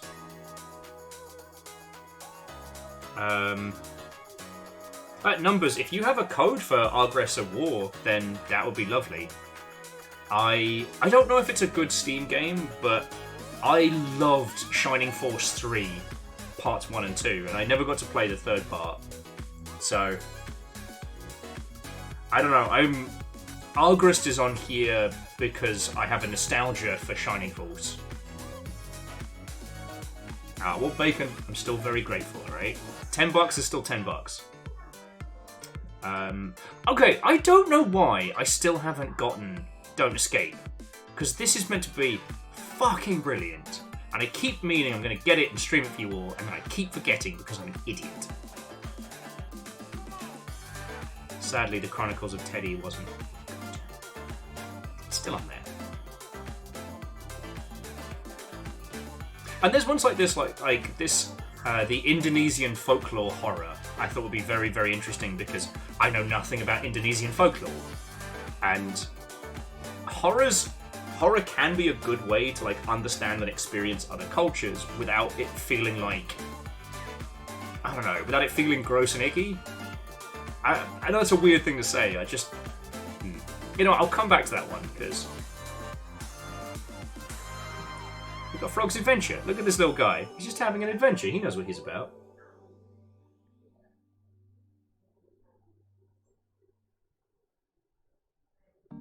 $10 is $10. You're welcome, Bacon. You're welcome.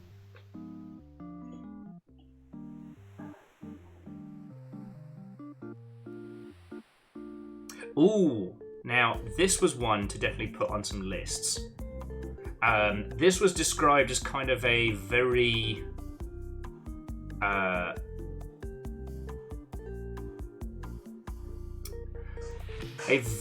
classic early Fallout type turn-based RPG in that same kind of vein, but with an extremely Slavic influence. However, it does say that the reviews have recently shifted to mixed, so we'll have to check that out in a second. But much like Wastelands 3, this has kind of been on my docket.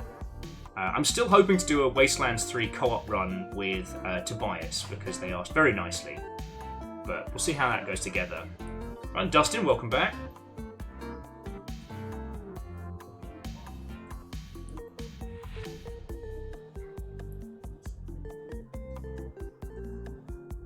I don't know. I still love the Fallout franchise, and I love it in its different increments. But I'm always fascinated to see, like, what people would have done with that classic Fallout 2 level of nonsense. Dustin, if it makes you feel any better, I'm really struggling to get my sleep pattern back into check. Okay. So this seems rad, but why is it on mixed reviews? Okay, let's go have a look.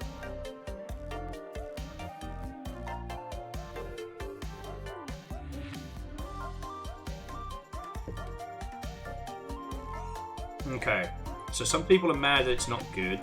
Some people think this should be marketed as a sequel.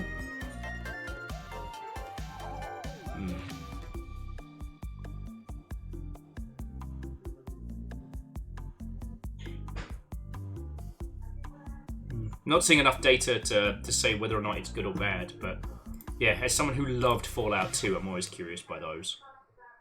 So Legend, give us some more flavour, so I'm not just yelling video game titles at you from the back. But yeah, so Dustin, we're just taking a little cider and Steam shopping break, because Legend was asking for some recommendations from the Steam sale. You know. But they were specifically asking for, like, good and affordable. So that's what we've been kind of trundling through.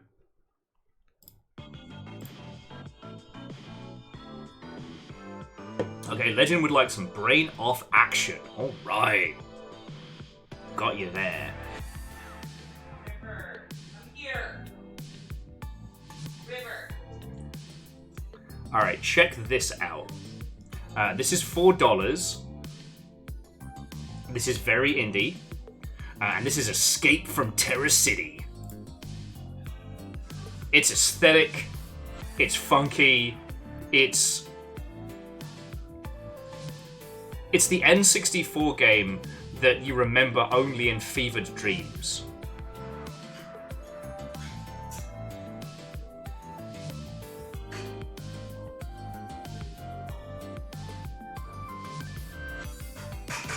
Oh yeah, and Wandering Village is on there because I wholeheartedly support it, and I was going to ask the PR peeps for it for a code, and then real life got in the way. There's a lot of things you'll see on this list where I've wishlisted it to support the devs, and then because everything happened so much, I haven't either asked them for a code or been able to acquire one. And now, like, I'm definitely not hurting for titles to share with you all. But yeah, check that out. Escape from Terror City. From Renegade Sector Games. And they got some great ones in here.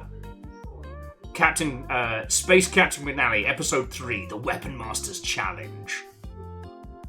Diorama Dungeon Crawl. Like, there's some absolute bangers in this. Like, at some point, friends, the one I got was And All Would Cry Beware, which I will be sharing with you at some point. Okay, hey, Dustin, Legend. I'm glad we came to. I'm glad we got you the good stuff.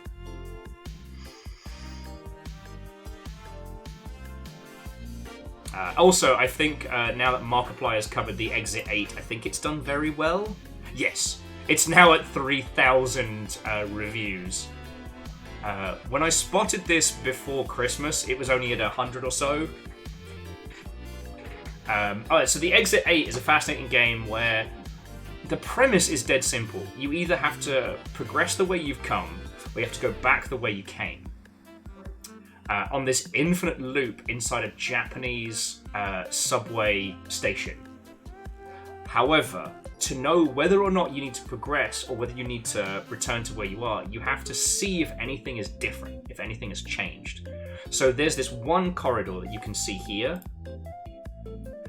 You have to inspect this so carefully, and if anything has changed, you have to turn around and go back the way you came. But if nothing has changed, you have to progress forward. So it's like a liminal space horror spot the difference. Like, this is some peak SCP type shit. But yeah, from what I understand, Markiplier covered it, and now it has done very well, so. Sometimes, friends, I do feel like I wouldn't say an obligation, but I feel a certain level of, I don't know, drive to highlight games that are otherwise being ignored. You know, I still want feckin' Ichi Zone to do better than it is.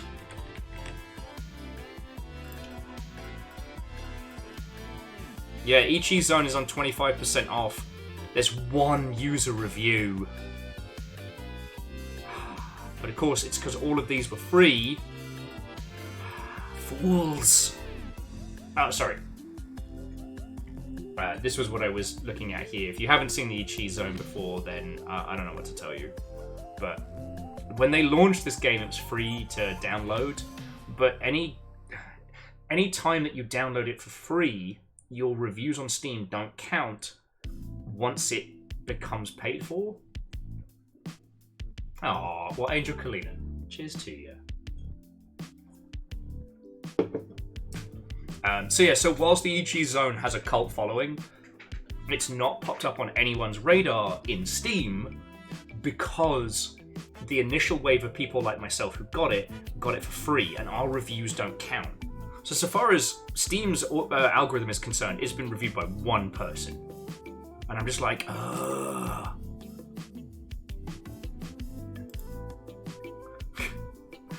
Rocco Rat was locked off. Look for the green band. You can spot the people who played this. Hang on, what was that? Oh God! What have you done? Well, if you can't scoop up all the cheap games, I guess I need to do it for you. I'd be more than willing to check out the Skibbity Backrooms with you. Best wishes, Immortal End. You terror! I thought you were... Thank you. Alright? Just thank you. I sincerely appreciate it. Well, so Bacon, my wish list is like 1,300 games strong. Like, I'm not worried about... Well, I wasn't. Oh, thank you. Alright? Feck your... Feckin' Snake Farm as well. And Fishy, which was what I was gonna get and then had to put back. Well, thank you kindly, alright? And Slime Sand Creator is because, like, we know the Slime Sand team and they're just such a good bunch. So, thank you.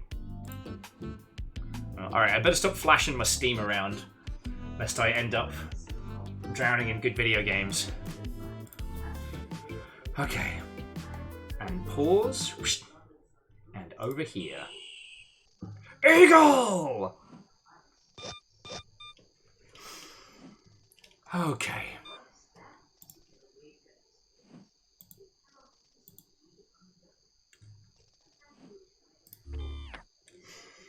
So yeah, so let's continue with Gunman Chronicles. Hopefully I'll get to show you the cool tank sections.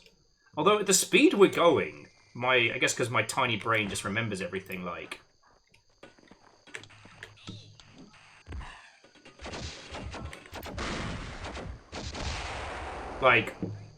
we might clear this tonight.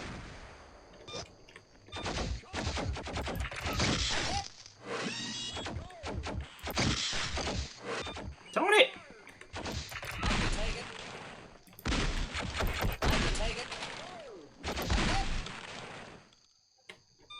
God, we have nothing to work with. I thought you were dead!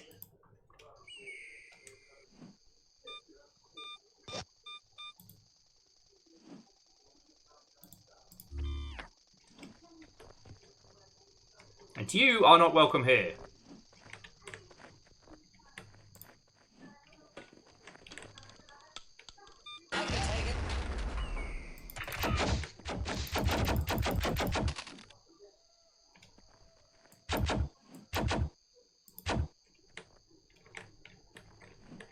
Dinosaur, more like Dino Snore, am I right? Boosh.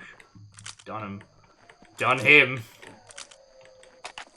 Ooh. Fun toys.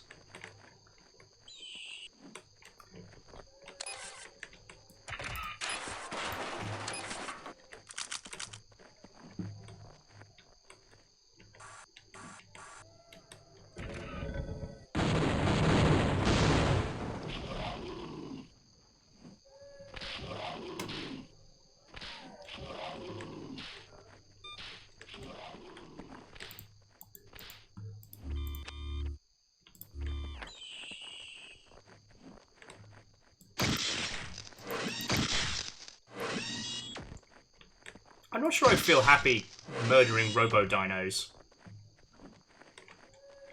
Aw, man. I'm the baddie. I don't want to be the baddie. That wasn't a rope. It was just decoration. Oh.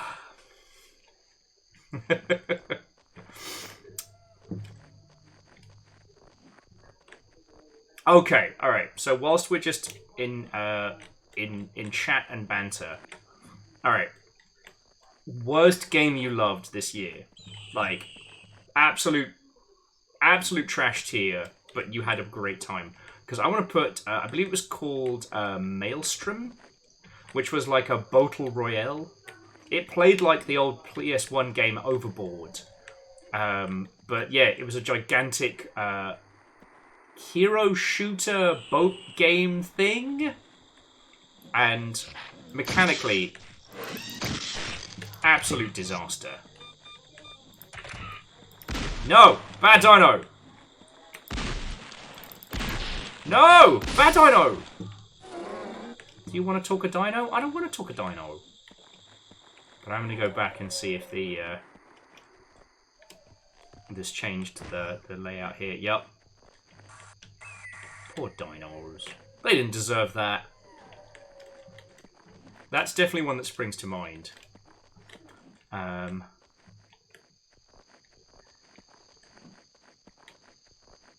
hesitate to call Cyberpunk trash tier, but I definitely have been playing that far more than I expected. And again, I'm so sorry to everyone Longshipian-wise who has to hear me mention that almost fucking daily at this point. Oh, I got a sniper scope, just like Aunt Daniel.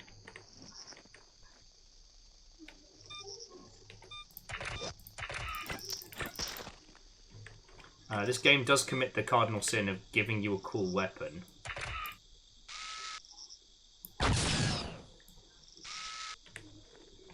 Then not being sure whether or not you should be allowed to use it. Targets eliminated.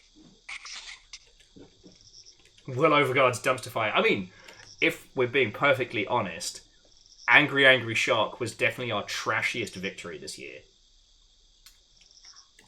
And that game is free.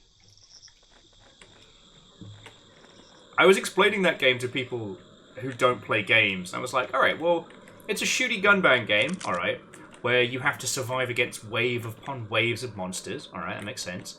And you're an egg. What? And they're eggs. Everything is egg. Except for the guns, which are real guns. But egg. Like, that is the epitome of the old egg.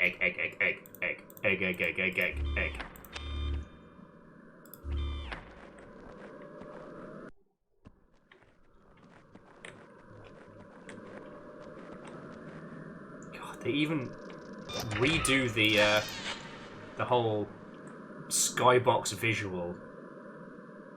I love it. You can count the pixels from here.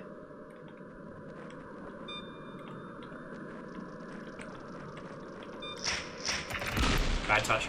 Bad touch, spider! Sorry, bad touch, scorpion? So what about your good selves, friends? Was there anything that really just sprung forth this year that you had a great time with, but was... Airborne vehicle approaching. I have just a thing.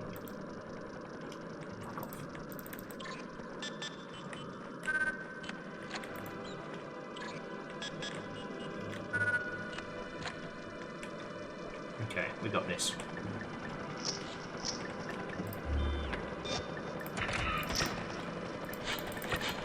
Poked in my feeties by feckin'... What the fuck is this gyrocopter nonsense?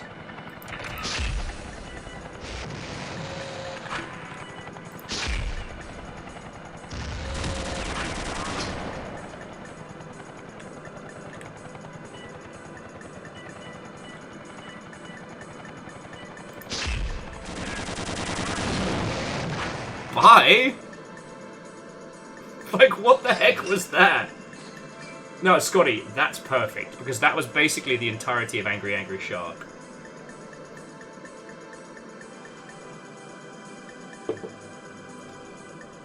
Yeah, and so Scotty, this was released as a standalone game. It was made by non-Valve devs. It came out, it didn't do good. There was never a follow-up. And the individuals who made this, after the not as hoped success, moved to Sweden, I believe, and would end up founding a surprisingly successful middleware video game company. Their company's mascot is a guinea pig, so at GDC I got Fiona a bunch of guinea pig pins.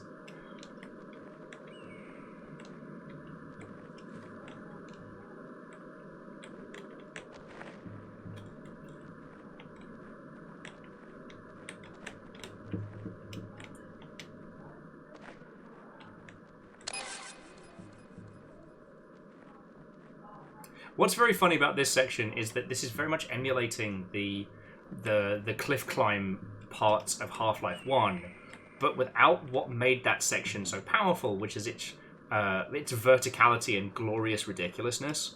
That because you've been inside in tight enclosed spaces, you come out here and it's like, whoa! Like it really takes the wind out of your lungs. Whereas we've already been in open environments, and there's no verticality to these fights. We're just kind of here. Getting bitten by scorpions.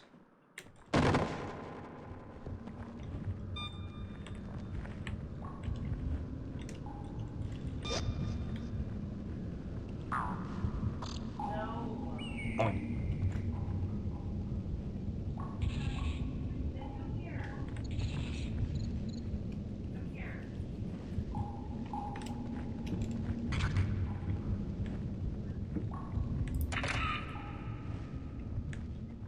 But yeah, so Scotty, I played this as a Wii, and I was contemplating trying to get it work.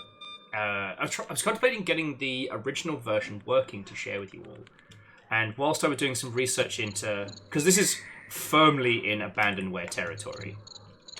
Whilst I was doing some research into this, I found out that a group of peeps had actually just ported it to Half-Life as a mod. Because, you know, while this was a standalone game, for all intents and purposes, it's still just a total conversion, right?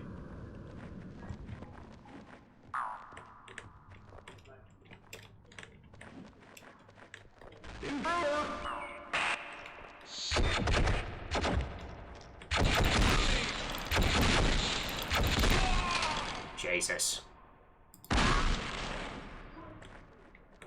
We've been given a sniper rifle, we've had the chance to use it twice.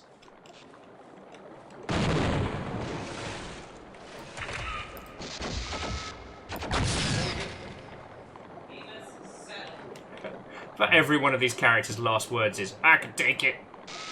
You absolutely could not take it, and that is why you don't have a head anymore.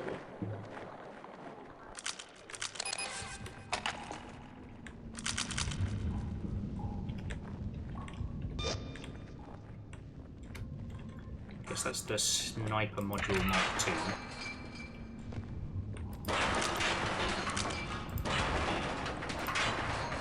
II. Ooh, fancy armor. I'll fancy that. Might do a cheeky save here. Oh.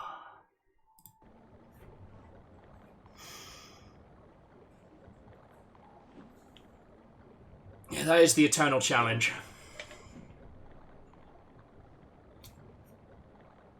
Oh. God, I'm just racking my brain to think of like the stuff this year that's really stood out. I don't think there's been too many that I haven't streamed or shown you. What's it called? Not Moonlight. Where are you? Where the heck are you? Moon Game. Moon Ring. So if you want my zero cost, zero stress recommendation for this holiday period, Moon Ring is just brilliant. Like it has, I can't sing the praises of this enough.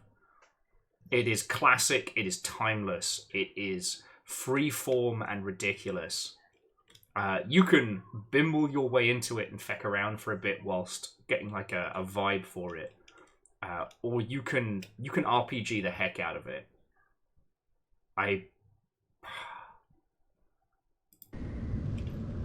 Like, of all the games that I like wish to put in people's wheel wells, that's absolutely one of them. See what I mean about the lack of verticality in these fights? Like, the whole point that Half-Life section was so good.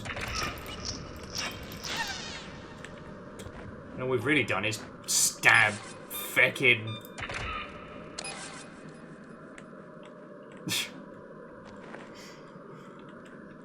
stabbed a bunch of scorpions. But, you know, this is why games like this are worth studying and worth learning from. It's not the aesthetics that make an experience, it's more than that. No. Valve obviously aren't the only people that do this, but they are the best example of every level is going to have a mechanic style of design. And that doesn't necessarily mean a new gameplay mechanic or a new weapon, but each section makes you think about the game differently. And they carry that right through until Half-Life Alyx.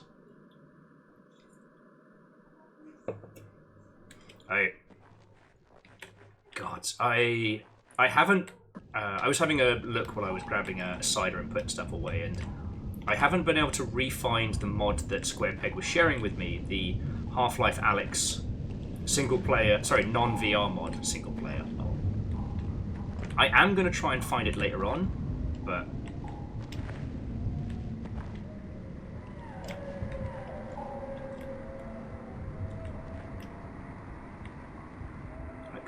What is this? What is this area? Sorry. But if I can, that's one I'd love to show you, because again, Half-Life Alyx is just a masterclass of the Valve philosophy. My sensors detect a useful energy signature in this area.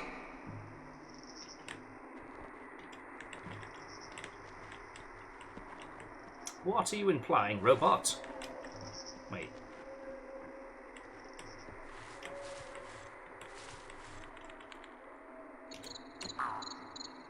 The credit for finding this is mine.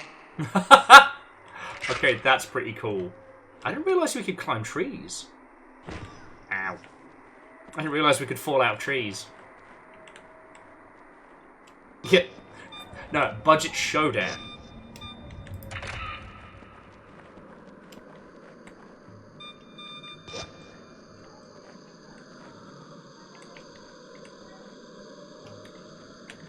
I don't think we're far off of getting the fucking tank. I remember driving to these tunnels.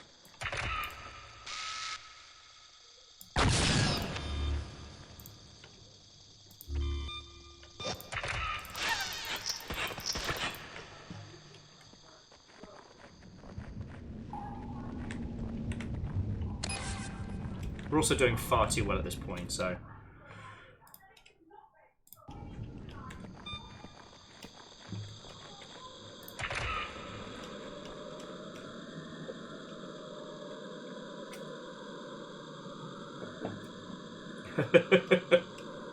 Yeah, there's so many goddamn scorpions in this area. But yeah, so Scotty, if you've just joined us, so Gunman Chronicles is a weird hodgepodge of a lot of different like sci-fi ideas and concepts. It's not really too much of a through line, but the TLDR is that you are a gunman, a future shooty gunbangsman, and whilst investigating the planet, you left your general to die and ran for the hills. And now We're starting our bombing run. he's back for revenge.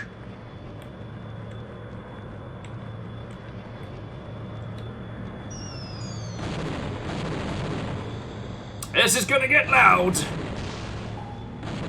Just wait it out here.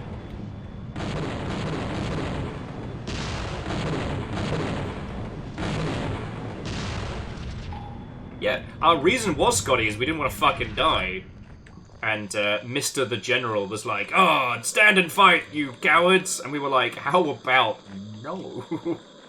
How about deuces, we out. Anyway, it's been 5 years. We're a venerated hero from our involvement at the battle where the General was lost. And he's been...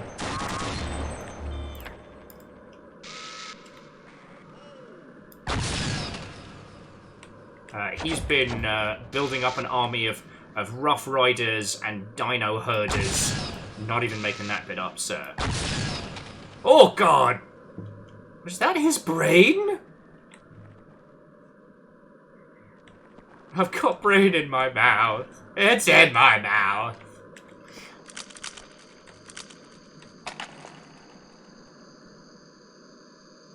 Oh. Oh, yeah, so this is like a cooling module, so you can just fire more ridiculously. Anyway, so we've been playing through this today, and it's been silly. But the hooks of this game, aside from its everything sci-fi, is the concept that each weapon has different modes. So we basically have the Mass Effect gift shop version of the Lawbringer from Judge Dredd. So we have this pistol that we can switch between pulse. We can switch it to charged, quadoomph, good old rapid. But then we just picked up the sniper module. Yeah, fancy. We have a shoddy to hottie, and we decide how shoddy and how hottie our weapon is by deciding how many shells we're going to put in the chamber each time, and what the spread is going to be.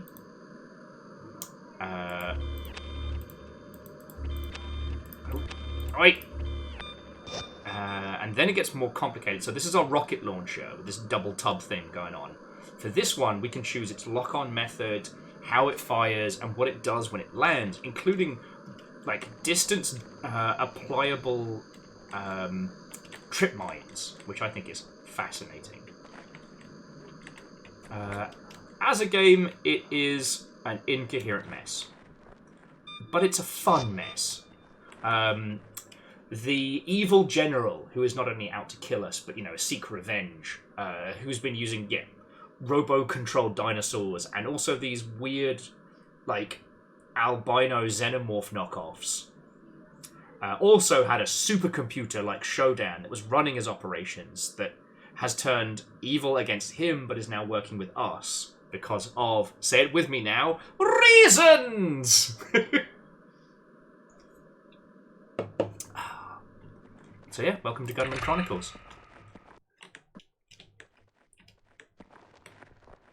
Get him!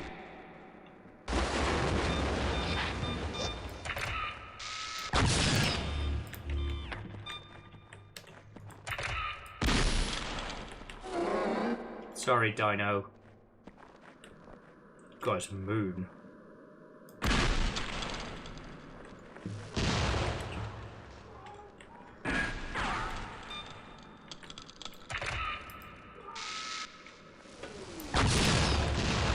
I'm sorry.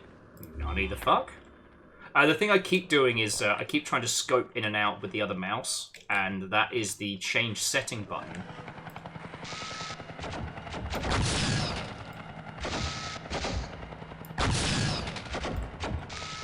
He just absolutely used his body as cover. Sir, you might be the baddie.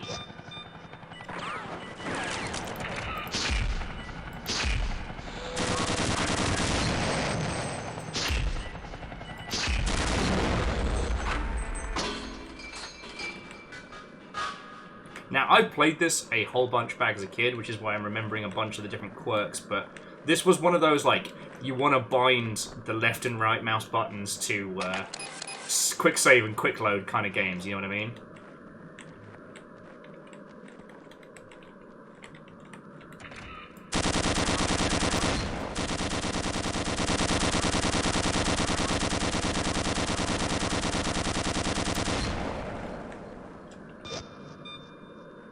But yeah.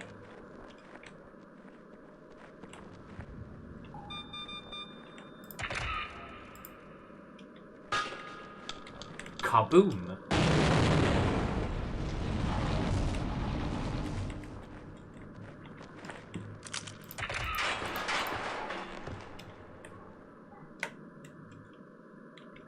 You know what, Scotty? I'm there with you. I don't think we should be huffing missile launcher exhaust fumes. In fact, I think that might be a very bad idea. Also, this fucking knockoff Imperial Guards troop transport here All it needs is a flamer at the front, you know what I'm saying? But, I'm not here to cast judgment.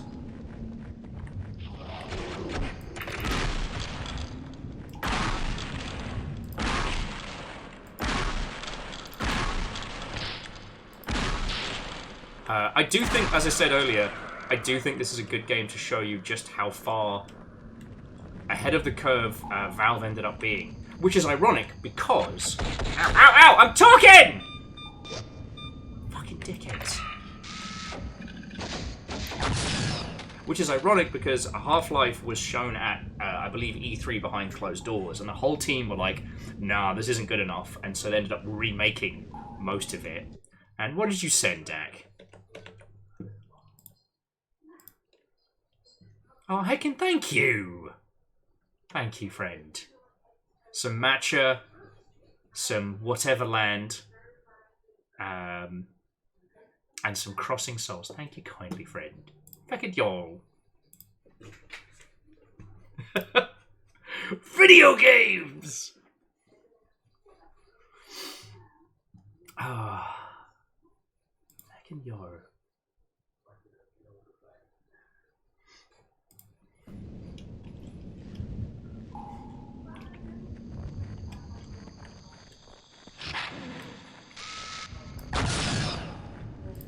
I feel bad about shooting the dinosaurs. I'll make you pay! I shall indeed. I shall indeed. So, if your goal is to help out our sorry selves, then donations are definitely appreciative.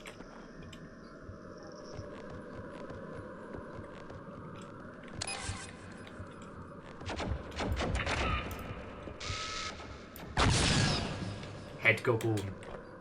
It is also, sorry, this is just an aside to an aside, but it is interesting as well how many different teams were trying to tackle the same ideas. So, like, the concept of the zoomable scope and the sniper rifle. Loads of different teams tried loads of different things. I think that...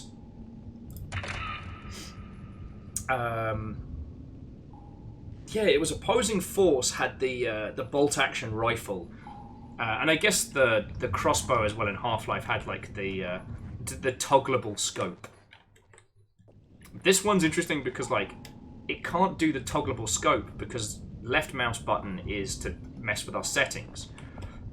So it has to be this all-or-nothing zoom-in sniper, which is very weird.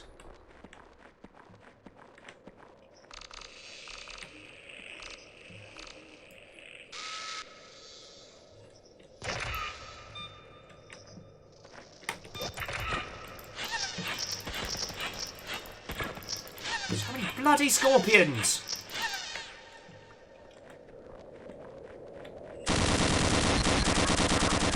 Ow!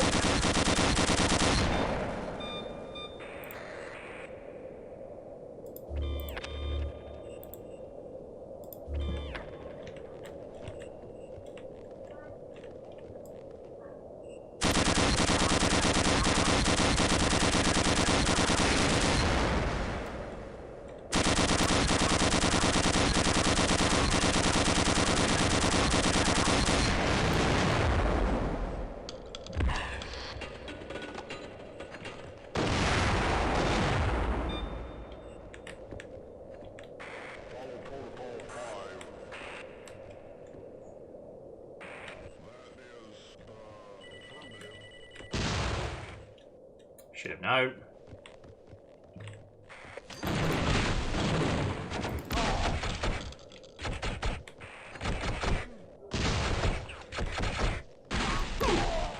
Sir, here's something.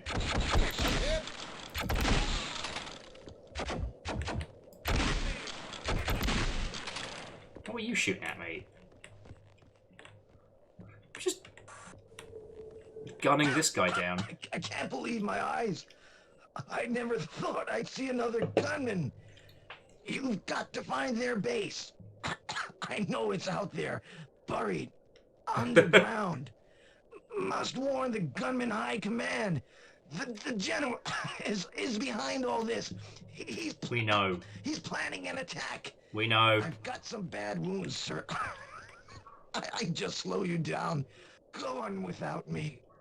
Soon as we leave, he's going to start whistling. He's going to change out his armor. He's taking the rest of the day off.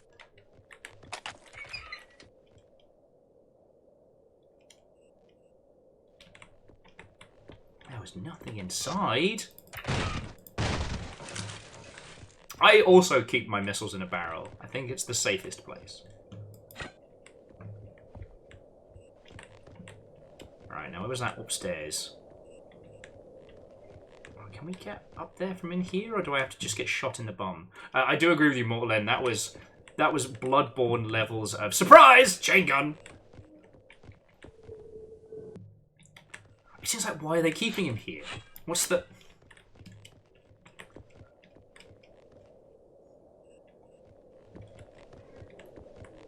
Perhaps there's a different way to get up there. Nope.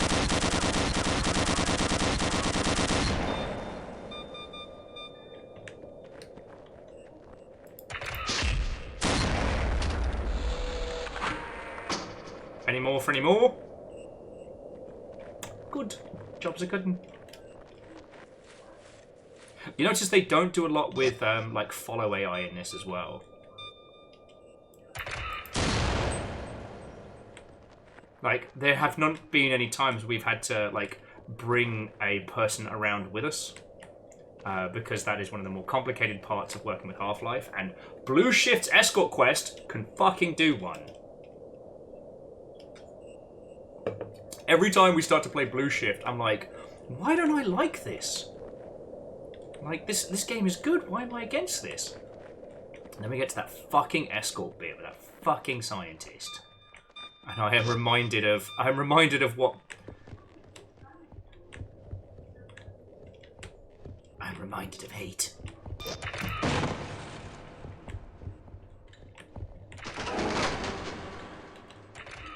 I don't think the piano's going to be working, friends.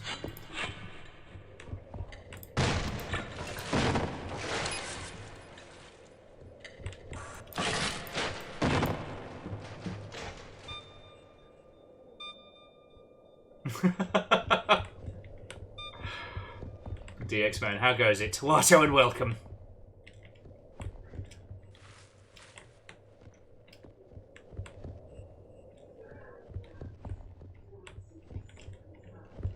Guess there's just nobody here? Question mark? It's the peak of not everything in this game has to make sense, I guess. Sophila says, I think this is also an example of how the dev team couldn't settle on a pacing or tone. It's clear that, at least partially, they were going for a space western vibe. For example, all the Confederate-style uniforms lean towards that as at this level. Yeah, and this, like, you know, abandoned Wild West home. I wonder if, because this was... And again, it was a standalone title, but it was made mostly in engine, right? There's very little custom stuff that had been added to it, that they just kind of rolled with what Half-Life was already very good at. Ah, beans. That's why we have the upstairs. Intruder! They sounded so happy. But yeah, so if this was made like a mod, like a traditional mod project from back in the day, then probably each of the creatives were responsible for like a level, a section, thus resulting in this inconsistent tone throughout the piece.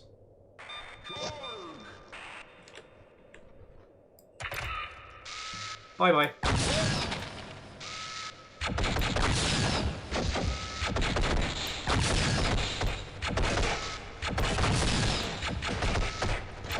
The fuck is he made of?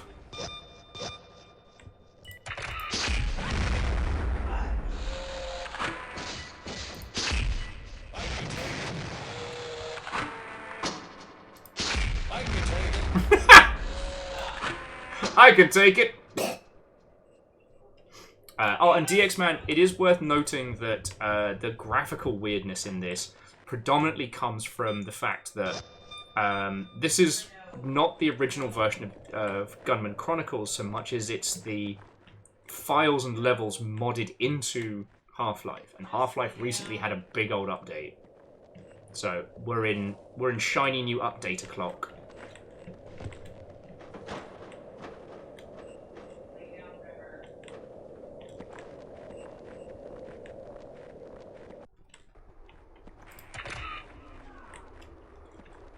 Yeah.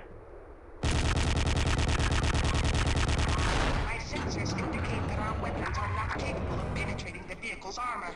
We must find another way to destroy it. Oh, Lost Flowers, you're going to have a fucking great time with that.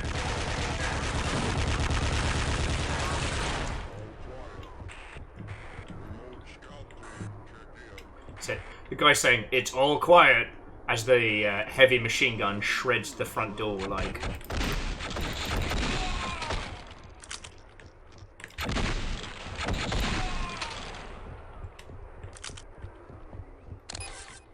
Should save it here because I have a feeling this is the lethality of this is going to be massive.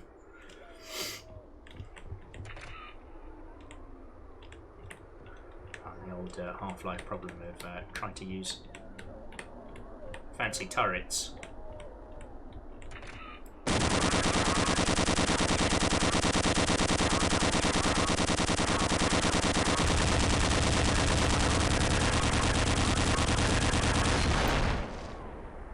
Oh, that's my brain.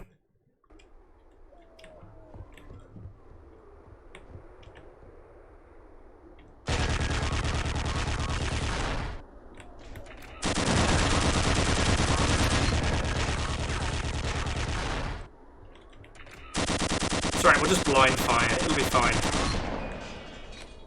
Oh, I had to drop a rock on it. Of course. Of course.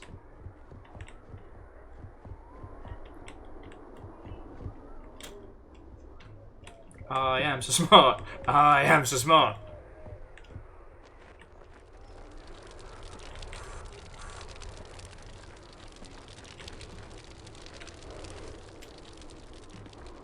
But yeah, it's definitely just off of what Fearless was saying. It's like, I don't think this team was incompetent by any means, but I don't think any one person had control of the project. No one person was at the reins. And, well, I'm not saying that every video game needs to have, you know, a creative director or an ideas guy. That sometimes it can feel very pronounced when you don't have a cohesive vision. You know?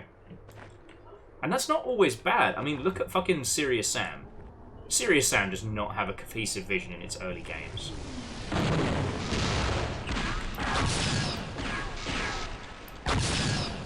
Right?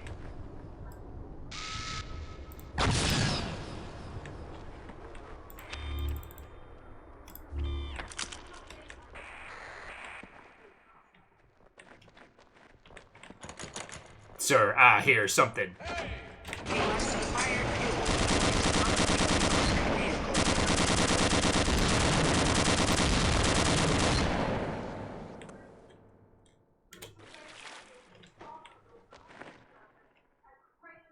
Yeah, remember that thing that we learned hours and hours and hours ago? Now we get to play with it. We have to find fuel. Which is something it absolutely does not mention you have to do early on, but... is their solution to kind of limit how much you can use the vehicles? Which... Considering that it's not an open world game... You know, alright. It's Gunman time!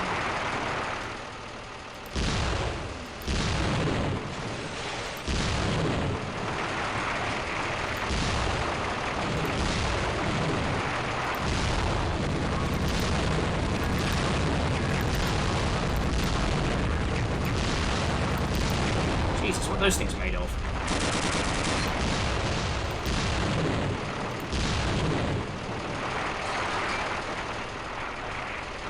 This old chestnut, gotta get the stuff out of the way. The amount of The amount of areas that you can actually go with this tank and the limited ways you can use it, it's the absolute pinnacle of, like, back-of-the-box nonsense. Hey! Oh dear, a lorry was bad enough. Who let her behind the controls of a tank with a big freaking gun? I'm fine! Look, I've only had one cider. I'm good. I'm fine. Don't worry about it. No, but Bacon, thank you for the bits. Power off! Let's turn that power on then.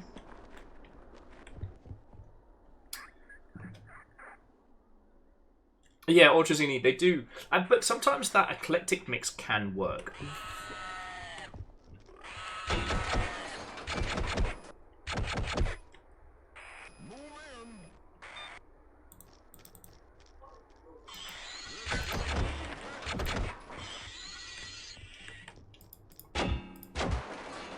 Go get him, little buddy.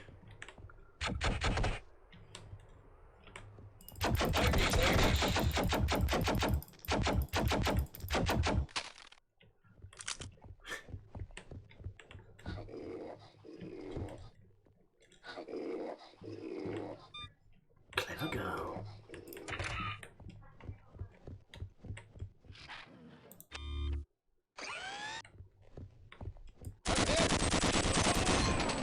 Fuck yeah, you hit.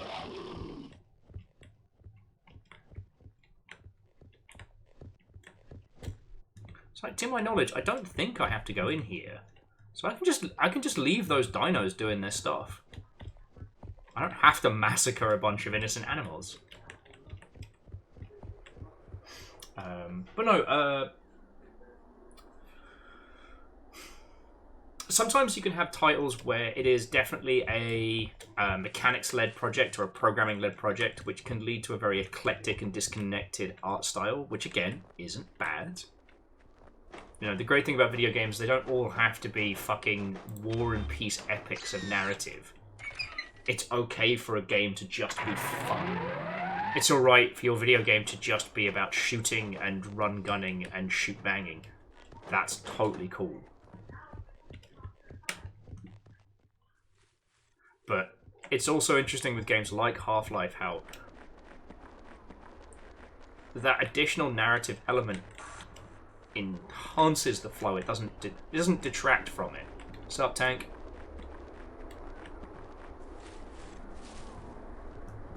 God. And to think this was cutting edge.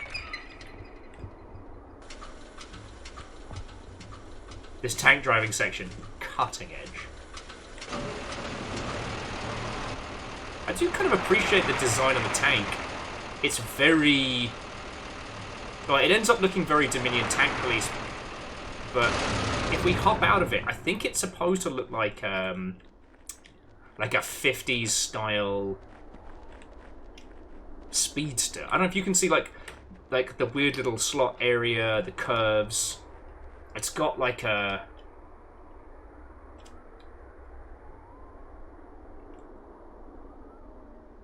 yeah, so Immortal End, thankfully there hasn't been any of that. I was a little bit worried because, you know, the aesthetic is very American Civil War, and I was worried it was going to be a bit the South shall rise again. But honestly, like, aside from the uniforms...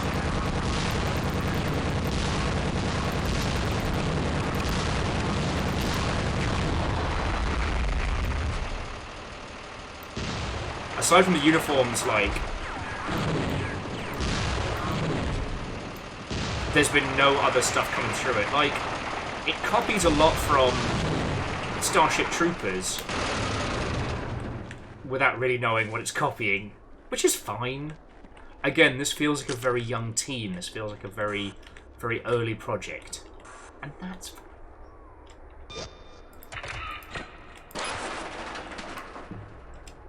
Lost Flowers is saying it's kind of like the tankier Batmobile. I can see what you're saying. I don't know. Just when you're playing as it feels very Metal Slug, but to look at it in profile, it feels like one of those, like... I hate that I don't have the language for it. It's the cars that the Fallout series emulates so much.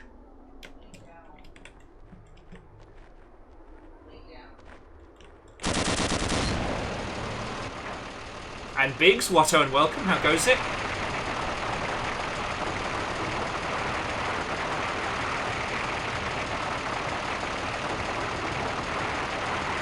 Welcome to the Gunman Chronicles. One of the earliest tank sections that I can remember.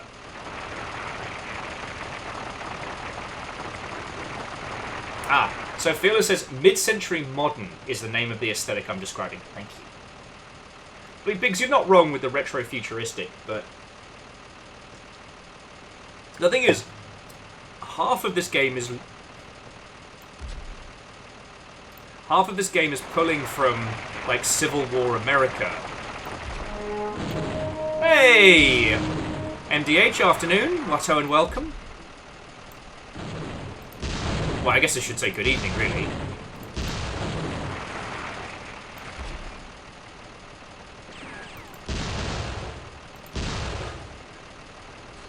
Time one now of nature's most thrilling conflicts. Tank versus helicopter.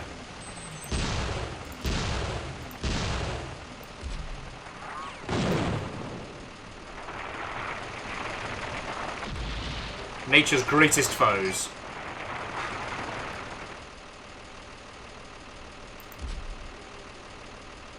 Oh, almost. Fuck that guy. He's not going to be in Gunman Chronicles 2.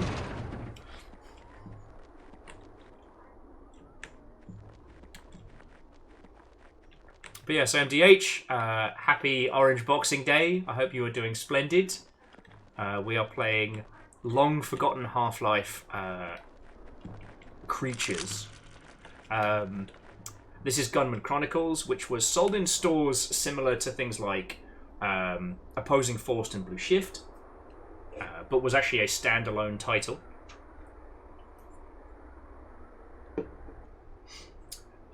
MDH says they're doing okay. New Star Rail update has been a little bit annoying. Not quite as cute as they had hoped. I mean, I hate to say it, I think the dice just may not be in your favour this evening, because I know one of our squad has had very good luck getting to grips with the new waifus.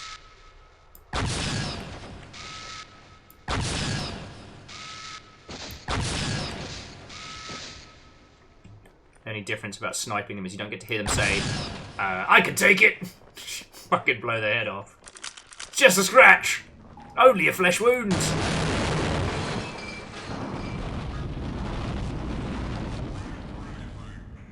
Okay, that was unintentional. I'm sorry.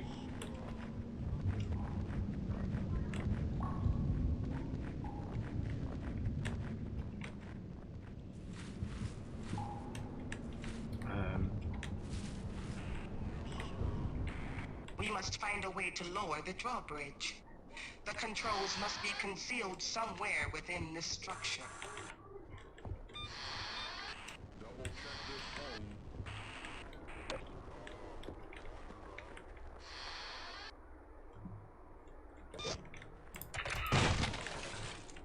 Sir, here's something.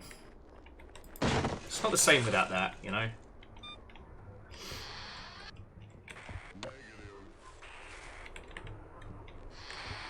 I can take it.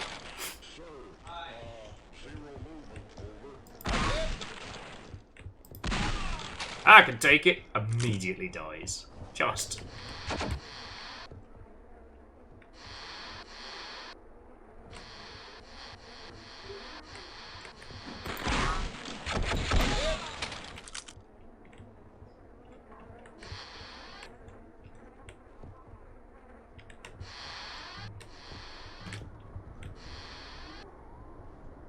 Very lost.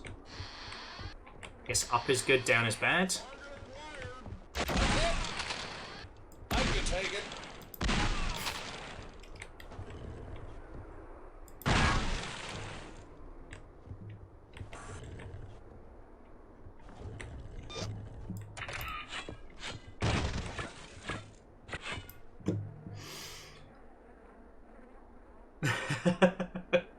Sorry, Red Burning Dragon was just saying when they clicked through, they thought it said Gundam Chronicles.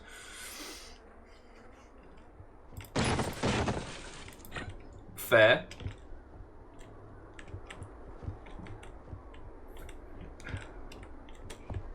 Biggs was running some D&D. Party was on an airship till a black dragon showed up. Ah, that'll ruin your day and then some. I'm not sure what's going on with this roof, but it's very confusing me.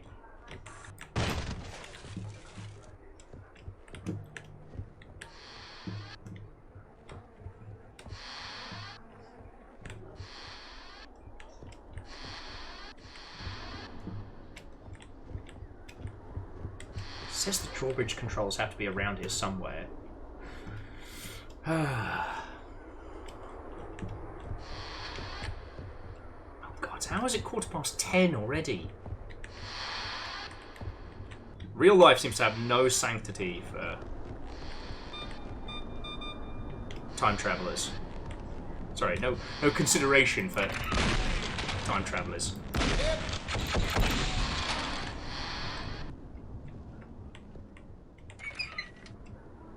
The drawbridge has been lowered. Oh, of course, that was definitely the switch to control the gigantic, massive drawbridge. How could I be so stupid? This game.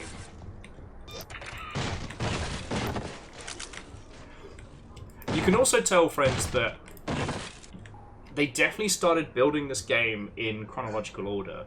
Like, at this point, you can definitely feel that they were rushing.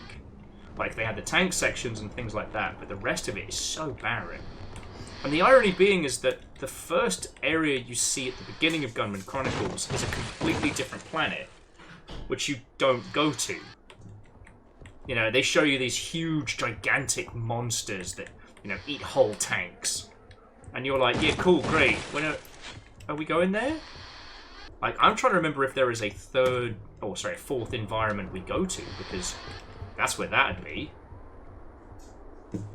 Anyway, let's go get our ride. In the immortal words of Scooter, catch a ride. Amos! Come here. That's my boy.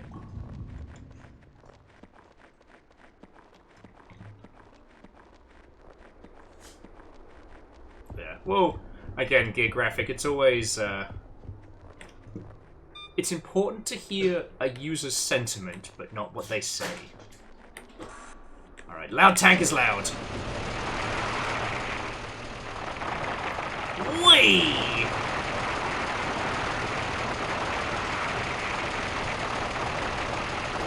Now, there is something to be said for the fact that this current section is all about inconveniencing, right? That you have a toy, and you want to play with a toy, but the game design is all about slowing you down from doing the thing you want to do.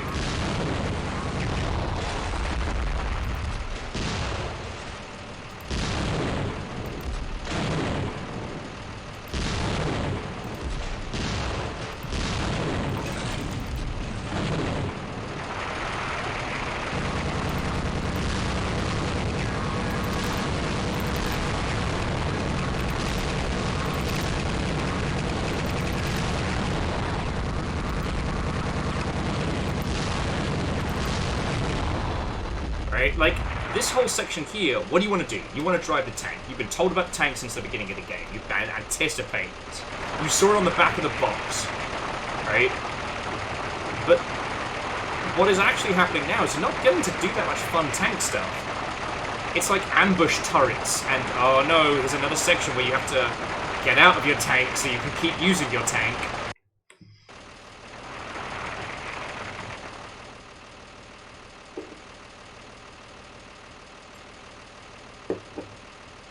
Yeah, and geographic, that's a better way of putting it. Like, users don't know how games are created and how they're implemented, so anything they suggest in terms of how to improve a game or how to fix it will only ever be misinformed.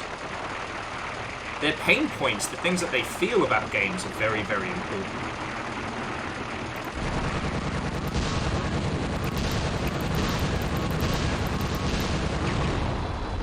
But, like, what have we fought so far? A bunch of turrets up on top and one helicopter.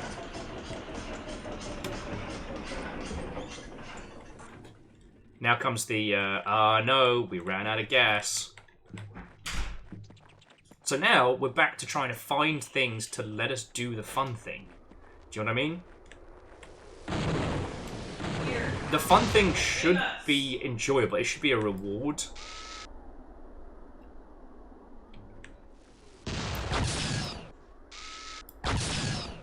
No. Let me tell you, you can critique the Halo series for a lot of things. You cannot critique them for, of course, see, and the power's off, so we have to. Yeah. What you cannot critique the Halo series for is understanding how to have fucking fun. Right?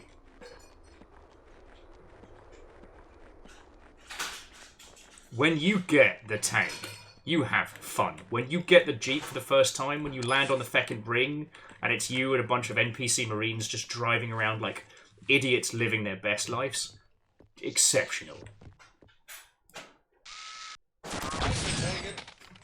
I can take it. Dies. Jesus, that will not stop being funny. Ah, Lost Flowers, that is lovely.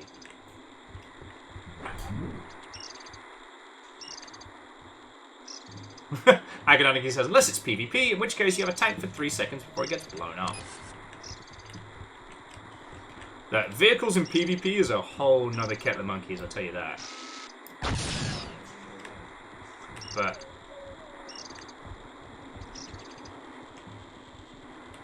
what the bloody hell am I supposed to do here? Looks like I'm supposed to destroy the tree to get across.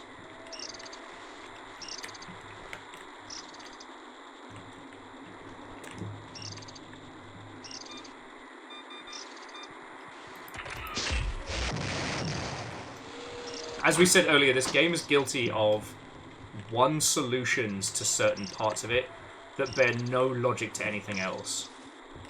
But I guess we've got to come back here with the tank, and it has to be the tank that shoots the right kind of missile that allows us to bring the tree down? I don't fucking know.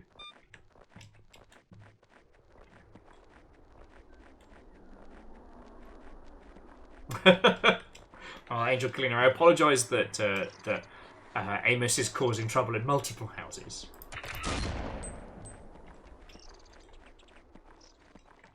Well, so Verdant Flow, it's not quite that moon logic of, like, yeah, reading the developers' minds, but it's more like, in the developers' heads, it all makes sense, right? Like, you know, obviously in this section there's a crack in the side of the bunker, so you have to shoot that crack to progress. But as the user, you've had no teachings on, like, you know, destructible environments or otherwise. See?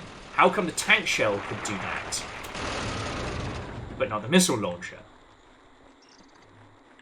You know, it's not quite moon logic, but yeah. The kind of thing that, you know, I guess Valve, when they got really into, like, playtesting the shit out of their games before launch, definitely proved that there was value in doing just that, right? You know, you don't have to do battle with moon logic when you've seen, like, 12 people all fail at the same puzzle. Because, you know, you've got to fucking get over yourself and your perfect design. If everybody you see playtest your game fails to playtest your game.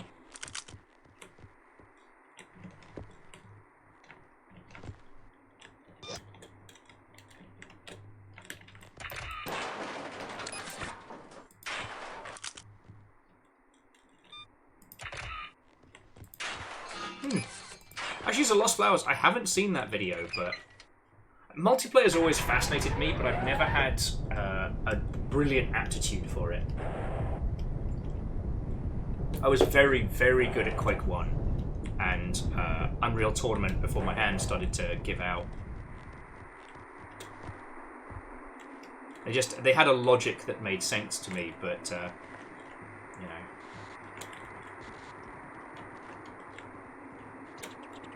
It's fascinating how many things in games were just, we did it because we did it, right? You know.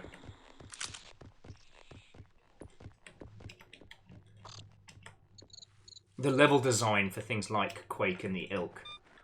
how you would have to learn the map, run around, find the weapons, etc., has slowly been usurped with the idea that users choose their own stuff. And that's kind of cool. I think it's a much better way of doing it. Or things like Counter-Strike, where everybody starts on a semi-even footing.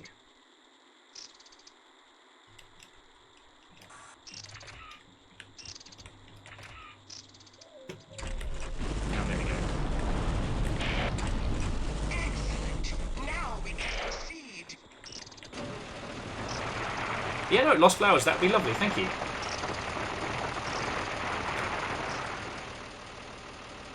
But all, friends, all today has made me want to do is go and play fucking Halo some more.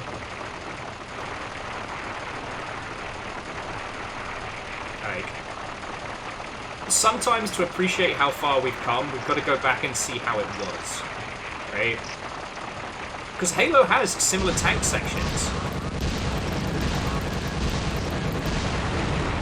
Like, why am I the only one with a tank? How come no one else can threaten me?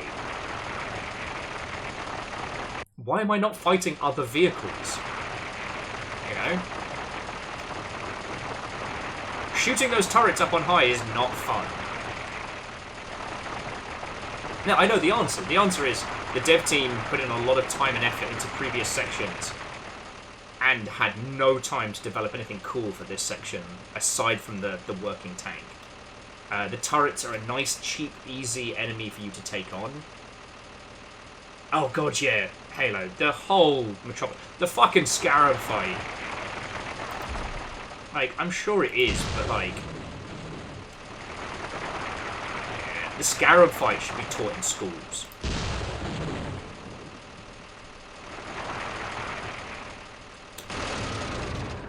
So don't worry, everybody. It wasn't a church. I didn't just do a war crime. Oh yeah, now's the thing where you have to drive the tank up to get on.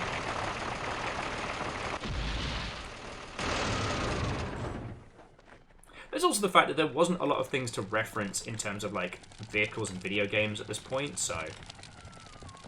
You know. You can't hate on a dev team that didn't really have anything to draw from, you know. It'd be like hating on Deus Ex for having weird gun handling.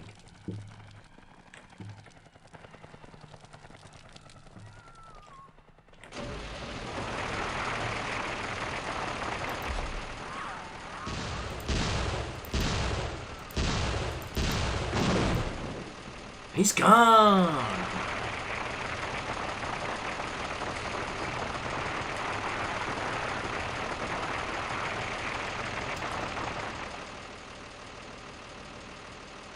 God, yeah. Fearless. I don't know how we could do it, like, to actually experience Tribes proper, because Tribes did have vehicles, and I forget when Tribes came out comparable to this.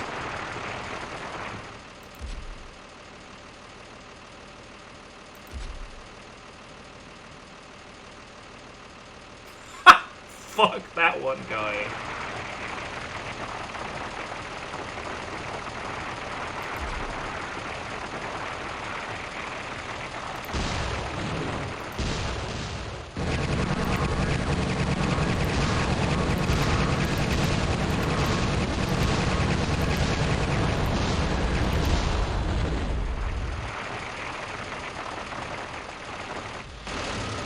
But yeah.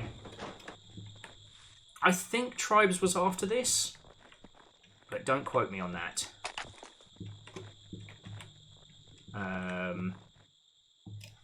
Tribes came out about 98, so about 2 or 3 years prior to this. Oh, hang on. Let me check the Gunman Chronicles video game. So this was...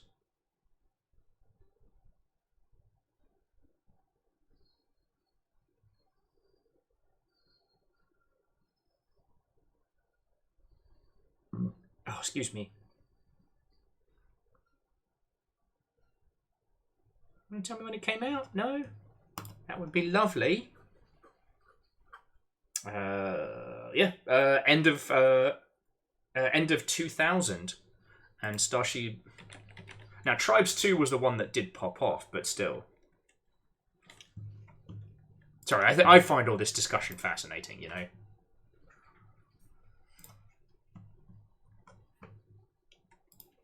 Good times, good times.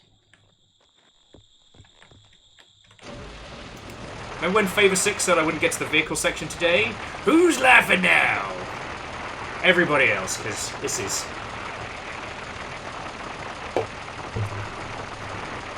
There's also a lot of things that we would learn about building vehicle sections in games designed for smaller environments. As much as it pains me, at some point, friends, we do need to play Shogun Mobile Armor Division.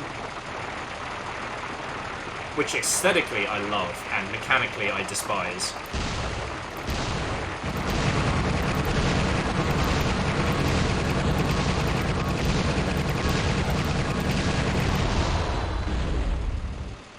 Now, I don't know if I'm good at this game, or if the turrets are just bad, but so far they have not been able to stop me.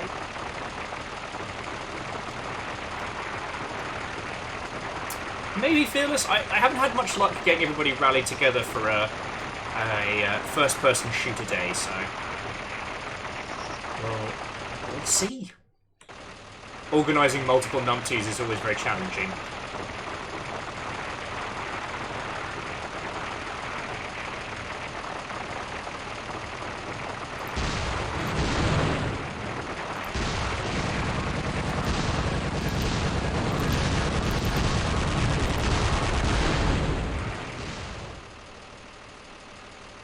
Question, why doesn't anyone else have a tank as cool as me?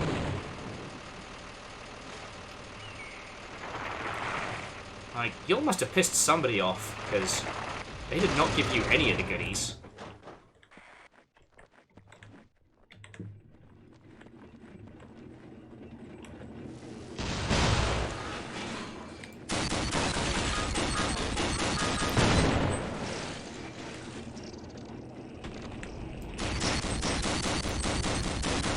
Greetings again, Big Scorpion. And son of Big Scorpion. I think it is because no one knows how cool we are. But, I don't know. I don't think there's any real need to go into detail about what Gunman's doing right and wrong at this stage, because I think we've covered a lot of it already. But, just... if you want to see a really good example of, like... implementation of like vehicle implementation in the game. Once again, Alien vs Predator 2. It's such a good game, and when you get the power loader, it's one of the best sequences because with that game,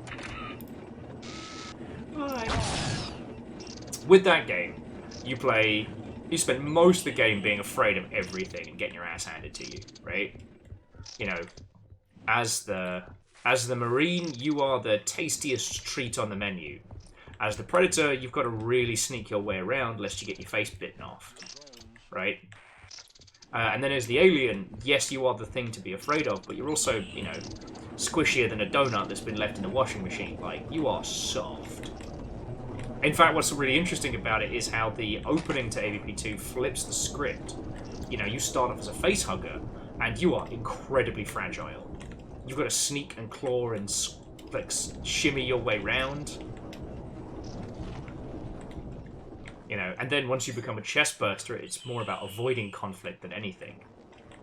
Red Burning Dragon. I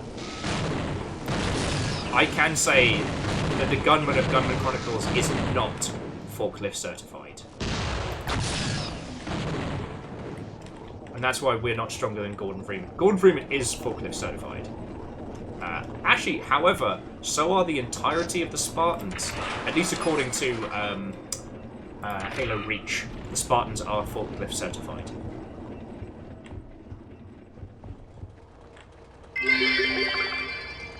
Negative. Higher-ups want the facility intact. Survivors or no.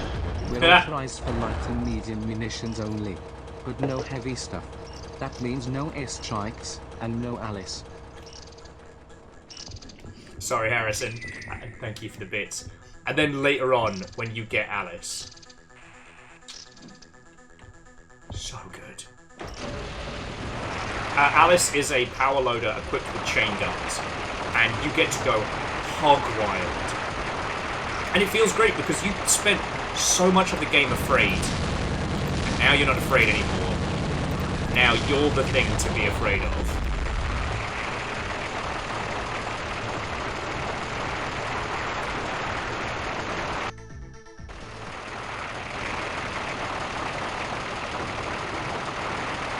So yeah, now they've got to come up with a narrative reason why we're not allowed to have our...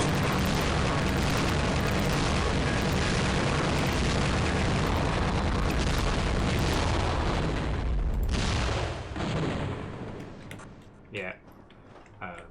Once again, the fuel gauge is a cheeky way of stopping us from driving forever. It goes 5... I detect massive energy flows below ground. I suspect that there is a facility buried beneath the surface.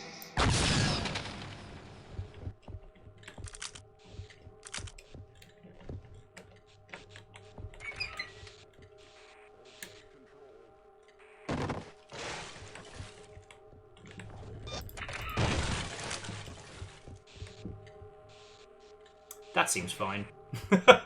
Basement's glowing! What do you mean the basement's glowing? I mean just that, basement's glowing. Wellity, wellity, wellity. I've underestimated you, Archer. But you have underestimated my explosives. RB.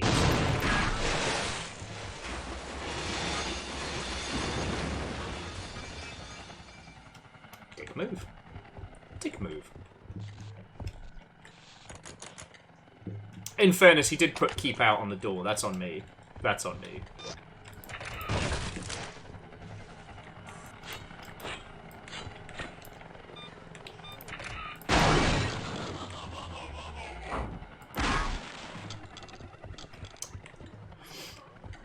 But yeah, I think there was the section with Alice the Power Loader is a great example of you show somebody something cool and you make them want it and then you give it to them at the end of the game.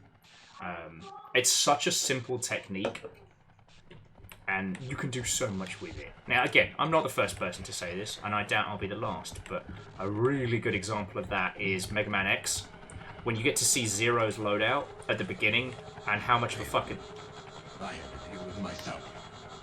How much of a fucking badass Zero is.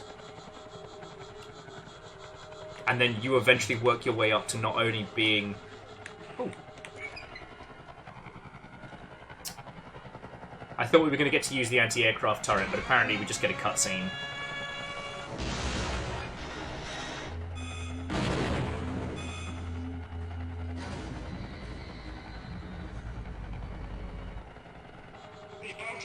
System has exposed the weakness in their defenses. Hurry, gunmen. Run to the entrance into the underground facility. So, here, something. But yeah, when you start playing Mega Man X and you've just got your little lemon shooter and everything's kind of just as and when, it's fine. Ow! Who was that? Reveal yourself!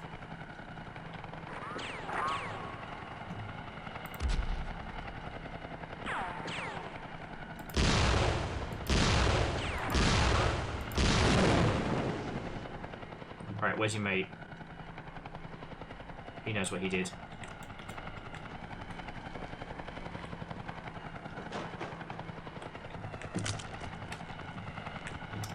Lost Fowl says, accuracy, when did GDC start? Jeez. GDC's been about for ages.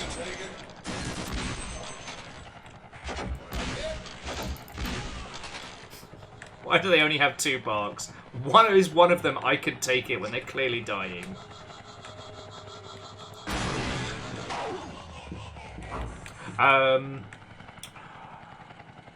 When did GDC start? I know it had another name before it rebranded. Finally, we found an entrance. I recognize this. It seems they base some of their technology on secrets stolen from the Farron Moon. Now I shall take control of what's left of this place after I kill them all. Have fun, Budget Showdown. This is your party. So Vernflow says, according to Wikipedia, GDC started in 1988. We do know that Chris Crawford, who was on the show 1,000 years ago, was one of the OG GDC alumni, and actually, We have a surprise waiting for him in the elevator shaft. Keep the damage to a minimum. Fucking hell, this game. Yeah, Chris Crawford famously did his Chasing the Dragon speech as he was leaving the industry. What is your AI doing, mate?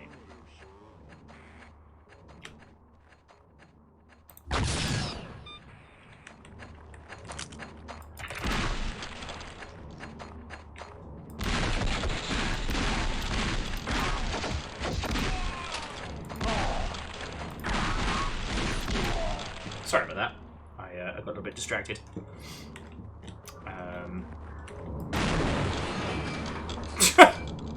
Fucking hell. Sorry.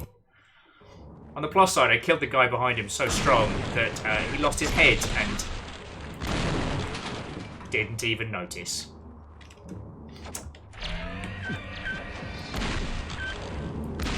But yeah, if you haven't seen it, Chris Crawford did this wonderful speech that, admittedly, parts of it haven't aged well, but it was very much a creature of its time. But talking about how, you know, with the commercial success of things like Doom and stuff like that, that he felt the industry was moving more and more towards, like, rapid commercialization with a pure focus on exploding, shooty gunbang. You know, Chris, at least to my knowledge, is still working towards the idea of creating not the everything game, but the everything representation. A game that simulates how people interact with one another. Not through AI generative nonsense, but through mechanics, you know. Access denied. And Access denied. I sincerely... Fuck this game. Oh, come on!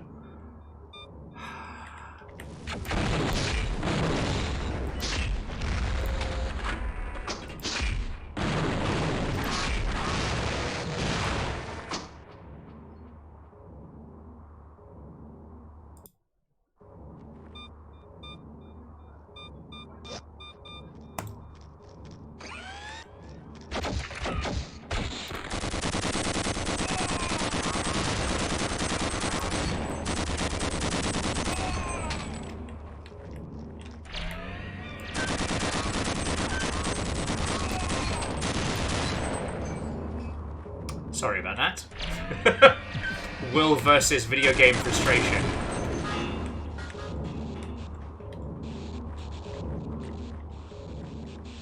I want men guarding the elevators on deck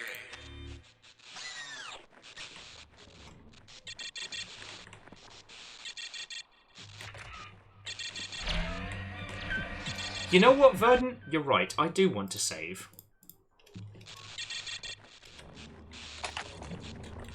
What in the bloody hell did I just... Oh! I think I just got the chemical gun. Or at least I got the munitions for the chemical gun. God, I'd forgotten about that. Astounding. Somehow they've managed to capture one of them. The most dangerous, vicious xenome of them all. The Alpha species. It could be the secret to our success, Gunman. Were it to be freed from its cage, nothing could stop it from destroying the humans who captured it. I'm okay with that.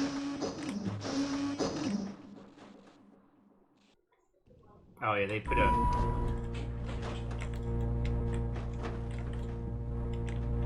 and Edwin, welcome back.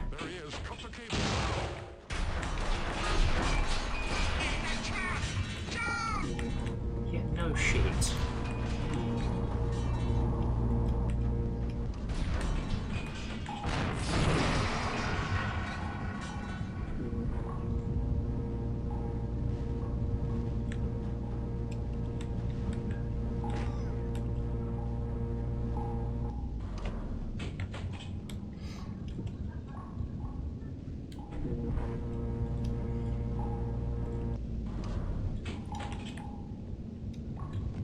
Oh man, that gunman guy sure must totally be dead. Yeah, you definitely got him, Terry. Let's take the rest of the day off.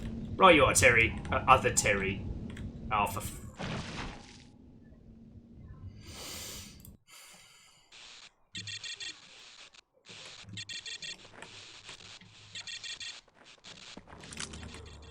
I will say, I do like Chekhov's dino as a concept. Somehow they managed to capture one of them.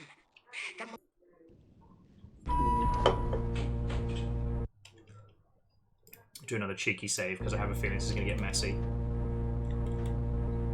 I wonder if I can cheat it. Invisiwall.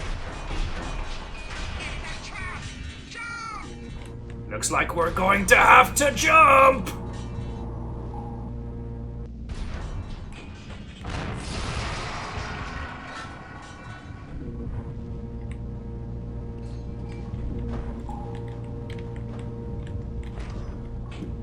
I do think Terry's at War is a good name.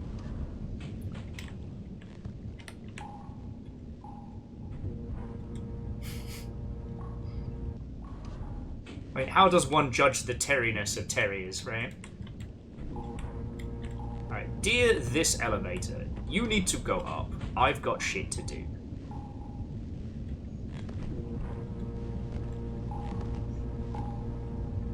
Or have we broken the game?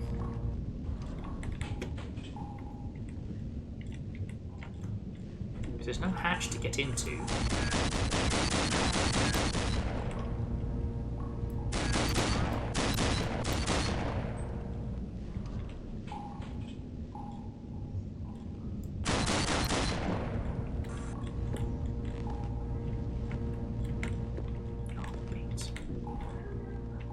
I'm supposed to do something bizarre like... Okay, so that's where the opening to the elevator would be. No, they wouldn't. No, they wouldn't. Perhaps, friends, this is a sign from the gods. Perhaps we should take this as a... Nah. What do you reckon? I'm sure there's some lovely other people this on twitch.television. It's a sign to use no clip. I don't even remember the feckin' codes in this. There he is. Cut the cable now.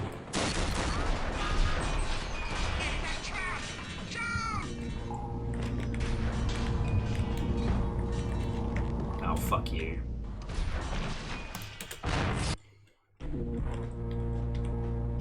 You're going to have to jump! There he is. Get fucked.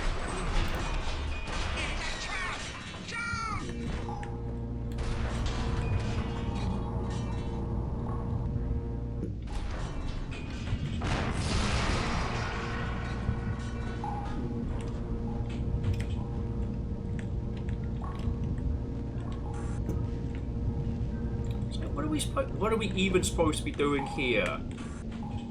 Once again, the game decides to just introduce new mechanics. Give us no tools with which to understand it. Great, brilliant, awesome, loved it. See? Fucking... The gunman used the second elevator to reach Deck A. Seal all exits and hunt him down. If my analysis is correct, there is in this area. Get access to computers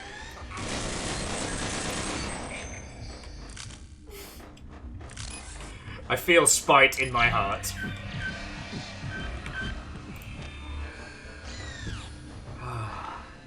It's so weird because this is so much more in common with like what would become the corridor spectacle shooter of later on. But its puzzle philosophy is treating us like we are immersive sim players. But immersive sim players where nothing is explained to us.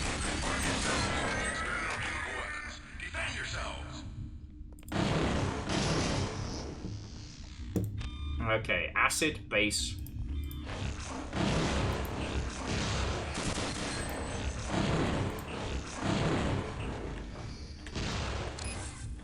Forget how we did this. So as it is. Darn it! Stop it! So acid. It was like no acid, no neutral, no base, all pressure. Alright, who's next?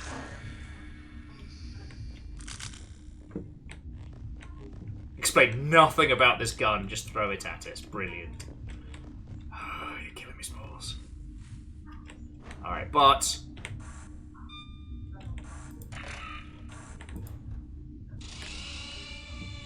This is the mainframe you attempted to destroy on the Fairy Moon. I have taken control of this deck, and once I reach your own mainframe, I will delete it and gain control of the entire facility.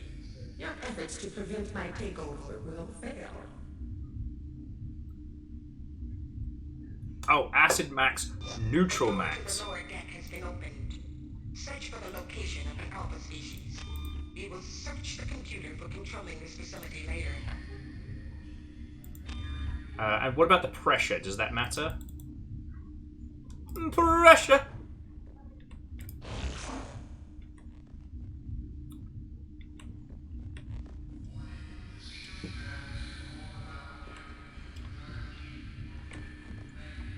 Yeah, no, Edwin, I believe you're entirely correct that most of everything would have been covered in the manual, which we were supposed to have read.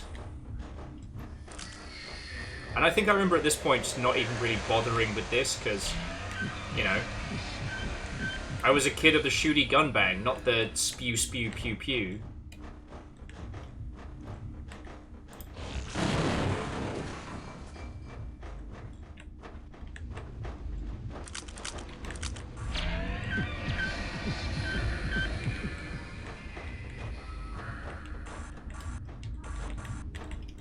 Wait, you're in control of the facility! Bloody let me in! Fire at the feet of an unmasked scientist.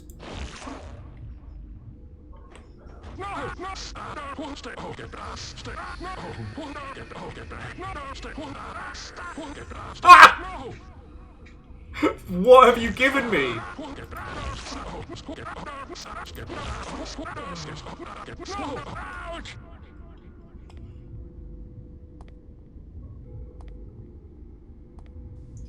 You're ready for the remix?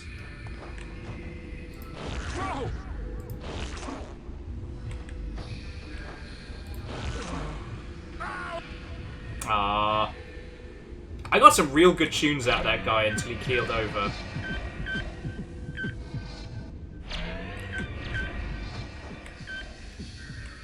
I mean, I got to admit, it's a fascinating, like, design. I just think that... I don't know. I'm very glad that video game philosophies... We own the facility. That video game design philosophies... Find a mainframe receptacle, and I shall leave it.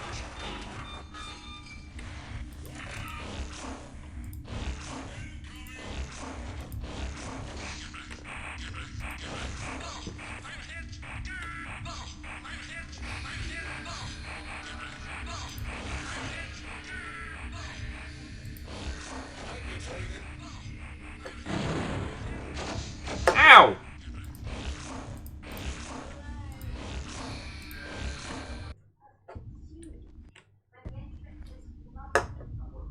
Like, how dare they not die to my fart weapons? Like, that should have been some peak sci-fi remix. And I was denied it. Sir, here, something. Let's watch.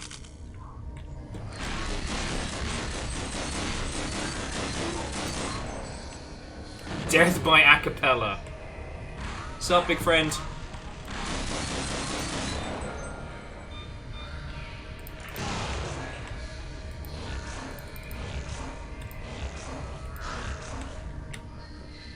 It's alright, we'll smoke him out.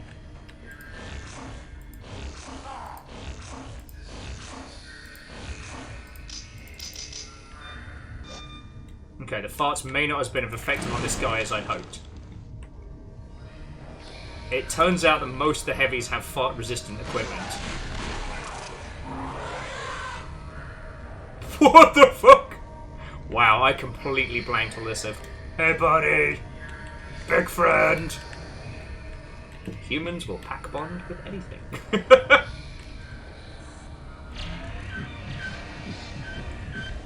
Whereas Fearless, it's so funny. And they only have, like, 2 shouts per character.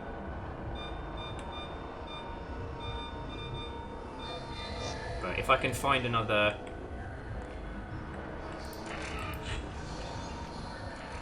You won't get any help from me. I won't tell you anything. I won't talk. Man, I wish I'd saved the fart noises now. I was about to make a break with her before this happened. I'm sure we'll hear something soon. Break these nuts!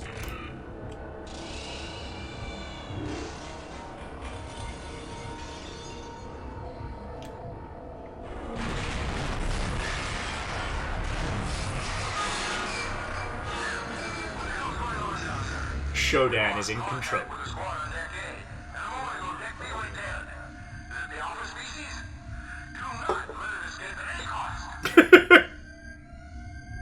As 3 scientists are like, yeah, sure, boss, we'll get right the fuck on that. Sup, big buddy? See you later. Go have fun. Honestly, as protagonists go, all we have done is caused rampant murder and chaos. You would be hard-pressed to look at Gunman as as the good guy. Oh, I'm down to 9 health. Well, alright friends, it is coming up on 11 here, and I should definitely go and stop being a useful individual.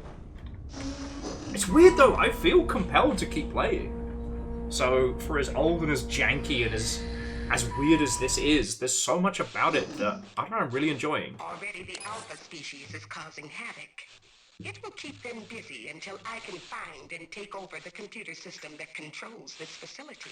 Honestly, friends, we might have to consider doing another playthrough of Bedlam, because it's reminding me of that, but Bedlam... Bedlam had these pockets, but overall was about, like, you know, the discussion of consciousness and the meta-narrative around video games. Yeah, Scotty, maybe you should consider it that. Alright. So, I'm going to hop out of game. Can save it here. I don't know if we'll ever come back to this, but we can. But what we will do is have a little natter, put on some smooth jams. I will be rolling credits in just a second. I hope you all had a feckin' lovely time.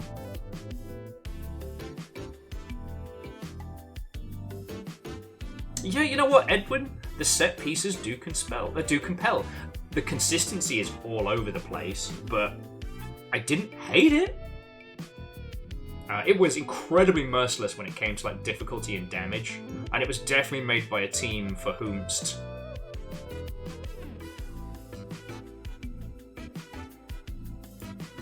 It was definitely built by a team who were very, very competent at games themselves. So, oh yes, and Lost Flowers. I saw your link on that one, so thank you kindly. But yeah, I don't think there's anything left to be added. If you wish to play through this yourself, this is the mod that we were using from today. And again, this is, for all intents and purposes, the original game repackaged as a mod to work with classic Half-Life. So, fuck yeah. The only thing I did wrong earlier with setup was I forgot to reset Steam to add it to our list, because I'm a stupid.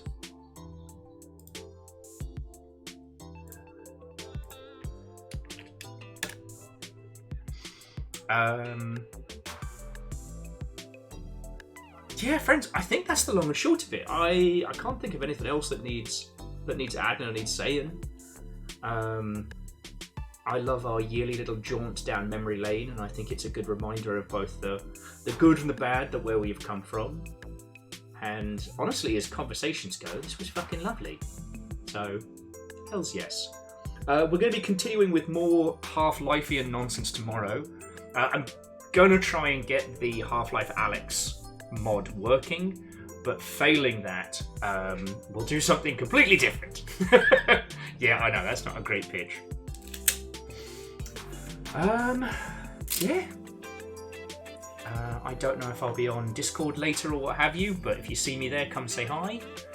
And that's about it. I know. Thank you. I know I say this a lot. Thank you.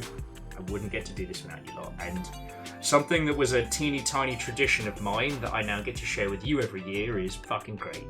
And it's not going to stop being it. So to that effect, I would like to thank the following people, because if it wasn't for you lot, then we would have had a fucking terrible Christmas. And I wouldn't get to do this. Alright, so thank you. Okay, so first off, to Chorus, I will have to say a thank you to Chris. I hope you enjoyed it, and I hope we get to natter some more. To Keldra, Chroma Capybara, oh fucking Jackie, Hand Cream, Andorf Verdantflow, Deus JZ, Air Dragon, Will Knows Best, and Bastard Shark. For those of you that are celebrating Long Sprees, thank you. For those of you that were the recipients of Jackie's mischief, that's on you. To Andorf, Akira Zero, Bacon Avenger, Legend, and Fearless, bits and donations are what keeps this whole thing afloat, so thank you kindly. Your moderators today, we saw Moose and Caffeine, but also thank you to Lizzie. And to Dan Snacks, Restless Roots, and MDH Rights, thank you for bringing raids in, you know? And actually, on the subject of that, let us see who of our friends is kicking around at the moment. Because someone's around. Don't need. Oh, lovely. Chorby's doing Harvester. So from terrible FPS to terrible point and clicks. We're learning from the past today. No, Angel Cleaner, you are absolutely welcome. This was a lovely feckin' evening, alright? So yeah. Oh yeah, no, Edwin, it's a banger. I haven't played Harvester in 1,000 years.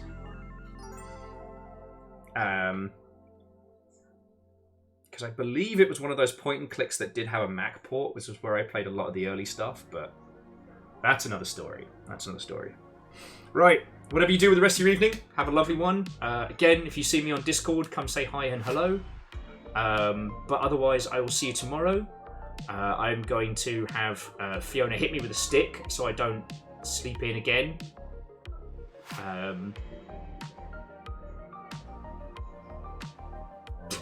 Immortal then. Time travel's real. Time travel's real. But yeah, friends, if you haven't... Actually, you know what? You all know Chorby at this point, right? Like, I don't have to... Chorby is a joy and a treasure. And if... I can't think of a better place to spend the rest of our evening, so... Alright. I am also going to rush to the loo. So, friends, thank you kindly. If I don't see you later, I'll see you tomorrow. Yeah. Let's go hang out with the Chorb. Let's ponder that Chorb. And I still suck at ending streams. Alright. Good night, friends.